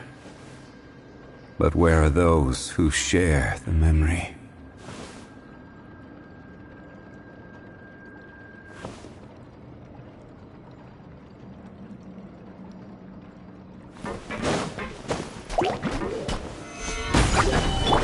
One with nature.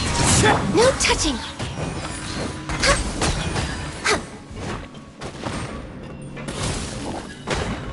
All hail! The wind knows me. Gather!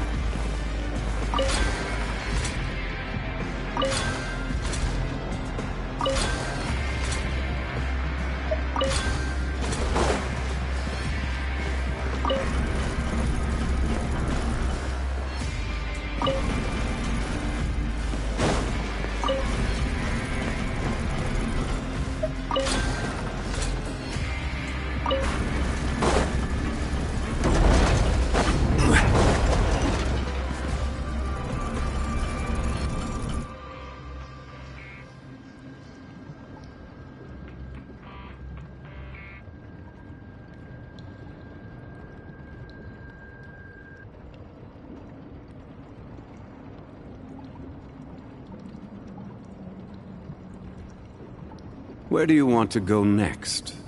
If you'd like to see Liyue's tourist spots, I have a few references.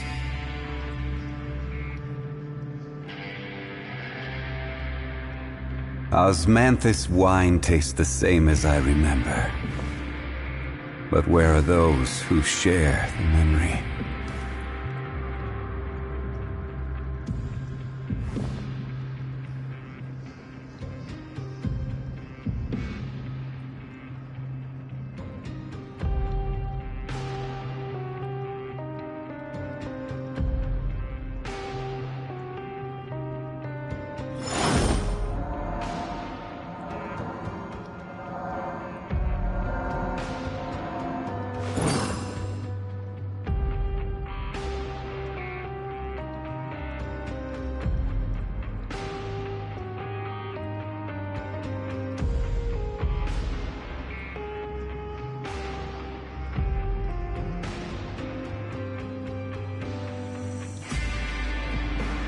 Boats are made for transferring commodities back and forth, and those that come across Liyue tend to stay a while, so it is where many things come to settle.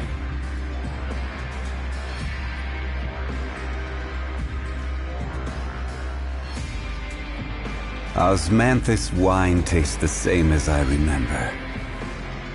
But where are those who share the memory?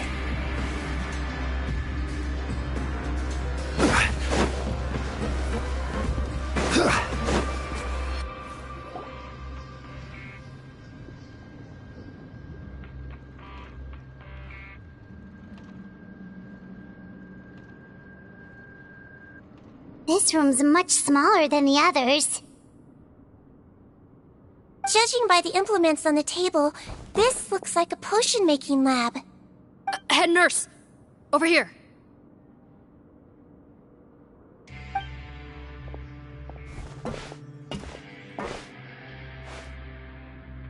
Let's see. Huh? Rawat's clothes? Why would he change here? Perhaps they stripped him down, left the clothes behind, and disposed of him somewhere else? Yikes, Deedween, where did that come from? Oh, what a tragic way to go.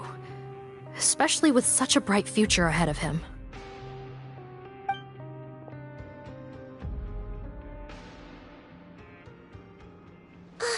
There's a path leading further on, Officer Morgan.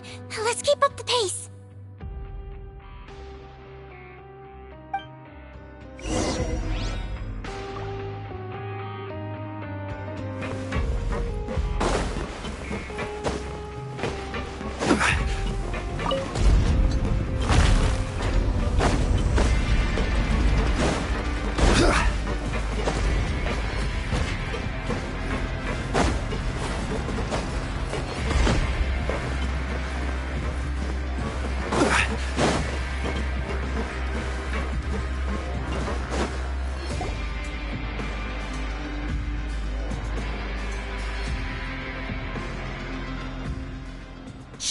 There's a whole bunch of people in there!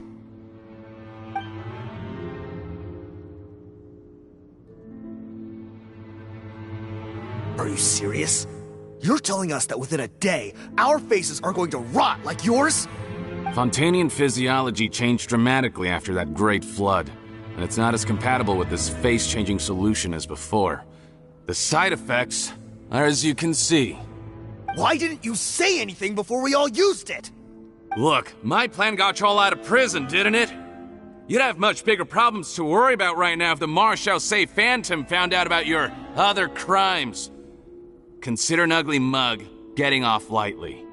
Ugh. You're just lucky we didn't leave you in there after you disappeared on us with no warning. We only let it slide because we're former partners. And now you have the gall to pull a stunt like this? Partners?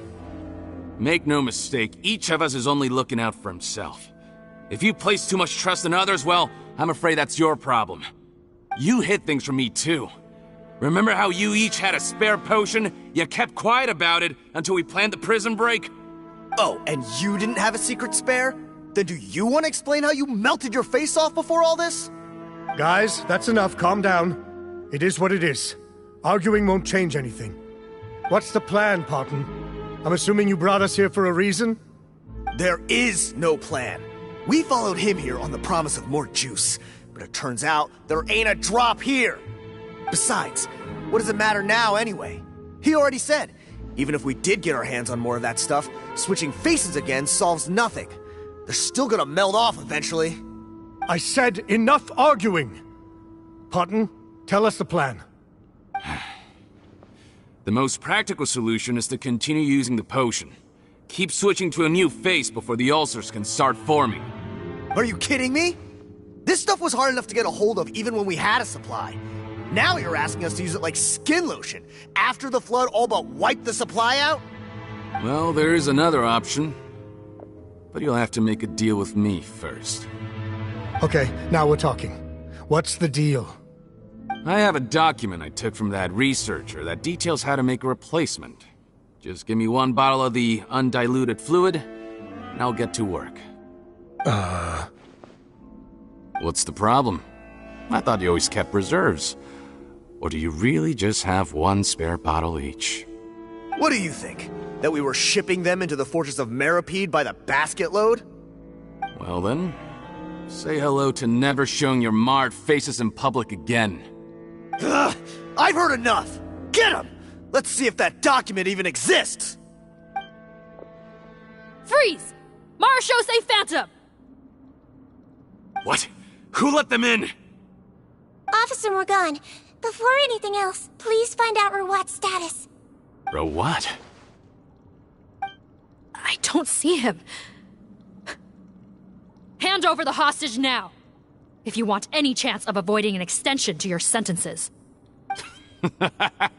Spare us your condescending attempts to coax us back to our cells. You think we're looking to negotiate? Rawat is dead. Pardon? Arrest them all! Don't let anyone get away!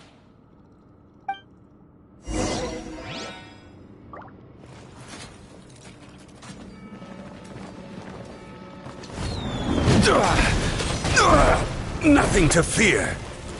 Stabilize. One with nature. Clouds high.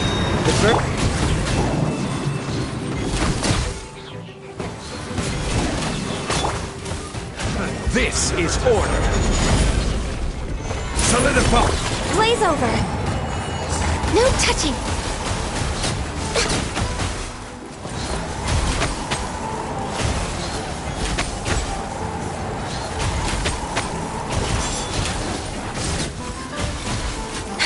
Fallen leaves, adorn my night!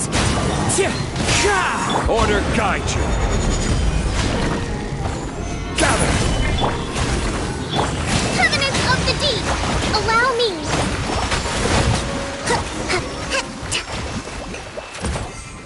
Huh. Gotta say, I never expected to see the head nurse in combat. Some patients respond better to a more aggressive treatment plan. Did we get everyone? Captain, we finished the head count. Potten's missing. Over there! The door's closing!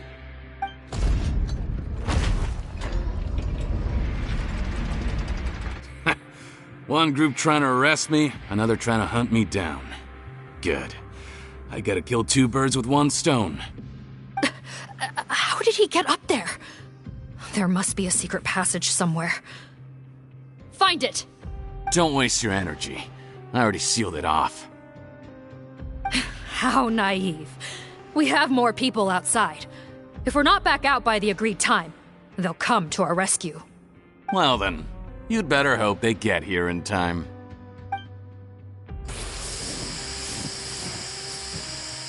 There's some kind of gas leaking from the pipes. Oh, be careful, it's poisonous. This is our distribution center, where we store the product derived from our source solution. We had to use special fire prevention methods to prevent contamination. The pipe network here was designed to emit a gas for firefighting. One little modification later, and it makes an efficient death trap. Why would you do this? Your partners are here too. Oh, please. If they can't supply what I need, they're of no further use to me. Besides, I can't have him exposing my potential whereabouts. He's a maniac! Come on, we gotta find a way to open that door! Go ahead, struggle in vain. Once the last of you croaks, no one will ever find me again. So long! Are you sure you're ready to leave, Potten? You haven't changed your dressing today. You can't cure my face, just give up. And what if I could? Nice try. You're just trying to stall me. Don't you worry about me. I'll find a way to cure my face once I get out of here. Oh, I doubt it. After all, Fontanians can no longer dissolve in primordial seawater. What the... How did you... The key component of the face-changing potion is the fluid left behind by dissolved Fontanians. It might look like ordinary water, but it has some unique elements in it. Before the flood, all Fontanians were oceanids, physiologically speaking. A potion made from that fluid could dissolve and reconstruct the face of a Fontanian in much the same way as hydroidolins change form. Theoretically, it could give someone any appearance they wished. But since the Flood, Fontanians have become true humans. They can no longer provide the source material for this potion, nor reap its benefits. Are you saying this potion is made from Fontanians dissolved with primordial seawater? Then their crimes are far worse than I thought. How could you know all of this? No, wait. Of course! Well, well. So that's why you have a human appearance. It also means that I have a formula you're unaware of. The air's getting thicker. It's getting hard to breathe.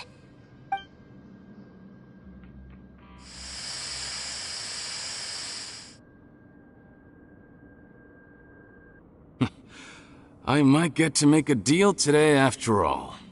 Alright, keep talking. How do you intend to give me the formula? Oh, it's not a formula, but a finished product. I have a bottle of it right here. What? When I tried Rawat's skincare product, I noticed it had a certain special component in it. So I had my friends gather some other ingredients for me, and sure enough, a little experimenting later, I'd produced the potion. I'm guessing his skincare lotion contains the fruits of your joint research? Huh. Impressive guesswork. Yeah, we were a supplier for some of the raw ingredients. But it only contains a tiny amount of the active ingredient. The effect is minuscule compared to the undiluted fluid. Well, I found a way to reverse the dilution process, giving the skincare lotion a similar effect to the fluid it is derived from. That's impossible. If I tell you some of the ingredients, I think you can figure it out. First, you need to combine tainted hydrophantasm tissue with transoceanic pearls at a ratio of around 3 to 7.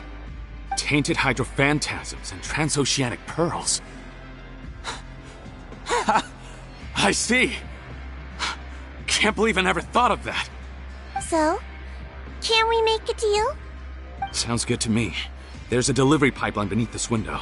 Drop the potion in, and I'll release you all. Nope, not trusting you that easily. You're like those naughty kids who try to hide their illness. Open the sluice gate first, then I'll hand you the potion. Even if you're not bluffing, your potion won't cure my face permanently. You really think you have any leverage here? I'm not closing the valve this time. Clock's ticking. Fine, then I'll just stand here with the potion in my hand. And when I faint from the poison, I'll drop it and it'll be destroyed. No.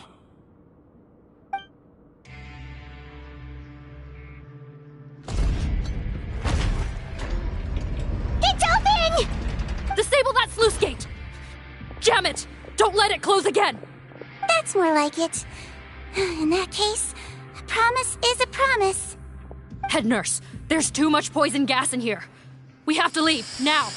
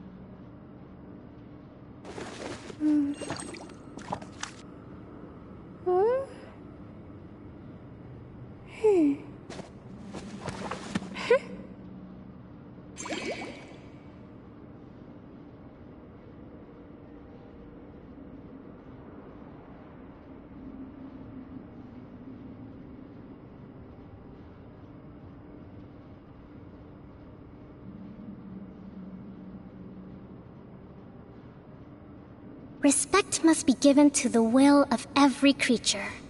Each fish in the ocean swims in its own direction.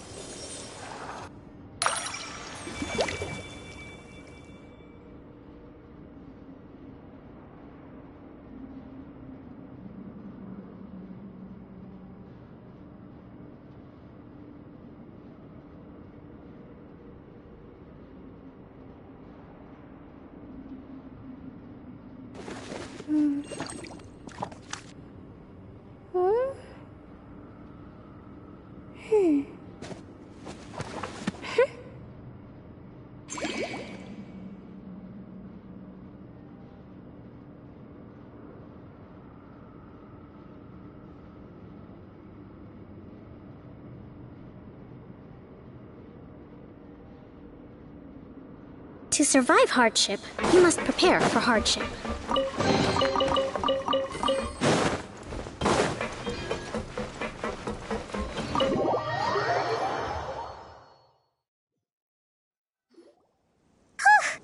That was too close. That Potton is a real nasty piece of work. Oh, don't be too quick to sit down. Moving around a little will help relieve the soreness. Same goes for you, Traveler. Oh, but Paimon, you should be fine, right? Flying fast is pretty tiring too, actually. Anyway, that's not important right now. Paimon's still shocked to learn that there's a whole criminal operation going on behind that skincare lotion. Shame I ended up giving the improved version to Potton after finally making it for you. I'll make you some more, I promise. No, please don't. Paimon doesn't want to use that stuff anymore. Still, it was a pretty good job that Paimon wanted to buy some in the first place, huh? It ended up saving everyone's lives. That's gotta count for something.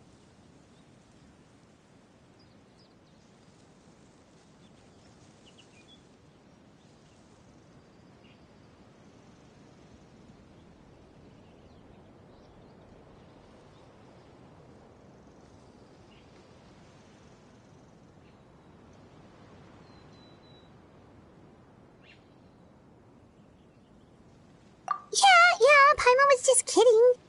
Head nurse. I've done a final head count of our team and the criminals. Everyone's here and doing fine. We're ready to escort the fugitives back to the fortress of Meripede. It's a shame that we didn't find Rawat. At this point, I'm afraid he's probably deceased. What a horrible bunch. Especially that Potton guy. If he hadn't made good on that deal, we'd all be dead because of him. No, we wouldn't. I always keep a whole bunch of antidotes on me for emergencies, and one of them neutralizes that poison gas. We'd have been fine, even if you hadn't opened the gate. What? Then why did you give him the potion? If this is true, I must concur. Sorry to be blunt, but I think you made a bad decision by handing him that bottle. If he changes his appearance and flees Fontaine, it's unlikely that we'll ever find him. No matter how cooperative his accomplices are when we question them.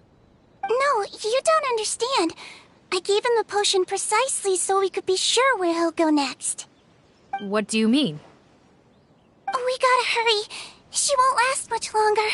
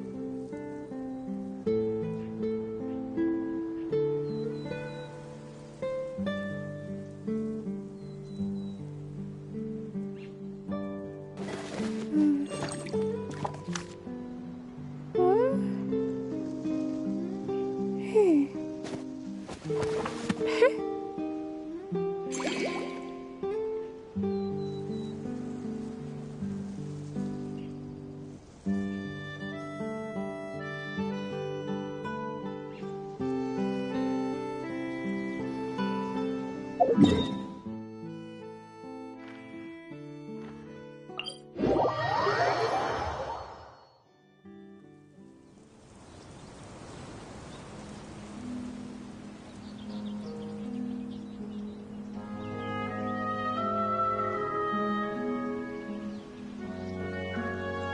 Publishing House has released numerous works that lay out military strategy in a simple and pragmatic way.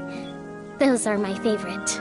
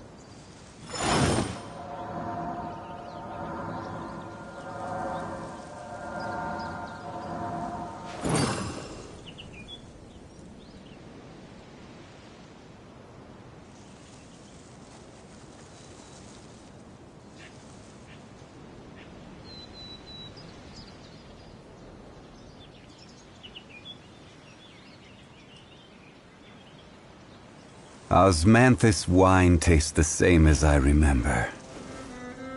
But where are those who share the memory?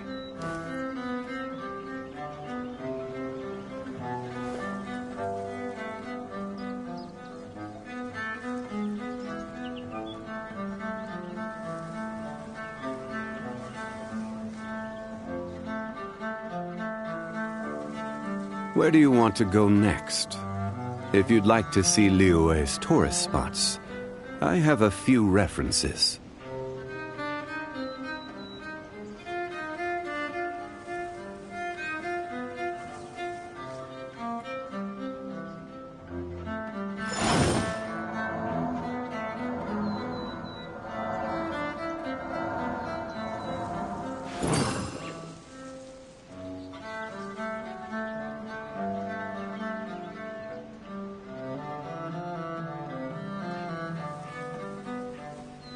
Boats are made for transferring commodities back and forth, and those that come across Liyue tend to stay a while, so it is where many things come to settle.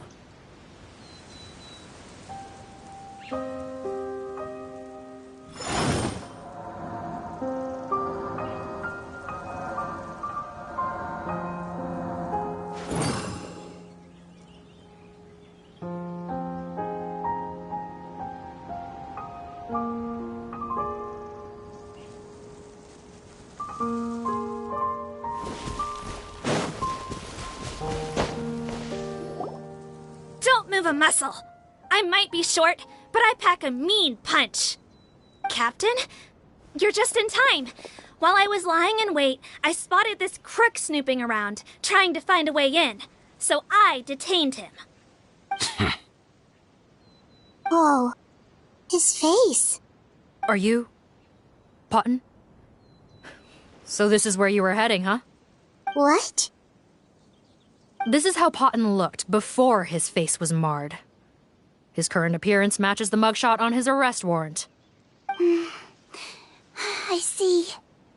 Wait, so what's going on? Wasn't the whole point of the potion to disguise himself and escape Fontaine? Why would he change back to his original face and run right into our trap? Enough of this nonsense. Let me in! You better pipe down. There's an old lady in there who's very sick. No way are we letting a crook like you inside. To heck with it. Listen to me. I'm Rawat. That's my mother in there. He's gotta be lying, right? Rawat was a victim in all this. He was forced into it against his will. How can he and this monster be the same person? Forced against his will? That's the funniest thing I've heard all day. Heck, when I was being coerced, everyone thought I was colluding of my own free will. And then when I actually became a criminal in my own right, you all suddenly thought I must be under duress. Amazing what a difference a handsome face makes. Save us the speech. Explain yourself. You want an explanation? Fine. I'll tell it how it is. When I was just Potton, the whole world treated me with contempt. Ew. What do you want? Get away from me. Women despise me. Collaborate? You don't look like much of a researcher to me. My peers scorned me.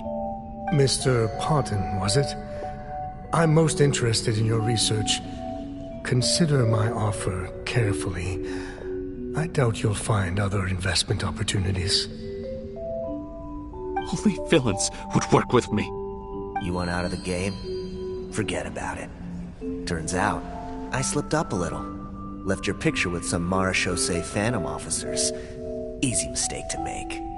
Now they've listed you as an accomplice and drawn up an arrest warrant. So I suggest you put any thoughts of running away to rest. If you get caught by the guards for being in the synth business, you ain't ever seen the light of day again. There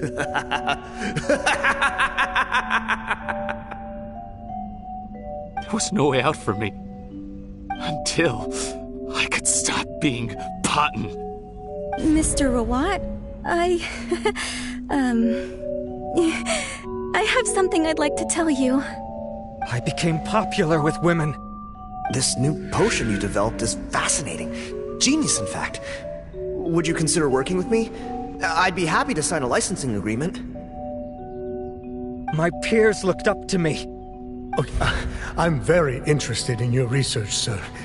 You must no doubt have offers from countless investors, so far be it from me to ask for a full collaboration, per se. I merely wanted to express my interest. No pressure at all, naturally. And the villains even began to fear me. Becoming Rawat showed me what a superficial world we live in. But I did not hold a grudge. After all, this superficiality could be made to work in my favor. Or so I thought. But alas, the world seemed bent on finding a reason to make me despise it. Mother, I'm back. How are you doing? Who are you? I bought the best medicine Mora could buy, but nothing would cure her illness. In the end, I hoped she'd at least be able to see her son one last time before she passed, but when everyone else rejected me, the only person who cared about me was my mother. Then, when I became a rising star in the Fontaine Research Institute, I was unrecognizable to her. I have to let her see me again. Even if it means donning my own wretched, ugly face. Well, is that enough explaining for you? Now do you understand? Let me inside already! Have you ever considered if you'll even be able to look your mother in the eyes after what you've done? You found a way to completely change your identity. You could easily have escaped from them. But no, you chose to keep working with them. Why would I want to give up on such a lucrative business? The profits were dozens of times that of the synth business, and it was all above board.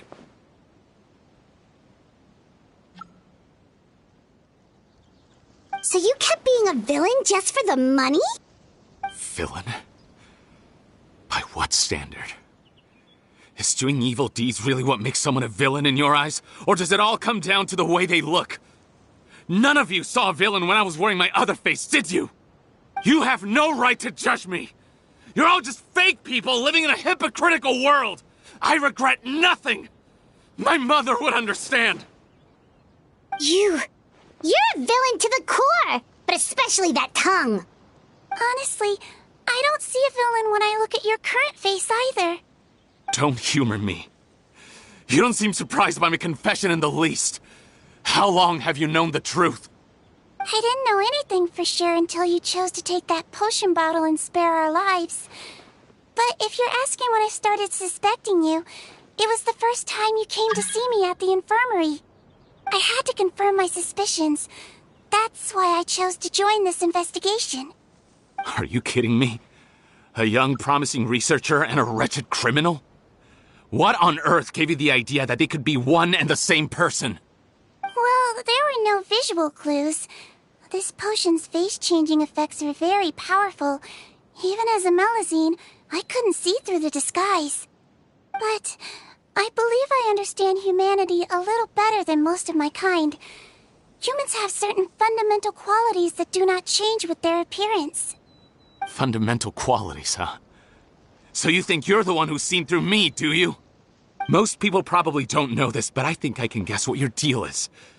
Melazine constitutions are very close to that of water, so it stands to reason that the potion should work on them too. You use it yourself, didn't you? That's why you have a human appearance. Cedrine? Yes, you're right.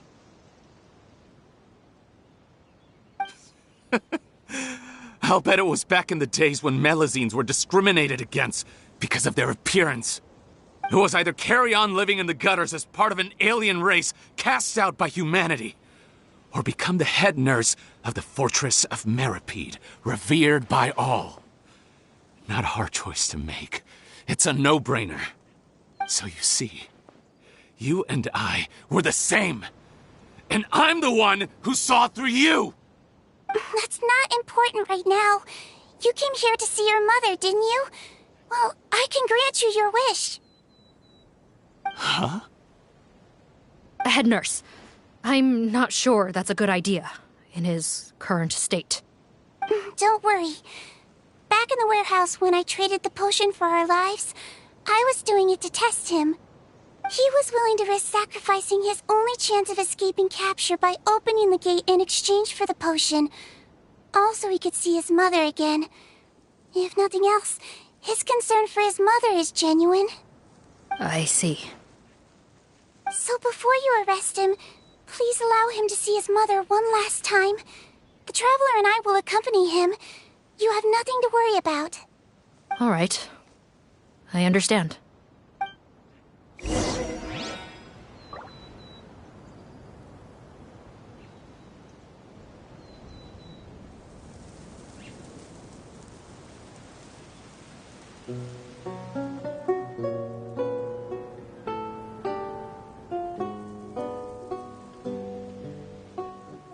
Osmanthus wine tastes the same as I remember.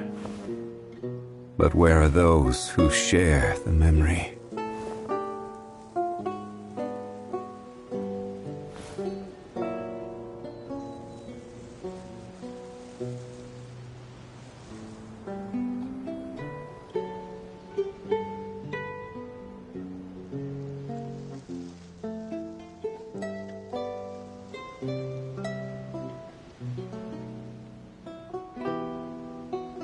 Every journey has its final day. Don't rush.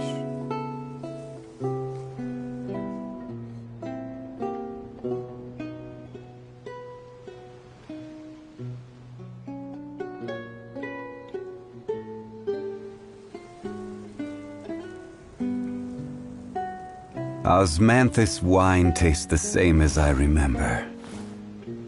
But where are those who share the memory?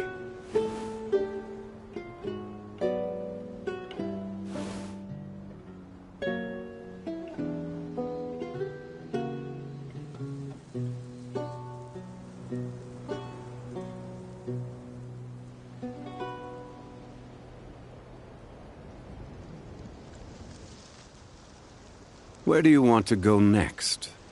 If you'd like to see Liyue's tourist spots, I have a few references.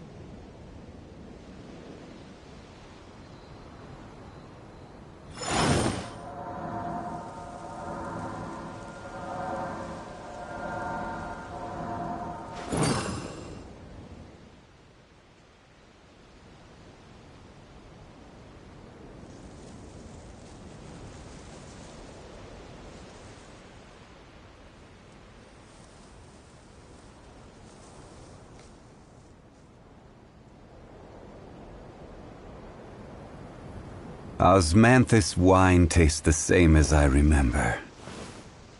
But where are those who share the memory?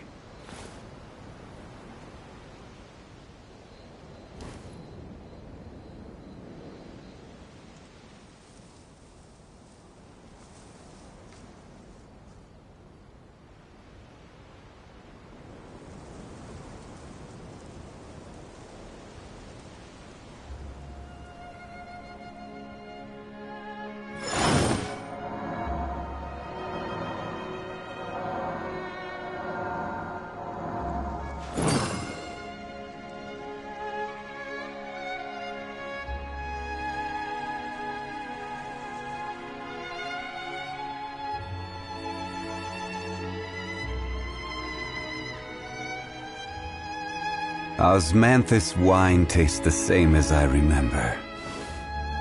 But where are those who share the memory?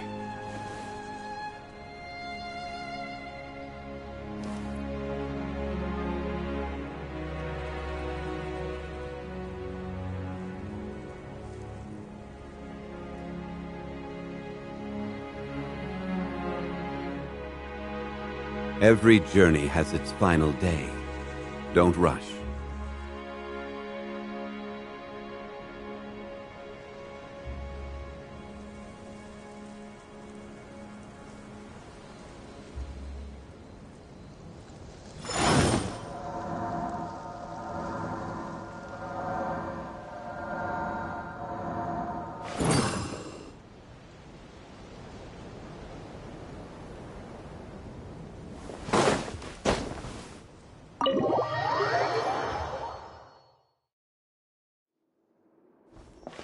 Mom? It's me, Potton, your son. You recognize me now, don't you? Mom, what's wrong? I'm sorry, but I have some bad news. I examined your mother last time we were here, and it appears that due to her prolonged fever, she's lost her eyesight. What? Your appearance no longer has any bearing on her ability to recognize you. But there are always other ways to remind our loved ones who we are. Wouldn't you say? No, it can't be. Please, Mom, open your eyes. It's me, your son, Potton. If you really can't see my face, then here, take my hand. Tell me you feel your son's hand. I've done so much to get to this point. Please, you have to recognize me. No. The temperature of his palm must have changed. I'm sorry. It seems I couldn't bring him back to you after all.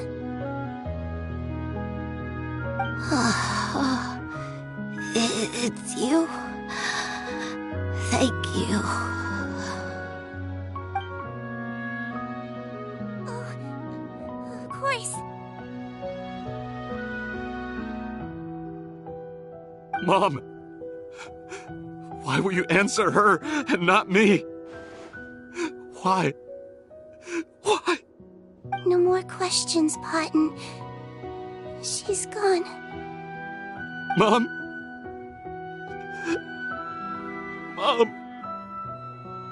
I'm sorry to say this, Potton, but you and I are not the same.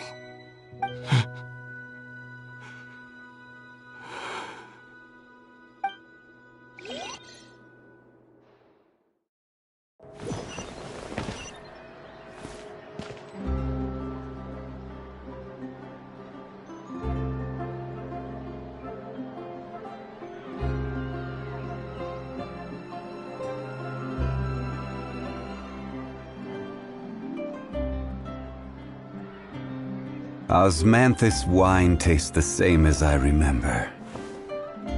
But where are those who share the memory?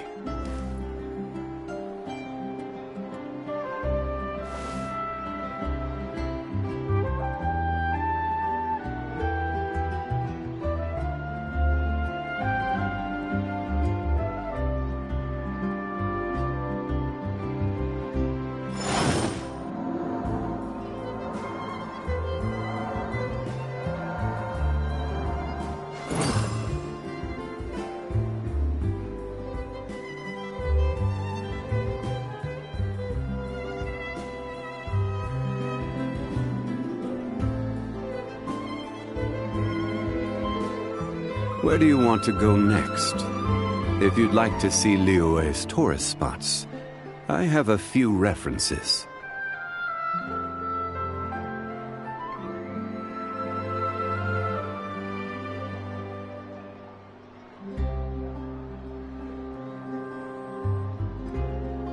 Osmanthus wine tastes the same as I remember. But where are those who share the memory?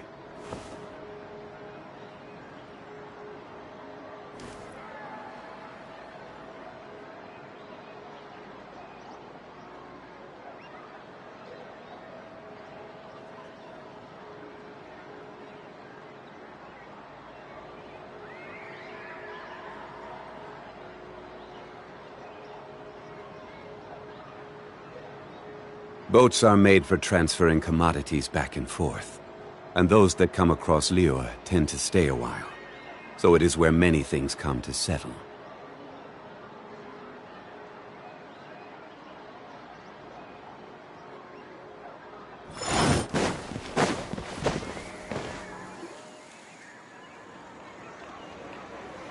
The wait is over, everyone! The sale of our new skincare product, Romaritime Essence, will now begin. Another skincare promotion! And it's selling as fast as last time. Wonder what people would think if they knew what was in the last batch. Oh, Seedween's here too! Hey, Seedween! Oh, Traveler Paimon, hello! Oh, I hope you two got a good rest yesterday after all your hard work. Of course! Nurse's orders, right? Anyway, are you here to take notes for your next article? Actually, I'm mostly here to help Officer Morgan wrap up yesterday's case.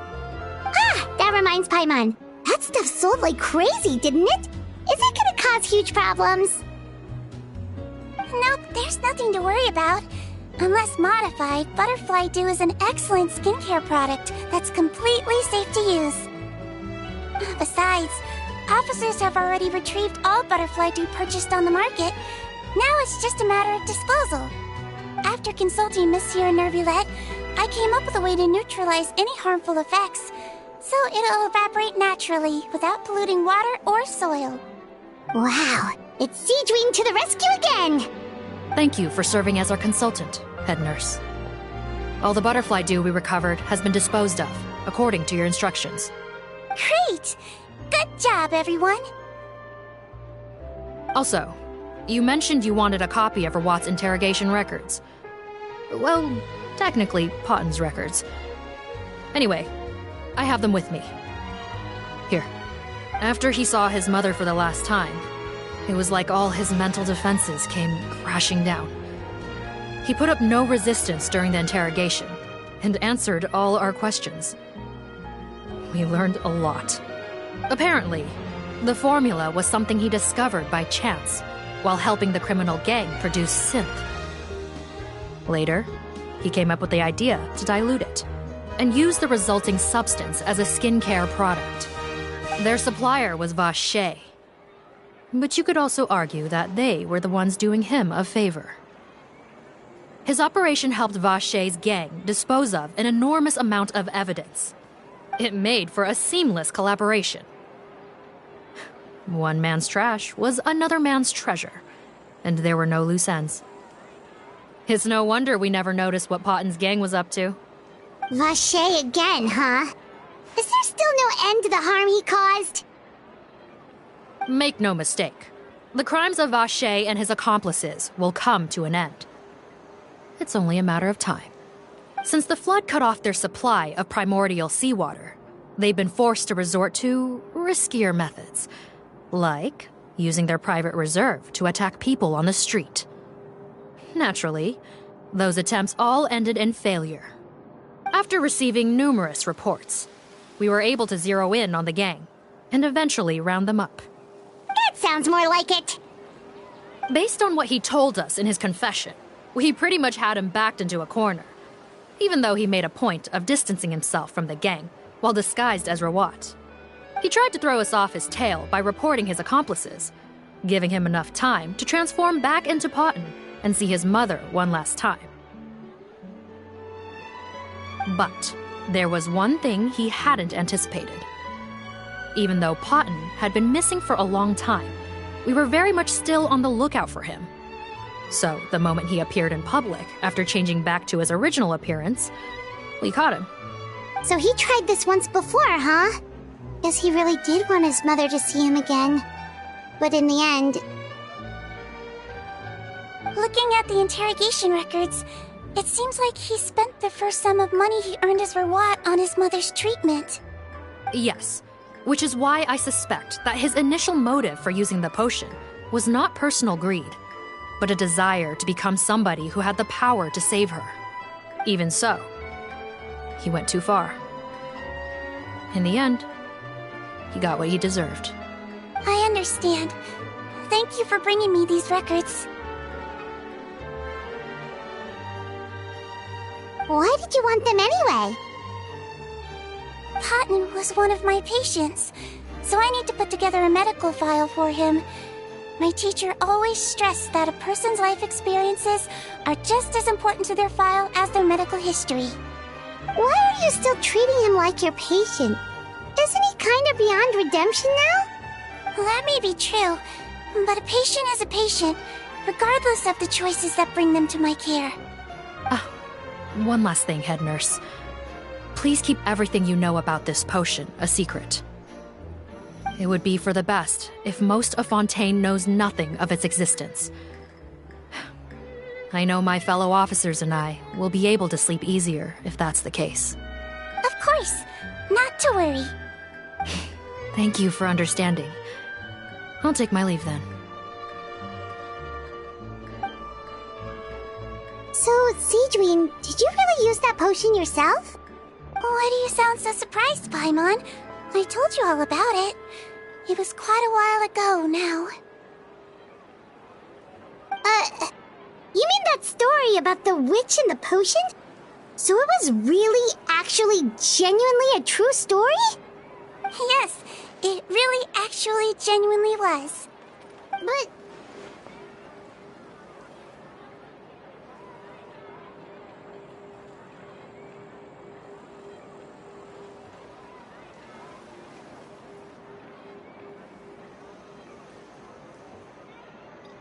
I know. There are some secrets I can't tell anyone about. But considering everything we've been through together, I know I can trust you with them. Before I tell you, though, could you follow me somewhere?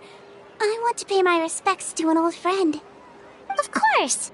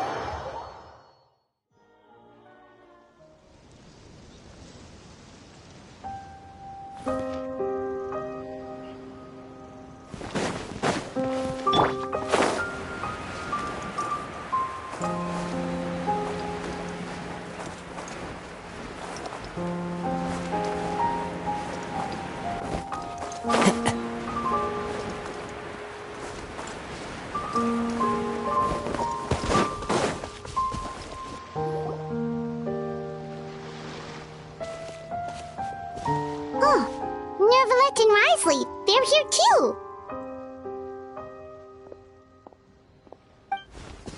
Good to see you, traveler. Paimon. I trust all has been going well for you? Big news, everyone. The Udex is out of his office on important business. Is that genuinely something people would consider big news? Why wouldn't they? Important business is a big deal. Ah, yes, you're quite right. When someone you care about requires emotional support, being there for them at the right time and place is of the utmost importance. After reading the Maréchal Phantom's reports, I had a feeling a trip here might be in order. Take note. That, my friends, is how Monsieur Neuvillette shows that he cares. We're both here for the same purpose, actually, to accompany Sigewinne as she pays her respects to her late teacher. So the old friend she mentioned was her teacher then? The witch? Oh, sorry. Paimon didn't mean to be rude. It's only 'cause Sigewinne calls her that all the time, so... I doubt she considers that title to be offensive, Paimon. Don't worry. Indeed. In fact, I believe Sigewinne would take it as a sign of affection. She has spoken of this doctor on many occasions, and it sounds like she was a truly generous individual. In those days, many people harbored prejudices against Melusines. She was the only teacher willing to take Sigewinne on as a student. Wow. It's really nice of you two to be here for Sigewinne. Guess you guys really look out for your younger colleagues, huh? Younger colleague? Well, that might be true for the Udex, but I'm not sure I can say the same. Sigewinne served a sentence in the fortress of Meripede hundreds of years ago, and after she did her time, she decided to stick around. She's been an integral part of our administration ever since. Strictly speaking, the head nurse has been around longer than most people in the fortress, myself included. Pretty sure that makes me the younger colleague. She served a sentence?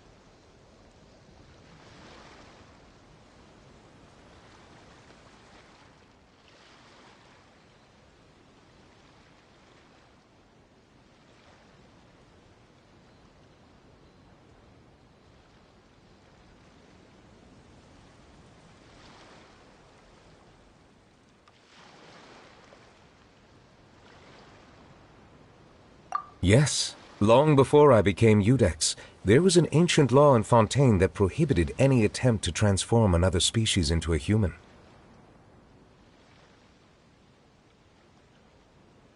Initially, I and most researchers believed this law to have been imposed due to ethical concerns.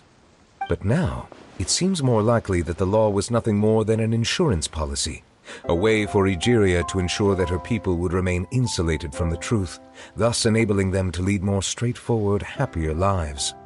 Ignorance is bliss, as they say.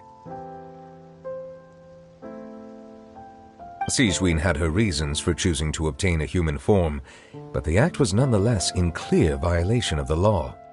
Could you tell us a little bit more about what happened back then? Certainly. Sigewinne does not object to her close friends learning about her history. In fact, I first learned of it myself because she confessed the truth to me of her own volition.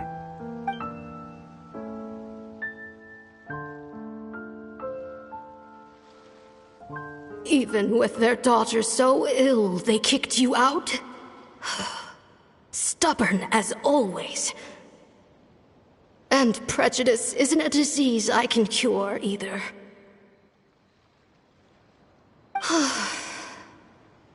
Shame that I don't have the energy to get over there.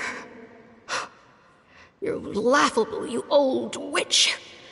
You want to save everyone in Fontaine, but you can't even save the patient before you.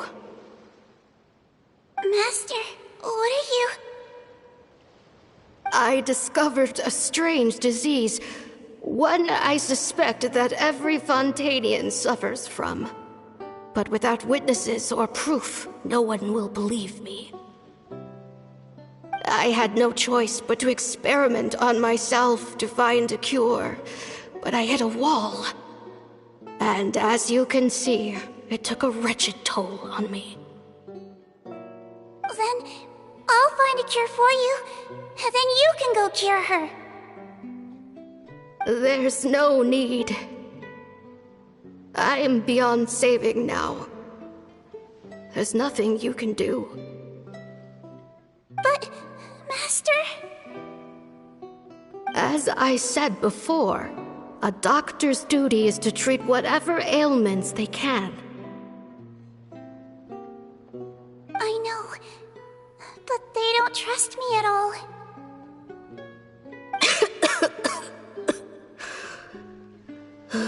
That girl. She's your first ever patient, isn't she? Tell me, what cost are you willing to bear to see her cured? I'll do whatever it takes. Even if it means breaking the law and being punished for it?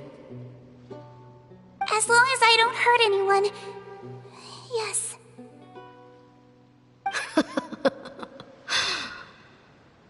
Spoken like a true student of mine. Then I shall make one more final gamble. And see my experiment through to its end. Leave me for now, and come back in 2 hours. If I am able to work this miracle, then I will have found a way to save all Fontainians, and I shall be able to help you treat that girl. If not, then it means there is one more disease in this world that I cannot treat. In that case, do not come looking for me. I will leave you a parting gift. An accidental discovery happened upon through my study of this strange disease. It has little use, but it will at least help you cure this one patient you can reach.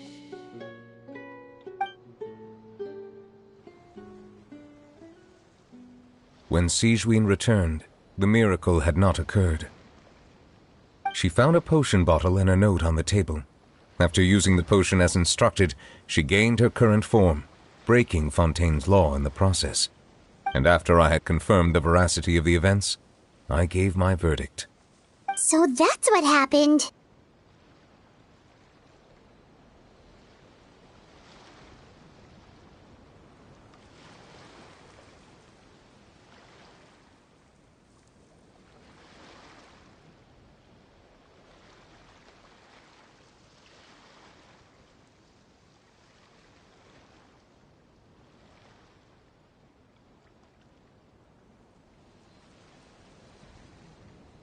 I fear Sigewinne only understood the full story after the truth about the dissolution of Fontainians was uncovered.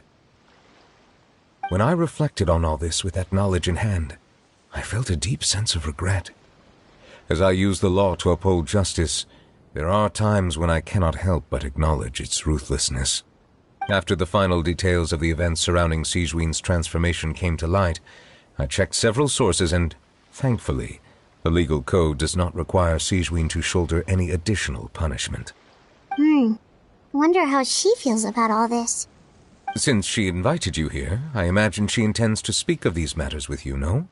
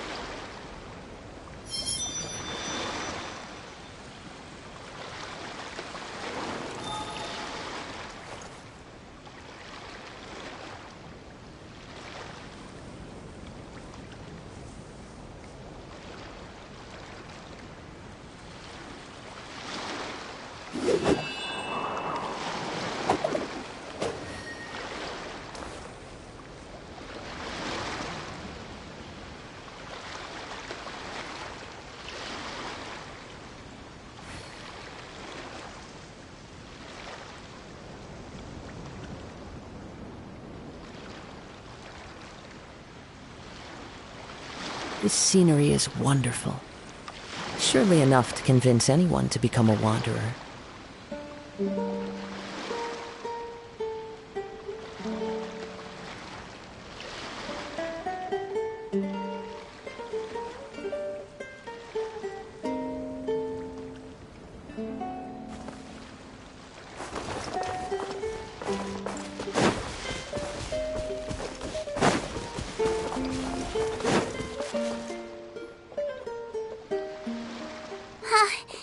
You're here.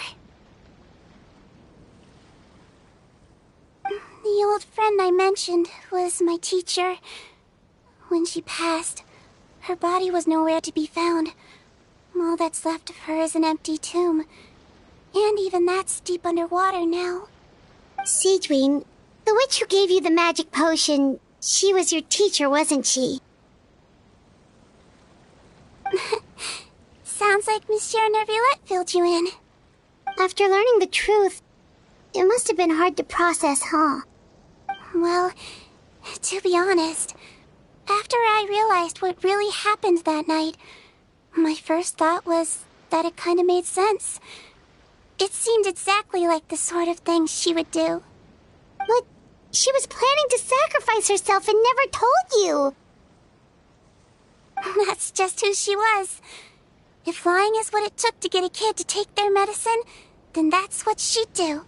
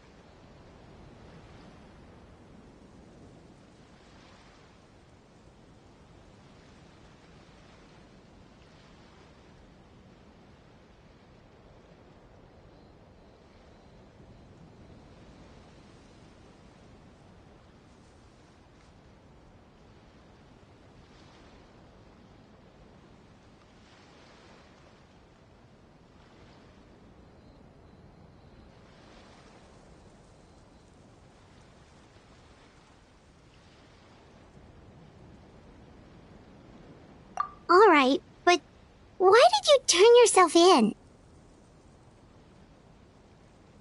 I broke the law, simple as that.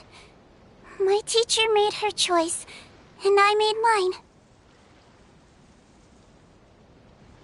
True. It's just the way Potton framed it when he was asking you all those questions, it made Paimon really mad. You're not like him at all, and everything Neverlet said confirms that. And yet, you were still convicted and thrown in prison. It just feels so unfair. Unfair? I happen to think just the opposite. If I hadn't served that time, I'm not sure I would have been able to stay strong when he was questioning me. What makes you say that? I knew you'd be curious. Let me tell you a story.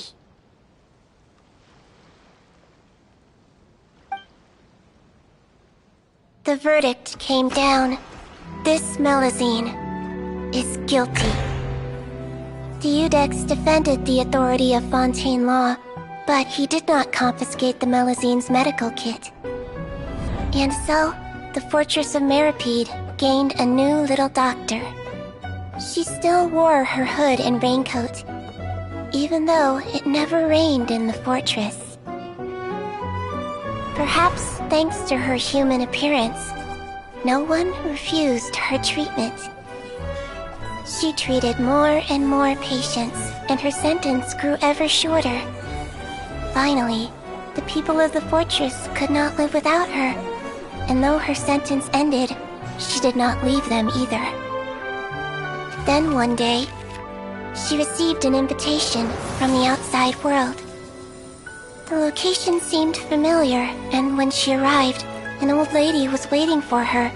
She saw right through the Melazine's disguise, but didn't reveal it. Instead, she asked a question. Tell me, why do you think you gained the respect of so many people, despite being a Melazine? Because I look like a human? It's been 50 years, Sijuin, and you haven't aged a day. I think everyone knows you are not human. I finally found you, after all these years. I still remember, you know. It was you who saved me that night. But how? I was no longer a Melazine by then. Does it really matter if you're human or Melazine? I remember the warmth of your palm. It's quite unmistakable. And you know what? It hasn't changed one bit. You don't have to hide anymore, Sijuin. These days, everyone wants to make friends with Melazines. And I think that it's all because of you. I'm sorry I couldn't say this until now, but thank you, Dr. Melazine. Now that's an ending Paimon can get behind. After hearing everything Potton said, I wanted to tell him that it didn't matter who he looked like on the outside. But it was too late. The warmth in his palm had already disappeared. I tried to treat him, but the roots of his problem had nothing to do with his face. I understand. Thanks, you two. I appreciate you being here for me while I talk this through. Oh, it's nothing. Our pleasure. Oh, there's one more reason I invited you here. It's about time I finally give you what I promised. In order to restore the appearances of the face-swapping victims, the Marechaussee Phantom gave me special permission to make a few bottles of that potion. And I made one extra just for you two. We don't need it though. Shouldn't we destroy it? Well, even if you chose to destroy it, I still thought I should give it to you first. You two did so much for me. How could I break my promise? Well, fair enough, but anyway, Paimon's definitely not interested in this stuff anymore. Still, if this is the very last bottle in all of Teyvat, getting rid of it would feel like kind of a waste. Maybe we can give it a special meaning somehow. Oh, Paimon's got it! Melusine physiology wasn't affected by the Great Flood, right? So that means the potion should have a permanent effect on you. In that case, what do you say, Seedrine? Ever thought about transforming back to the way you used to look? After all, from a Melusine point of view, Paimon bets Melusines look the cutest of all. Paimon, after everything, do you really think it matters whether I'm Melusine or a human? Well, what was Paimon thinking? You made up your mind a long time ago. Yeah, let's just destroy this thing. Leave it to me.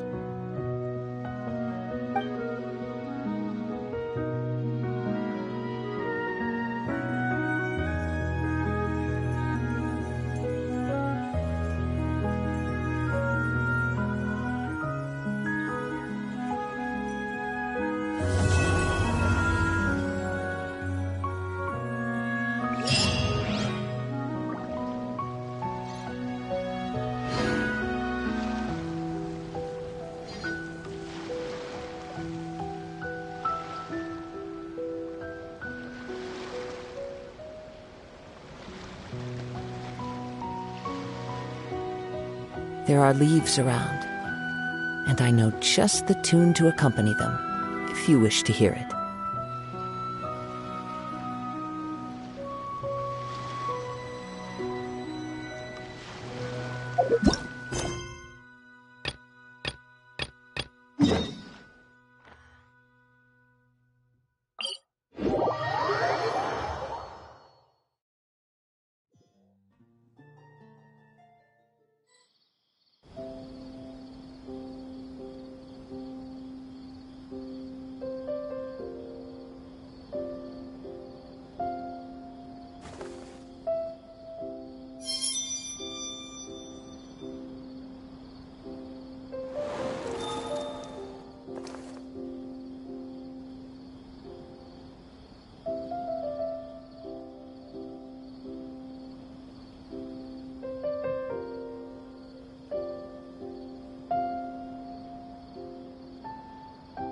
This scenery is wonderful. Surely enough to convince anyone to become a wanderer.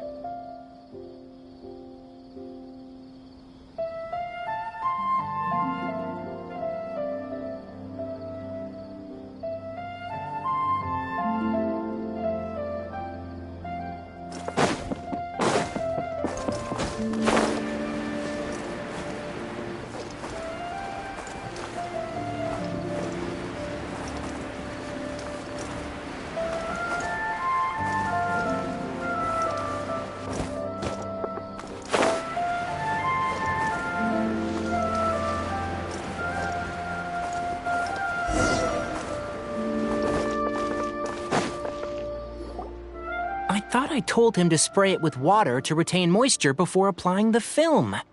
You can't treat a glaze lily like a cactus. If Sanjay does this again, the loss will have to come out of his food expenses. I'll go talk to him. At this rate, he won't even be able to afford eating cacti for much longer. Hey, Tighnari! Oh, it's you two. It's been a while. What brings you to Port Ormos? We didn't have anything to do, and this place looked pretty lively, so we decided to stop by. But, what's with all the flowers around here? Well, Port Ormos is currently organizing a flower exhibition featuring flowers and plants from all over Teyvat, so I came to help out. The exhibition includes flowers from every corner of the world, each with their own unique properties and needs. With that in mind, the curator commissioned a flower pot from Kasharuar capable of retaining heat and moisture. Even so, an expert is still required to develop tailored transportation and care plans for each type of flower. Oh, and that expert is you, right? Not this time, no. I'm just here to help out. The expert in charge is someone else. Mr. Tainari! Sanjay! He confused the poisonous bulbs with garlic shoots, and he ate them! Never mind. Forget about what I said about the food expenses. Apologies, Traveler, Paimon. Looks like I've got something to take care of. I'll be back in just a moment. Tainari's busy no matter where he is, huh? Yeah, seems like it. Hey, don't look at Paimon like that! Paimon is super careful about what she eats. Well, looks like Tainari might be busy for a while. Let's take a look around the port in the meantime.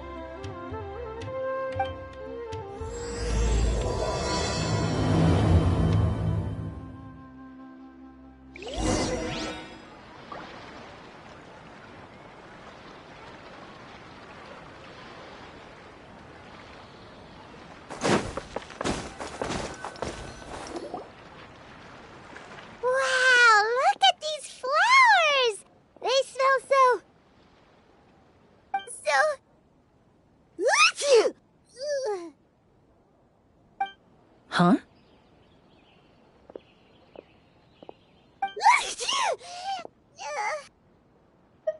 Paimon's, fine. She's just got a little...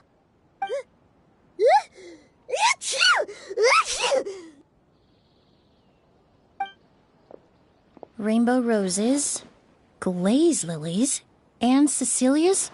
No wonder.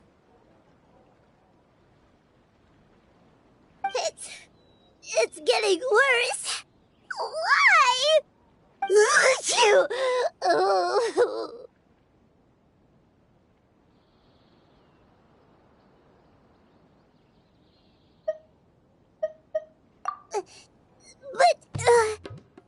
I was fine just a moment ago. She didn't even eat anything weird. A moment of your time, you two? If it's not too much trouble, perhaps you could try this incense.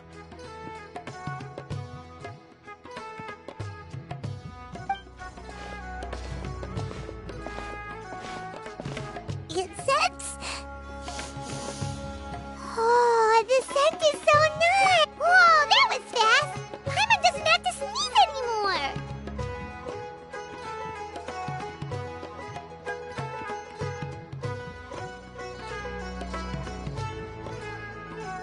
Think nothing of it. From your attire, I imagine you two aren't from Sumeru either.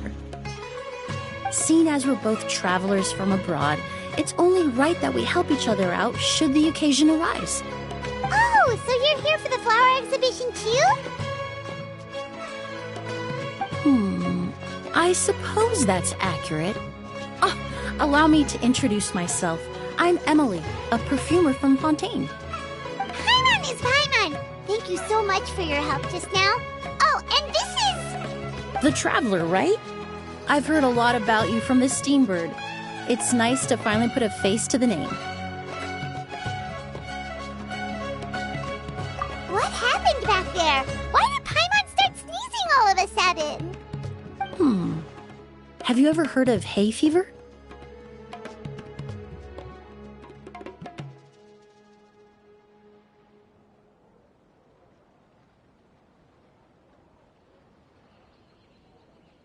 To put it simply, when inhaled, certain pollens can trigger abnormal physical reactions. But Paimon has seen these kinds of flowers before and nothing weird happened then. Well, we're all different.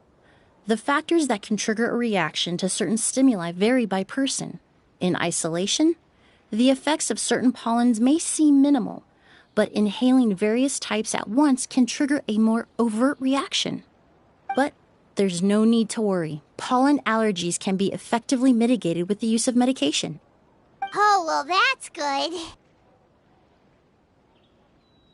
Traveler, Paimon, there you are. Is everything all right? I left in such a hurry, I forgot to warn you about all the pollen in the air. Emily? What a coincidence. Looks like my worry was misplaced then. The Traveler and Paimon are in good hands. It was nothing, really. We happened to run into each other shortly after my arrival, and I offered them a bit of help, that's all. I'm more curious as to why you thought the Traveler and Paimon were in danger. Allergies are highly unpredictable. If you were concerned the pollen might trigger a reaction, that must mean something similar has happened in the past. Remember the first time we met? You fainted after inhaling Spirit Borneal.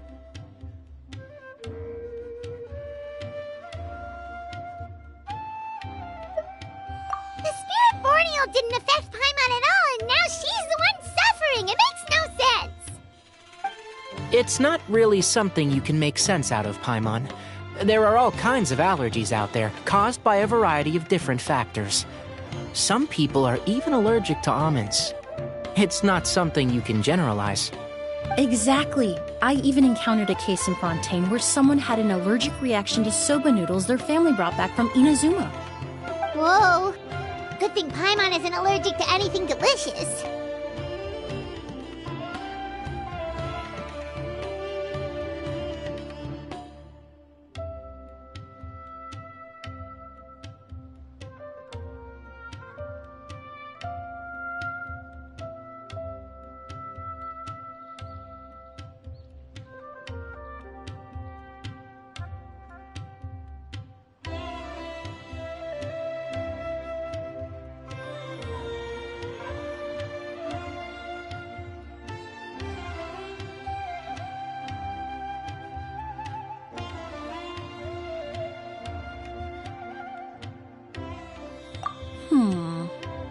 In a manner of speaking, although you could say the patients I deal with are rather unusual.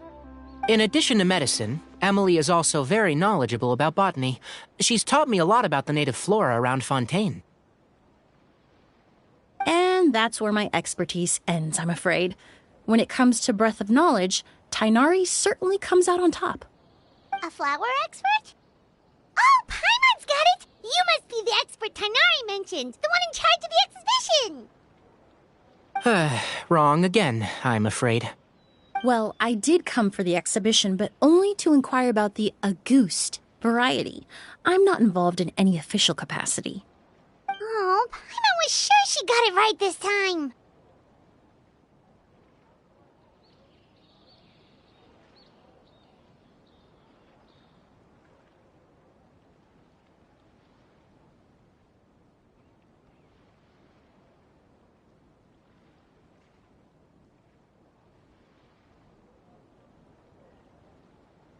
It's a kind of flower that was once popular in Fontaine. The perfume made from it also bears the same name, Auguste. Auguste, huh? That's not a name you hear often nowadays. In an ancient language, the word is said to mean sacred or noble. It's sometimes used as a name for people as well. Ah, that reminds me. Are you familiar with a historical event in Fontaine known as Perfume Mania?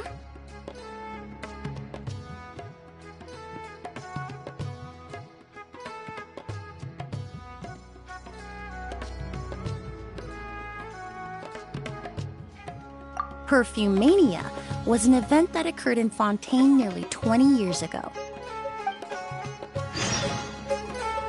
It all started when several merchants released their own lines of high-end, expensive perfumes, marketing them as must-have luxury products, the very symbol of elegance itself. No one anticipated the absolute frenzy this would create on the market, causing the price of perfumes to skyrocket. The demand was twofold. What some saw as a status symbol, most saw as a money-making opportunity. You could take advantage of the soaring price by hoarding them and reselling at even higher margins. The value of these products became so inflated, regular bottles of perfume were even going for hundreds of thousands of mora. This resulted in countless disputes and scams. But at the end of the day, perfume is just perfume. The market value greatly exceeded the intrinsic worth of the product, creating an economic bubble that was never going to last. Luckily, the Palais and Ramonia recognized the danger and intervened before the craze could truly spread. Many profiteers and scammers were thrown in jail as a result. In the end, only a few wealthy families were affected when the bubble popped.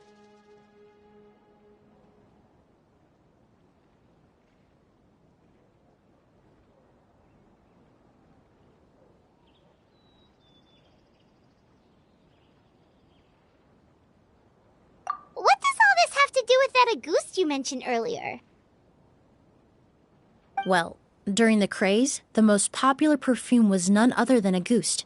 The demand far exceeded the supply, to the point where it once sold for 10 million mora a bottle. 10 million? Then what about now? After the mania ended, most perfumes returned to a normal price. Auguste was the only exception. Its namesake, the flower used to create it, went extinct. As a result, no new bottles of Auguste have been made, and the value of the perfume remains exceedingly high.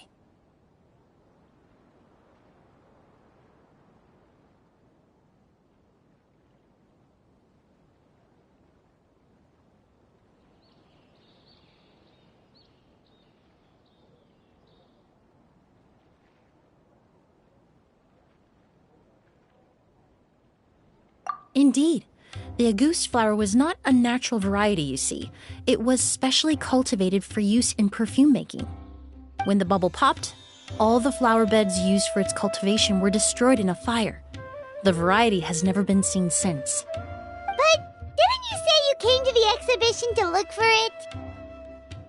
Ah, yes. I came to investigate a certain rumor that the Auguste flower has reappeared in Sumeru. It's causing quite the stir in the Fontaine perfume market. Traveler, we should help Emily look for it.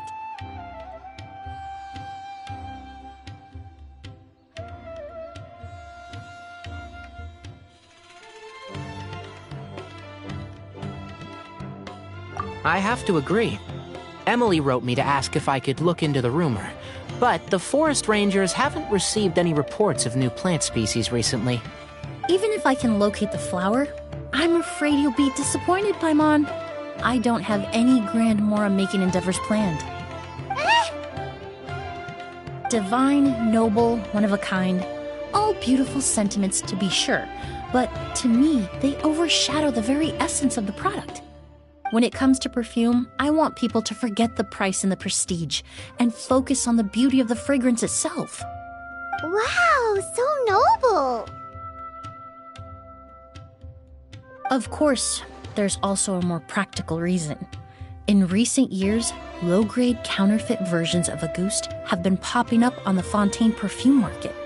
Every so often, someone will claim to have recreated the unique scent of Auguste, and the rumor mill will start comparing the counterfeits to my own work. Okay, that's more like the reason Paimon had in mind. Ever since that rumor started, 3 new perfumes claiming to be made from the Auguste flower have appeared on the market. If I can dispel the fanaticism surrounding Auguste, even just by proving the rumor to be false, Fontaine's perfume market can finally start to get back to normal. Then I'll be free from all the stories and added meaning and just focus on making what I like. That makes sense.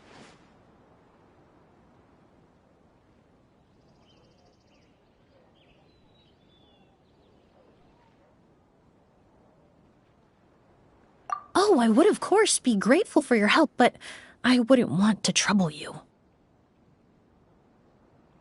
Well, you said it yourself. We're both travelers from abroad, so it's only right that we help each other out.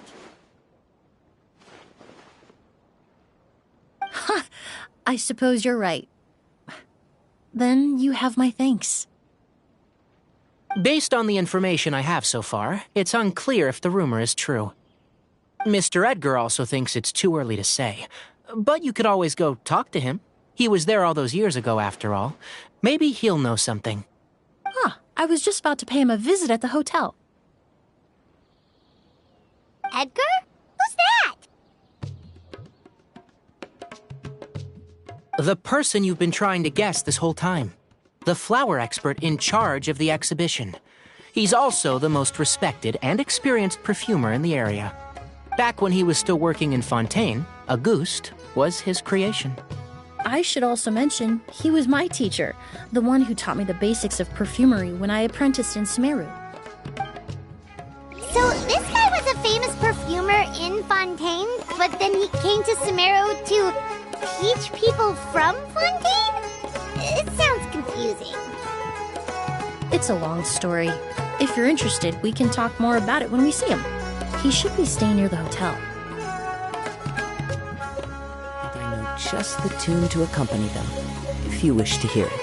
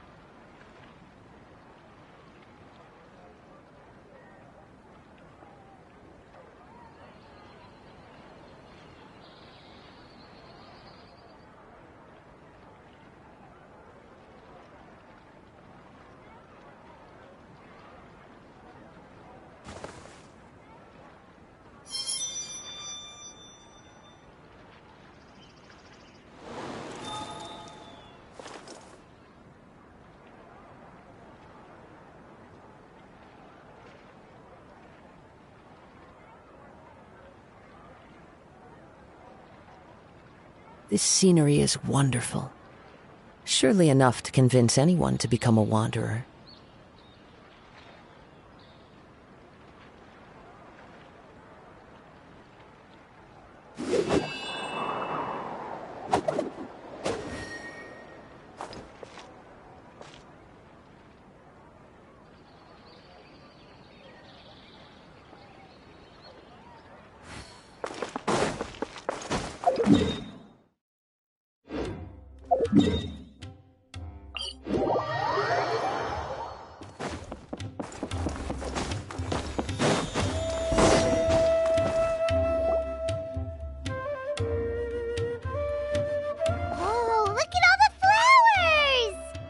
Apparently, the exhibitor paid a large sum to rent out the hotel and surrounding buildings. They're being used as temporary storage facilities and lodging for exhibition personnel.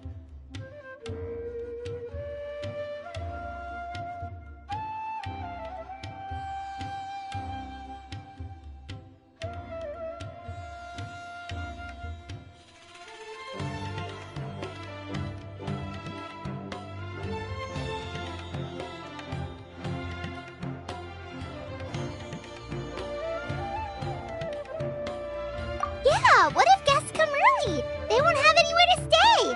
Also, renting out this big of a hotel, how are they gonna make that more of that?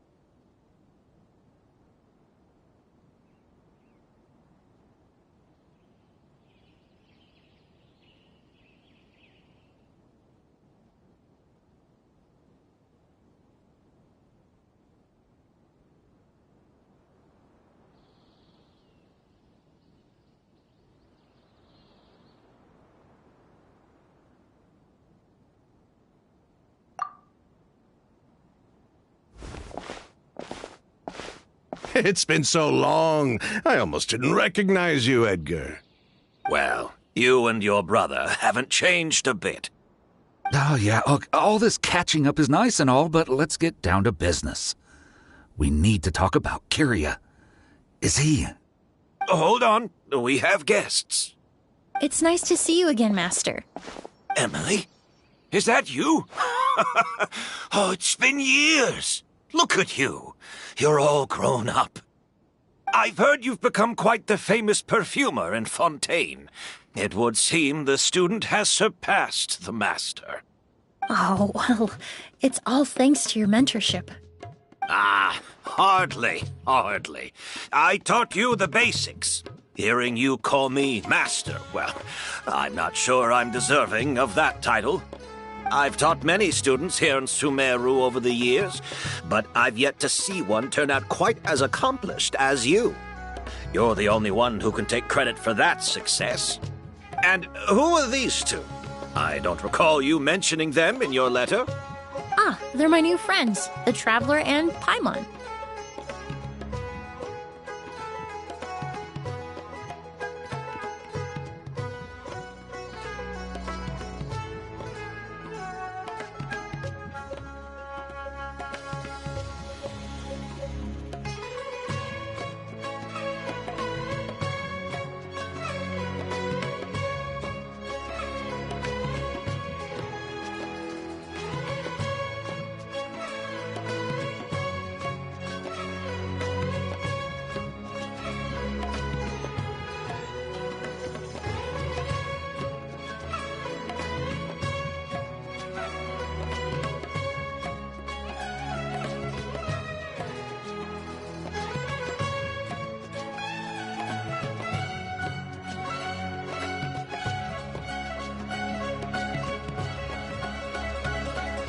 Emily's friends.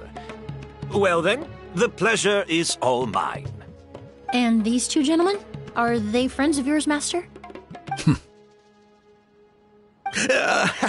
Of course! We're perfume merchants from Fontaine. I'm Ood, and this here is my younger brother, Blaze. Edgar and the two of us are old friends. Isn't that right, gentlemen? Yes. Merchant brothers? You must be here to look for the August flower, then. Huh? Well, what respectable perfume merchant hasn't heard of Auguste? Anyone in the business would be interested in the rumors. I'm guessing you're here for the same reason, Emily. We were just about to get into it, so you three might as well join in.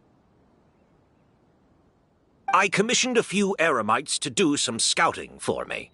They searched all over Sumeru, but there were no sightings of the Auguste flower.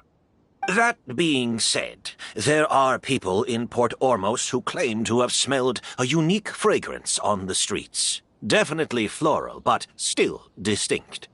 Some of them were merchants who lived in Fontaine 20 years ago. According to them, the fragrance smelled exactly like the Auguste they remember from back then. A one-of-a-kind, divine, and noble scent. Maybe someone around here just happens to have a bottle of Auguste from back then. No, I don't think so. I doubt that's the case. Even if someone had a bottle that was never opened, the fragrance of the perfume would have changed over time. Very few perfumes can go decades without a change in scent. Auguste is even more prone to that kind of shift. Only a few bottles still exist in Fontaine, and their scent would have completely degraded by now. Although, could there be a flower out there with a similar fragrance? Or in accord with the same base notes?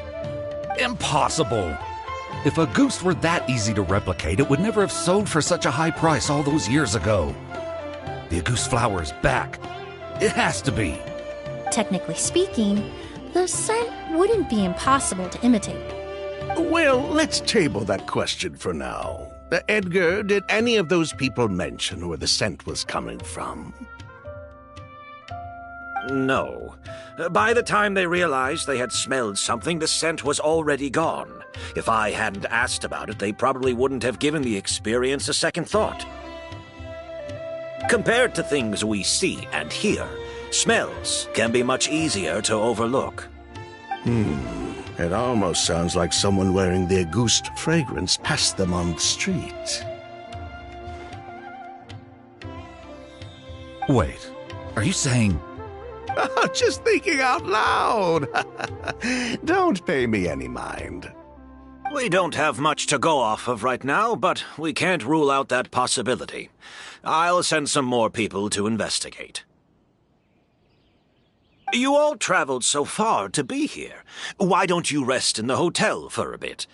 Oud, Blaze, this is the key to your room.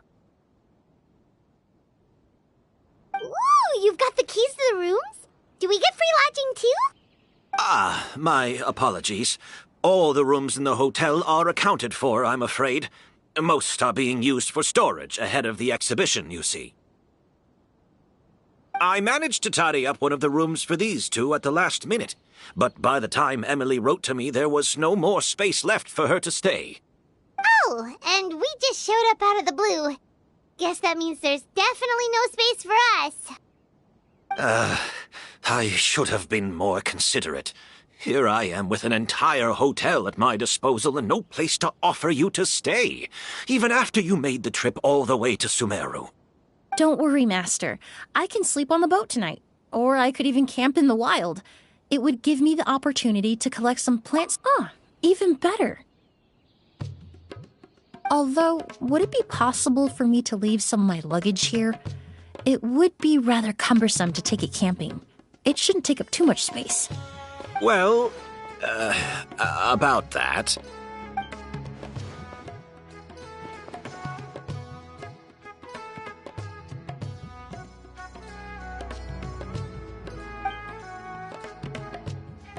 Of course, no trouble at all. My brother and I will keep an eye on them for you, as long as you don't mind, mademoiselle. All right, then. Oud, why don't you take Emily inside and find a suitable place for her luggage? I'll prepare some refreshments and join you in a bit.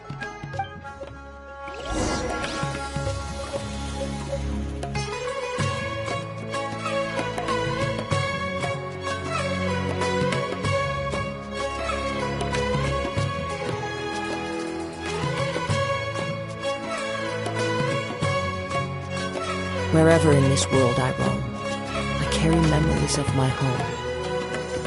This blade. It is the last link I have to the land of my birth.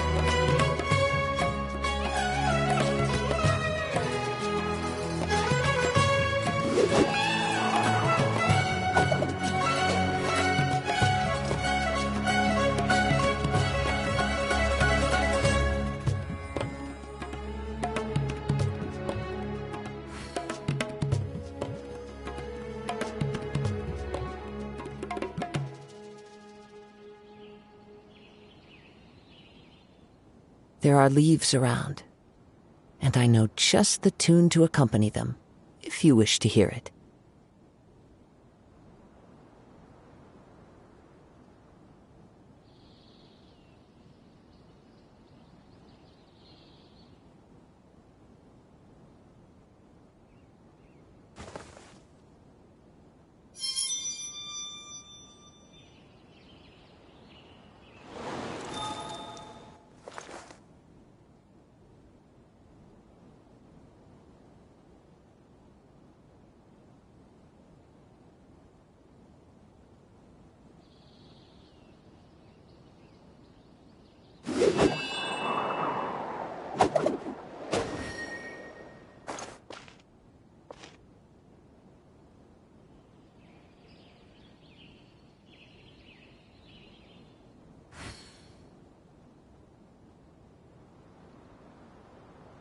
This scenery is wonderful. Surely enough to convince anyone to become a wanderer.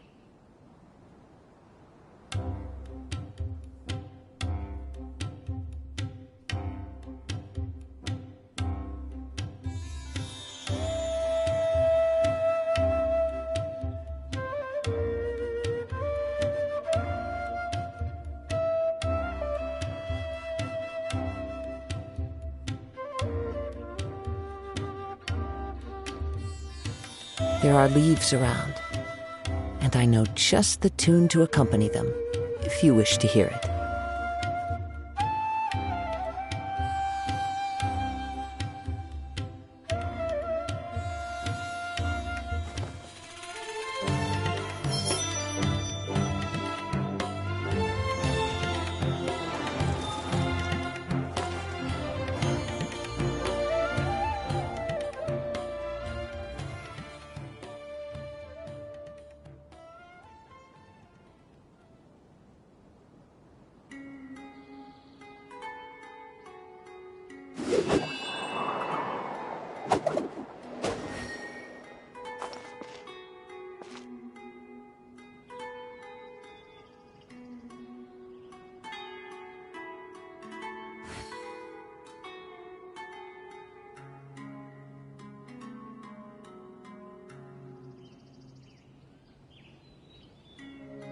Wherever in this world I roam, I carry memories of my home. This blade, it is the last link I have to the land of my birth.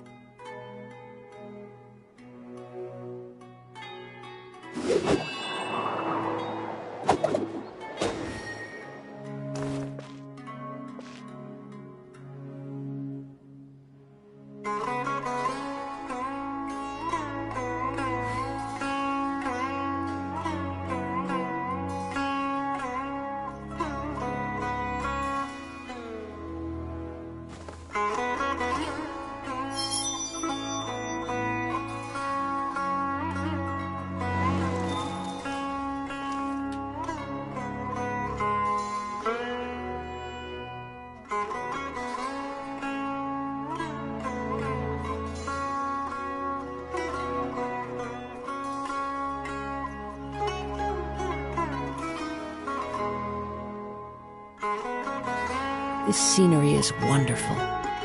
Surely enough to convince anyone to become a wanderer.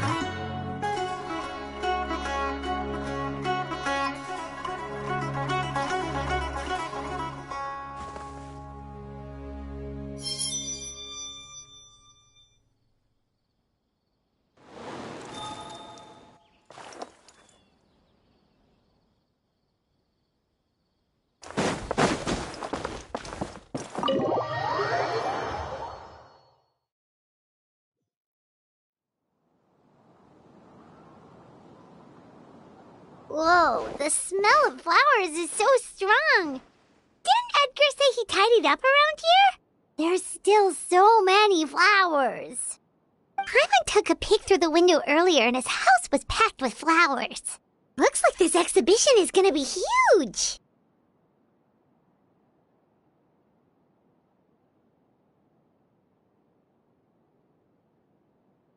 No, that's a florist thing. We work closely with the essential oils of various plants, but to maintain a sharp sense of smell, most perfumers prefer to keep their homes free of strong odors. Oh, guess there's just too much to store for the exhibition then.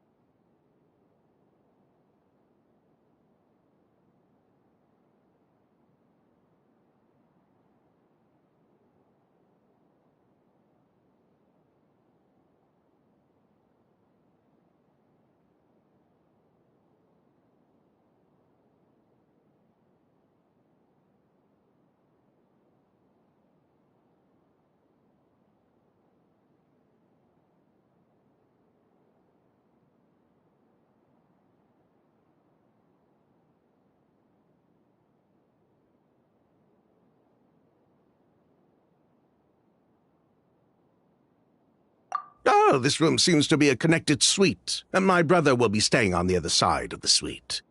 Blaze, while you're out, why don't you bring our luggage over as well? Dun, dun, dun, dun, dun. Ahem, Blaze! Yes, of course. All right, then. Where can we find your luggage, mademoiselle? Blaze will go fetch it for you. It's still at the port. In addition to some daily necessities, there's also a case of amber wine that I brought back from Fontaine. Could I trouble you to bring that back as well? It would be the perfect way to repay you for your hospitality. Ha ha! How generous! I should thank you on my brother's behalf. You've stumbled upon his weakness. He's aloof about most things, but alcohol is his one true love. Is that so?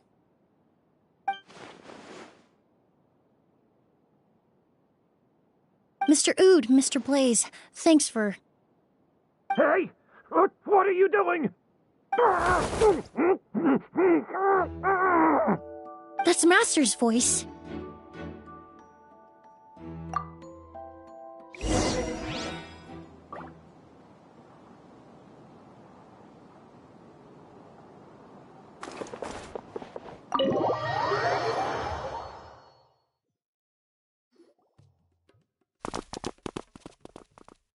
Edgar! Master! Hey, Edgar! Are you alright? Can you hear me? Who did this? Kyria. August.